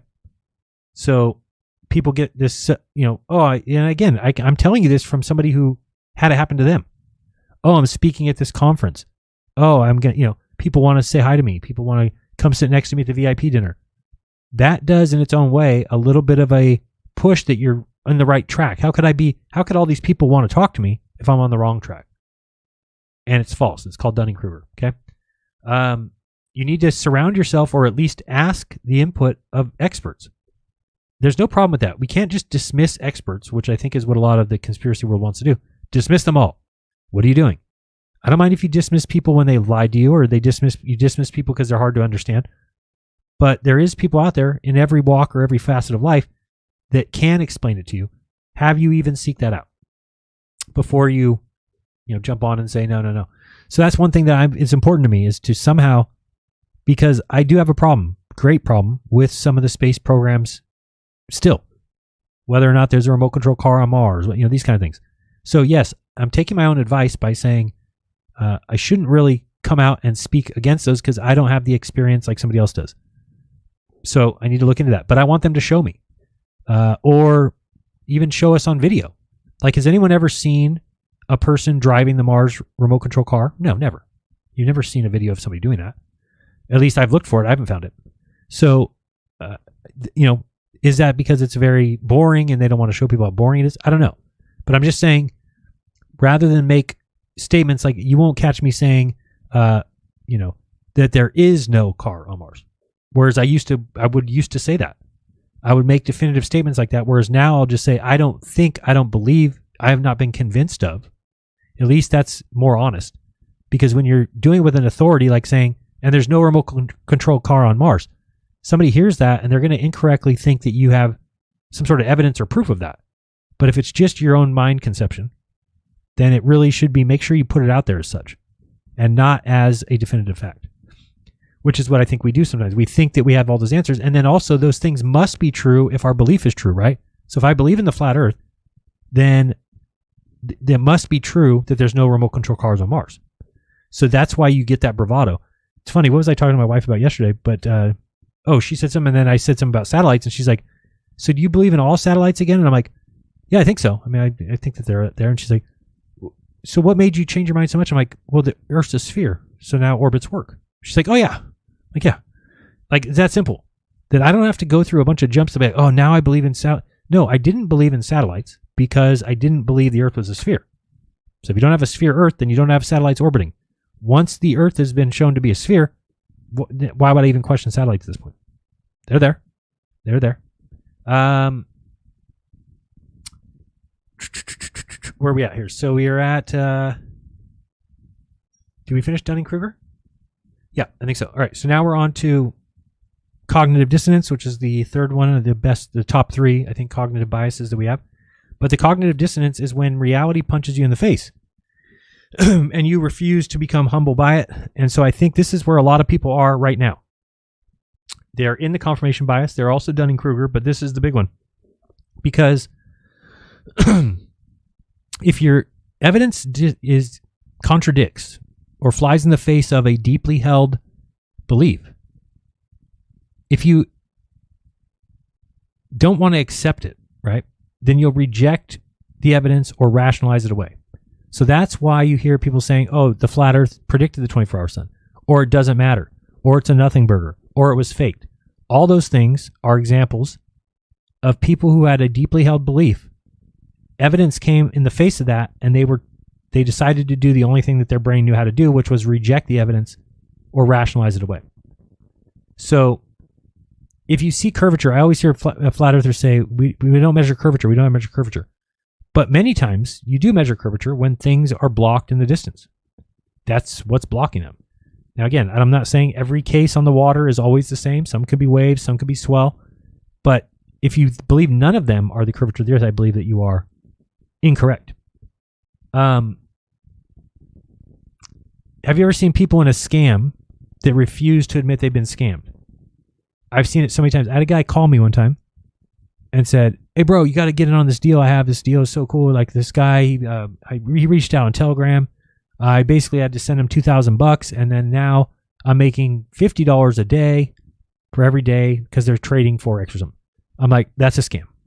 He's like, no. I'm getting paid. I'm like, no, you're probably seeing numbers in your account on the screen, but you're not getting actual money.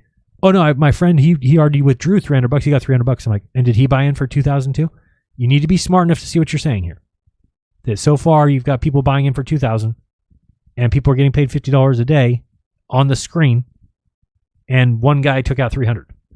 So I'm like, do you understand that they'd be able to monitor that, and they would just know when you've finally asked for more than you checked in with, they wouldn't give it to you.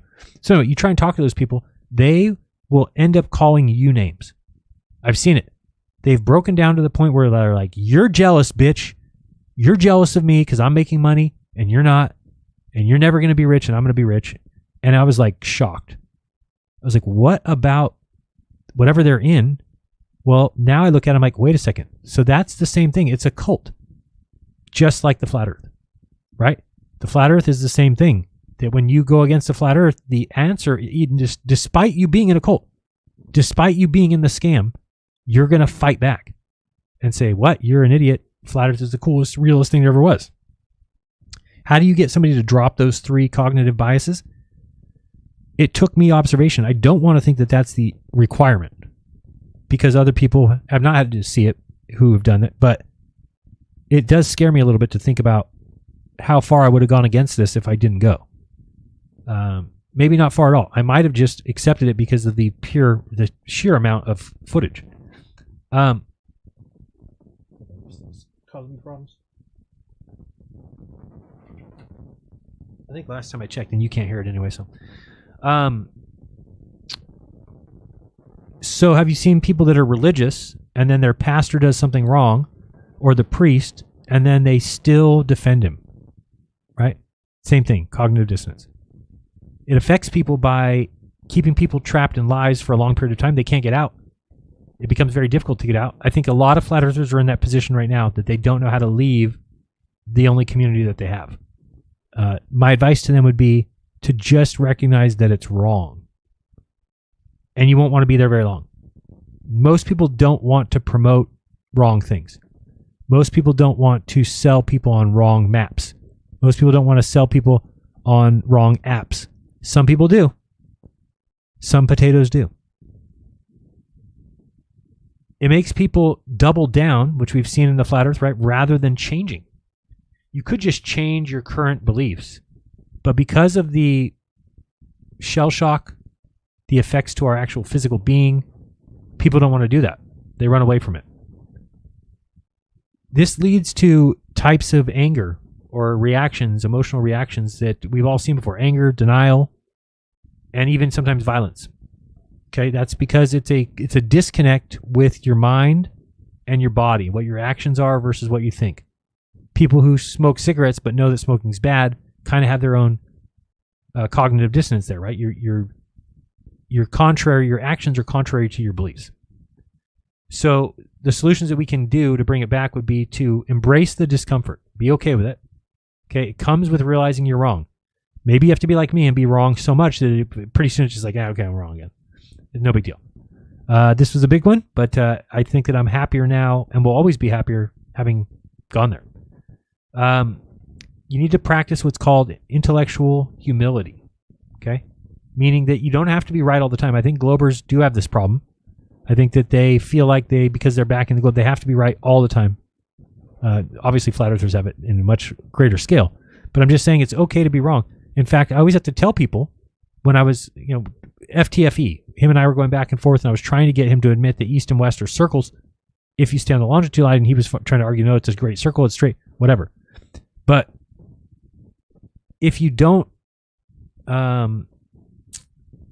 if you go at somebody in a way that is going to be confrontational, then they're not going to ever hear it, right? So with him, I felt like he was trying so hard to not be wrong, because then the globe Earth is wrong. And I had to tell him, like, dude, this does not mean the Earth is flat. Like, it has nothing to do with that. I'm just, and then we got past that. But you see what I'm saying? That you can't, once you've put a label on it like that, then it becomes difficult for people to accept it. It's better to use open-ended things, go out, test, verify, get numbers, get calculations. What the ultimate thing you need to do, though, to really learn that the flat Earth is not the place you want to be, is to step back, take a week off, and reevaluate what you believe. Okay? Watch a channel that you've never watched before. I know it sucks to watch MC Toon. I know it sucks to watch FTFE. But maybe if you've got free time, tune in just to hear another point of view. It's a good start. Some people just think that there's nothing going on but lies on one side and truth on the other, or the other side thinks that there's nothing but truth on their side and lies on the other. It's not a good way to get to the bottom of things. Okay? So you have to break free from being stuck in wherever you're at now, right? You have to grow. If you feel right now that you have all the answers, you don't. So you have to be able to recognize that, be humble, but be open to new evidence. And like I said, here's the great thing about me. People all asking questions about, well, you'll be back to the flat Earth. You're right. I'll be back to the flat Earth in a heartbeat if you provide a model or a map that better matches reality than the globe. And that's how all things should be. That's how all things should be. Okay. And I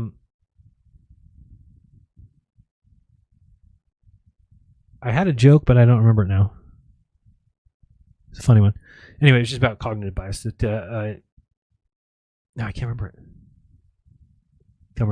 Anyway, let's see if there's any more super chats. I think that's basically it.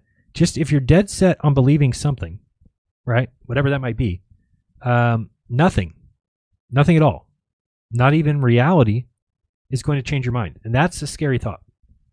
So remember, if you're dead set on something, if you've made this a part of you, I'm a flat earther, this is me, you're in trouble. Okay, your beliefs are not you. You can believe in a flat earth, and then you can get evidence and go, oh, I no longer believe that, I believe this now. And it's okay. And your friend should not dump you for that. And if they do, I know it's a cliche, but I would say they're not real friends, which I had to learn the hard way myself. So, I don't like McToon either. Rusty is great, though. I saw Rusty did a live stream today where he got more viewers than Nathan Oakley. It's funny. Lighthouses prove a flat and level Earth. Checkmate. Don't think so. The Final Experiment YouTube channel is amazing. It's a good channel. It's got a lot of stuff going on there. Imagine naming yourself Flatzoid. Yeah, nope, not gonna do that. Pass on that. Mandela effect. Talking my language. Life Matrix. Now he's back. Oh God, you're gonna hate me by the end of this. It's not good. The bottom of those lighthouses disagree. Good one. Nick Havoc. He said lighthouses. Yeah, guys, come by tomorrow. Be a VIP. Check out Nick Havoc. I'm sure it's gonna be a fun conversation. You can go to wap.com/Jeranism. Great song, by the way. But I still have not received my check yet. So, Nick, can you let me know what time that's supposed to come? Dave McKeegan's channel, honestly, is one of the best. I don't know what it is about that guy.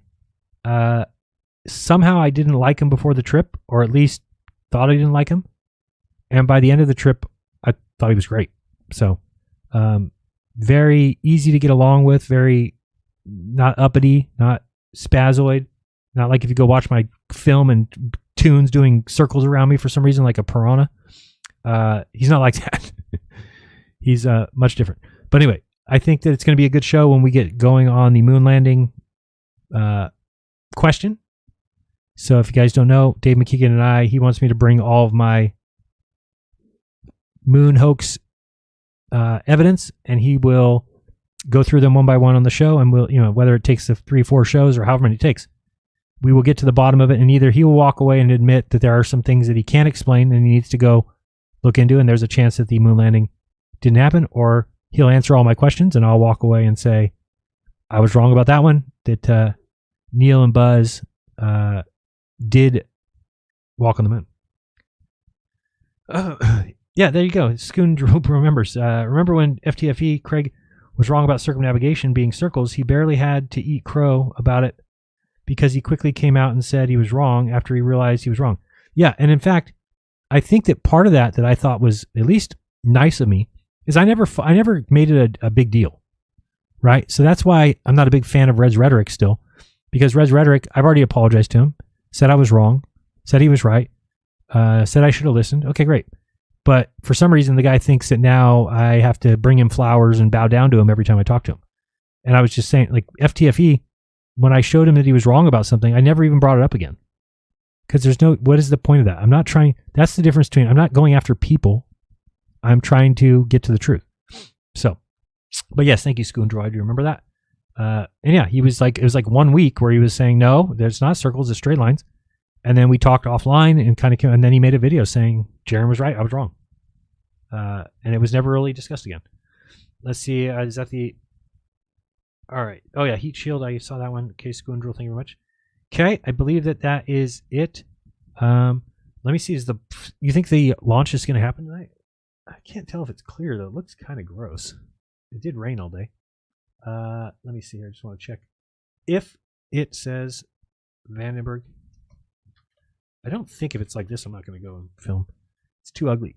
But Vandenberg launch. I always forget to put that in. Launch. So, I was going to say, I don't know how to get a hold of them. No, I think it's good. They're fine. I just was going to say, the people that have stepped out, I do want to give them some kudos and say thank you to them. And and by the way, to Mark Sargent and everybody else saying these crazy nonsense theories that you've come up with, it's very simple. That I came back and I said how I really felt, and I knew that right away I could not do another show as a flat earther. That I needed to say I wasn't a flat earther. So if you remember, that's when I came back and said, not a flat earther. And then from there, I knew what that meant. And it took me another week to come back and say, okay, the Earth is a sphere. Okay, it was like a slow process. But I was really pretty alone in that, right? There was no friends of mine who were like calling me, talking to me. It was just me, my wife, and that's it. Well, some people did start to reach out, like Paul on the plane. Called me and said, man, I've been watching your videos, and what you're saying is compelling. What you're saying is seems like it's the answer. And I said, yeah, to me it is. To me it is. I did not force anybody out. I did not try to convince anybody. They asked questions, I answered questions. Patricia Steer reached out and said, man, I'm shocked at that rocket that you showed. How does that rocket work? Where is it at? That's a question I have, Patricia. And she asked some other questions, and then she actually took that information and went to Mark to get his response to what I responded to her. Again, no recruiting. And in fact, I would hate to be responsible like that unless somebody's ready to come out. Here's the great thing, too. I even asked the other day in our group, we have a group chat going, and I said, does anybody here feel any less than 100% sure? And nobody did. So imagine that. This is not like we stepped out and we're like, oh, we could be wrong. We stepped out because we know that we were 100% wrong. So that's a pretty big deal. It's not so simple as you might think. We are confident. Ask Nick Havoc if he's confident in his position now, or if he has doubts. Whereas as a flat earther, I think we may have been confident, but we always had this little bug in the back of your head, right? So just saying that the other one is Robbie Davidson. Same thing happened to him. He reached out to me and said, hey, can we talk on the phone? I said, sure. So we had scheduled the next day at like noon. We talked, and he was just going through and saying, like, man, what do you think about this? What do you think about that? What do you think? What did you see here? What is? And he wanted to know the answers. And I was kind of telling him what I saw in the South Celestial Pole and the South Pole, and we were talking through it, and he just kind of came to the conclusion in his head, like, man, I don't think that I can back the flat Earth anymore. I'm like, yeah, I'm out. He's like, yeah, I'm going to think about it.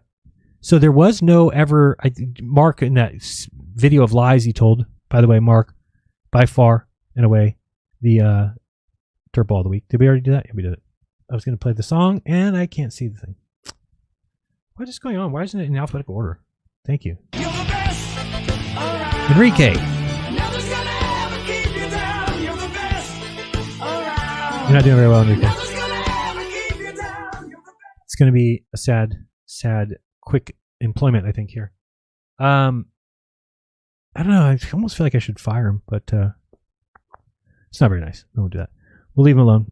We don't want to fire you because it's not nice. Jefe, don't fire me, Yeah, I said no. Senor. Please, I will do anything. I know. I have a 17 children's It's a lot. childs. 17 childs, como se dice. Kids. Kids. Yeah. I have 17 kids, plus a very heavy set wife. Ooh. Muy grande y comer mucho todos los días. Mm. Not to mention my tia, plus a few sister-in-laws. Let's go. I got a show to do. 6 of my cousins live with us right now, and they have just a few kids. A couple, like 5 total. No, 7, for sure 7. The twins were born a few weeks ago. Thanks, Enrique. Strong jefe, like Bear. Already on albondigas. So things are un poco tight, senor. Enrique, thank you. Jesus. Too much talking. More button pressing. More sound effects. All right. Get rid of this. Oh, we got another super chat. Why are Flurfs so invested in flat Earth if the Earth was flat, and then what's in it for them? Good question. I can only tell you what my opinion was, and it was once I saw that, I think the world does seem kind of screwed up, and that was like, oh, this is the reason. Everybody's lied to. They think they're spinning. They think they're out in the middle of space.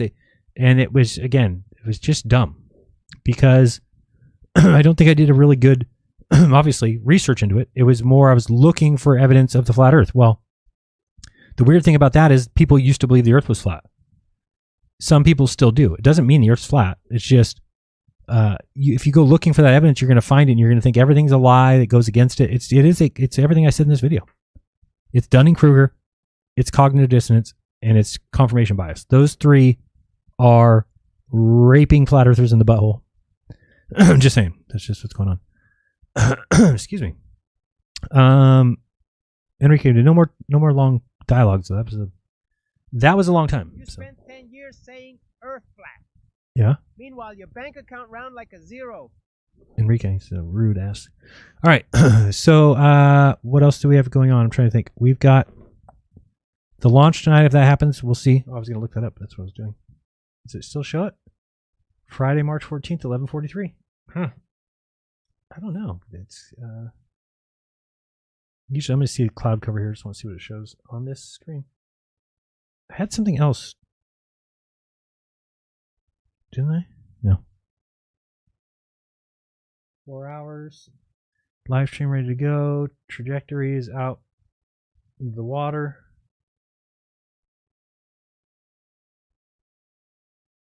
Well, I don't know. I got to check the cloud. Maybe I will do that. If I do that, I might even... Can't do it tomorrow. Yeah, I think that... Oh, yeah, I can do it tomorrow. Never mind. I was going to say.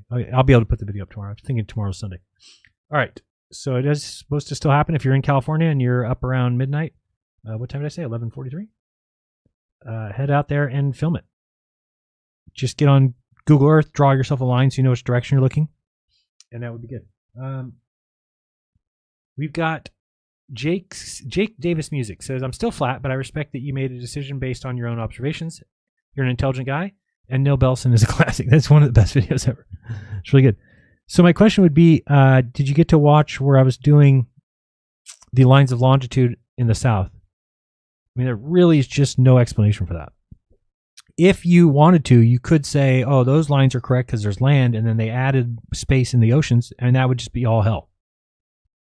I mean, a plane cannot go 3 times as far as it thinks it's going. It would crash into the water. So I think that's a really good one. I think the South Celestial Pole, no-brainer. The South Pole, no-brainer. The sun doing what it does, no-brainer. How about this one? To any flat earther that's still flat. Everywhere in the north, the sun sets left to right. Everywhere in the south, the sun sets right to left. That destroys the A map. And it destroys, in case you didn't know this, all flat maps forever. There cannot be a sun that goes this way for the north and then that way for the south. Now, some people might say, but Jaron, what about the figure 8 map, right? Where the sun goes around the north and goes like an infinity symbol. But the problem with that is, of course, in the summer, the south summer, when the sun's going down there to go around the South Pole, from California, I would see the sun set right to left. But the sun sets left to right. And that's what I'm talking about your map has to jive with the known movement of the sky items. We know what the sun does. So therefore, we can know if a map is correct by simply looking at that. And this is why flat earthers are going around now saying you can't tell the shape of the ground, because if they could, then their flat earth is over, right? They don't want that. They don't want that at all. All right, let's see. That's the last one. There we go. Thank you very much, Scoundrel. All right. If you guys have any desire to have a consultation, you can reach out to me either through VIP or at my store, shop.jeranism.com. And we can have a chat, or you can reach out on Telegram if you want. There is also on my store like a $3 15 minutes. So if you're wondering, like, is Jaron good? Can he handle this situation? You can get on with 15 minutes. We'll talk, and you can decide whether or not. Obviously, I'm not doing that for money. I'm just doing it for people to not stand me up by scheduling appointments and they're not showing up. All right. I think that is good. Obviously, Mark Sargent needs to stop lying. Mark, I think Mark said on his most recent interview, like, he's doing this so that we go and respond to him. Like, you're a dirtbag. You've been lying about us. Why would I talk to you? It doesn't make any sense. So he's like, I'm going to wait for them. I'm going to keep going until they come at me and say I'm wrong. It's like, what? What kind of convoluted nonsense thinking is this? How about just don't make up lies? Just an idea. Just an idea. Don't say that people got paid off in cars unless you know that they did. You've said that Robbie Davidson got paid by Jake Paul to go to the Flat Earth Conference. You don't have any evidence of that, and it's false. So why would you say that? You told people that we kicked Robbie Davidson out from doing any more conferences, which is false. Robbie Davidson left on his own. Nobody ever kicked him out, and certainly not you. You keep telling people that when I came back from Antarctica, I said that all of space travel is real, and that I said that all of NASA is real. That would be weird because, as I said, I'm confident in saying something that I've discovered to be true. So I've discovered that the Earth is a sphere. So I'm confident in talking about that. But as far as things like you're talking about, I'm not confident about. I mean, you notice that there's no longer a sign back here that says NASA sucks. I do have my problems with them, but I'm not at a place. I've kind of learned, get the education, get the or the research done first. And then you can make claims and you can go against the mainstream if you feel that your evidence is sufficient to do so. But as far as the globe Earth, here's the thing about the globe. It is the de facto shape or belief of the whole entire world. And in order for something to come along that will ever usurp it, it needs to explain reality better. Okay? The flat Earth, in its attempts, have eliminated its own sun, have added a second sun, have basically been boiled down to giving us globe proofs as their evidence. Yeah, but we measure flat below our feet. Good, globe. No, but the water lies flat. Good, globe. What else you got? 6 and 1/2 dozen of another. Not an argument. Nice try, though. They have nothing. So then they'll get really mad and call you names and say you're a flurf and you, or whatever, the other way around. Doesn't matter. They are that kind of people. Okay?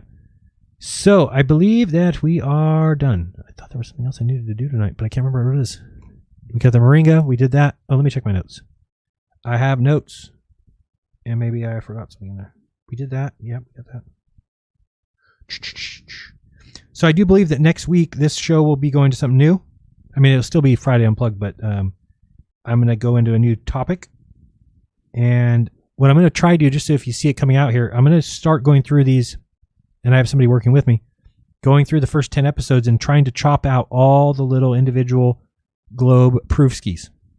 And get that up soon, so look for that. Just short little clips, easy to share. Hopefully that gets to more flat earthers soon. Let's see what my AI person has to do here. We did that. We did that. We did that. Oh, we didn't show the... I don't need to show that this time. Okay. Good. Good. Oh, yeah. I should do this one. So on the 20th is the equinox.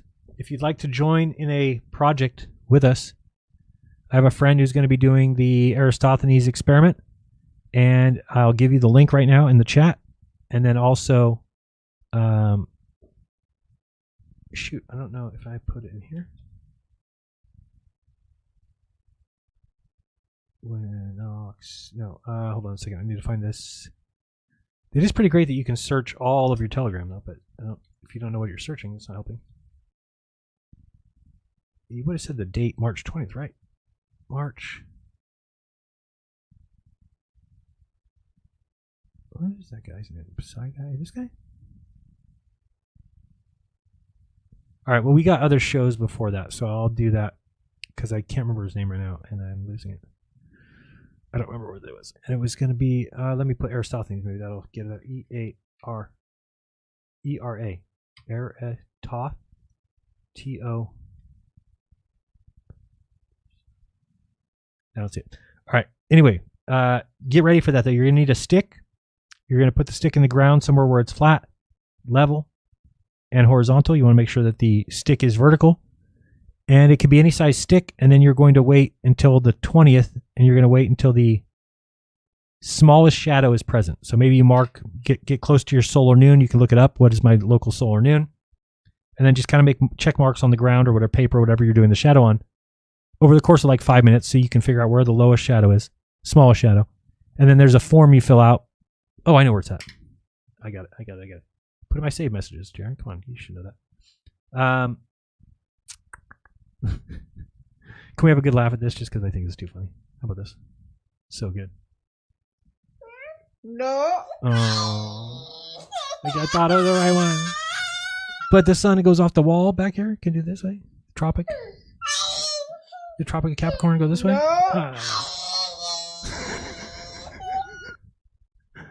Gotta have laughs like this. It's just too funny. One more time just because the other. No.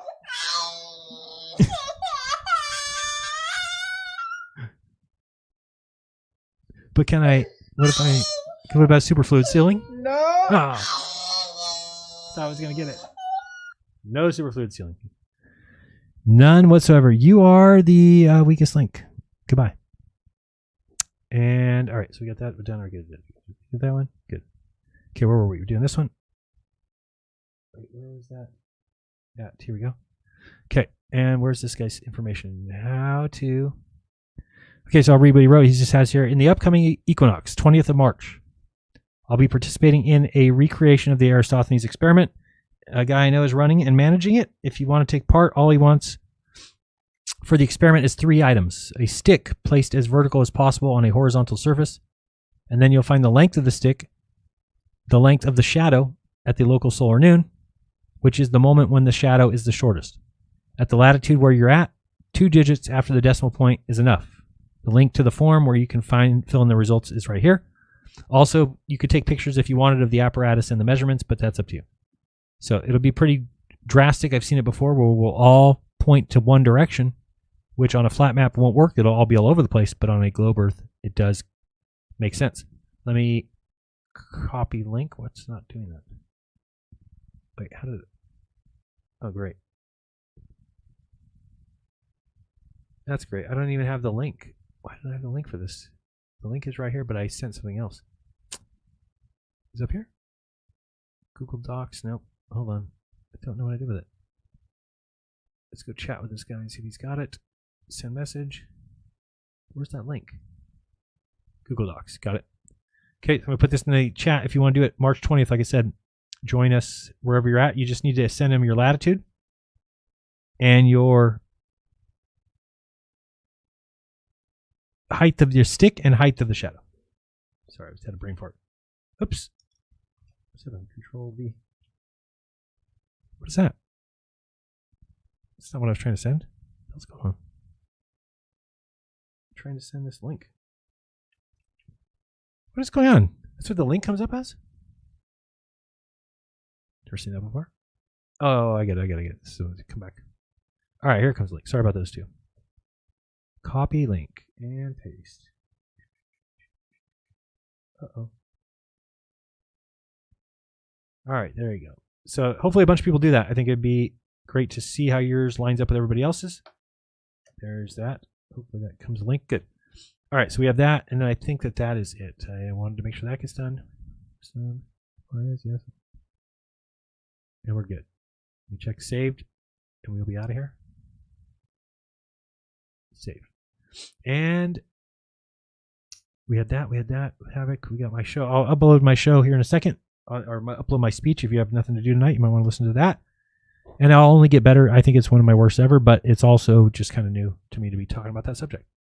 And people have asked about the new logo. I just changed it to basically the AE map behind me with an X on it. The X is for 10 because it is my 10-year anniversary of YouTube. I started in February of 15. It's been very long, too long. All right. I love you guys a lot. And I believe we will listen on the way out here, one of these cool songs. Which one? I don't know. My nose is all puffy, stuffed up. What happened? Anybody know what happened? Which one do we want to listen to? Let's listen to, I don't know which one of these I like. We'll just listen to this one because it's fun. All right, guys. I love you. Thank you for the super chats. Thank you for the help. If you want to support the show, even if you have $1, that would really be very helpful. If 30 people did that, hey, that's $30. If you could do that, $sign Jeranism on Cash App, you won't even miss $1. How many people are watching right now? That's we got like a bunch of hundreds, 300. So everybody can send $1. Get this, nobody would know that their $1 is missing except for me. I would know that I had 300 new ones. So there is strength in numbers, and but by that I mean gather together and support the channel. All right, much love to you guys. I do remind you to do your own research. When you do, you'll never again let some asshole tell you that you can't tell the shape of the ground by looking in the sky. You can. Somebody go tell Dave Weiss before he gets too crazy and too app-lovey and not protecting your dad anymore. All right, guys, much love. It's Friday night. It's Mr. Friday night, and I'm about to go be Mr. Friday night with Miss Friday night. Gotta love that. Till next time, much love. Peace.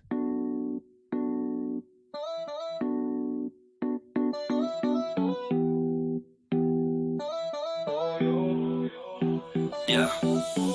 Friday night, the vibe just right. Always honest, sometimes right my plight. Weekend here, the hustle unwind. Kick back, chillax, leave the grind behind. F you to the stress, F you to the grind. F you to the worry, ease your mind. F F you to the noise, F you to the hype, F you to the drain, we're living life. Unplugged from the chaos, remote control. Soul on pause, now I take the stroll. Breathing deep, city's heartbeat slow. Find my peace in the urban glow. F you to the stress, F you to the grind, F you to the worry, ease your mind. F you to the noise, F you to the hype, F you to the drain, we're living life. Honey in my tea, rhythm in my veins. Weekend remedy for weekday strains. Lyrics lace the night, moon spotlight. Unplugged symphony till the daylight. F you to the stress, F you to the grind, F you to the worry, ease your mind. F you to the noise, F you to the hype, F you to the drain, we're living life. F you to the stress, F you to the grind, F you to the worry, ease your mind. F you to the noise, F you to the hype, F you to the drain, we're living life.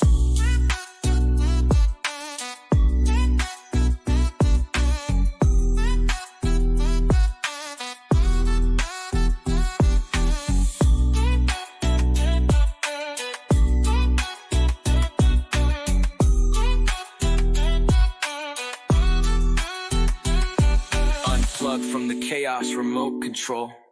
Soul on pause, now I take the stroll. Breathing deep, city's heartbeat slow. Find my peace in the urban glow. Unplugged from the chaos, remote control. Soul on pause, now I take the stroll. Breathing deep, city's heartbeat slow. Find my peace in the urban glow. Honey in my tea, rhythm in my veins. Weekend remedy for weekday strains. Lyrics lace the night, moon spotlight. Unplugged symphony till the daylight. F you to the stress, F you to the grind, F you to the worry, ease your mind. F you to the noise, F you to the hype, F you to the drain, we're living life.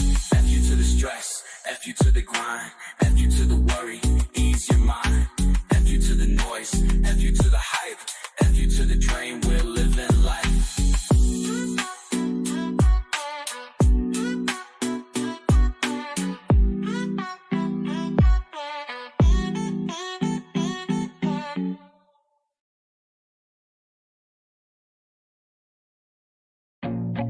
I feel nauseous, believe me. Never had a lot of shit come easy. Had to work hard, struggle just to be me. Had to rise up just so they could see me.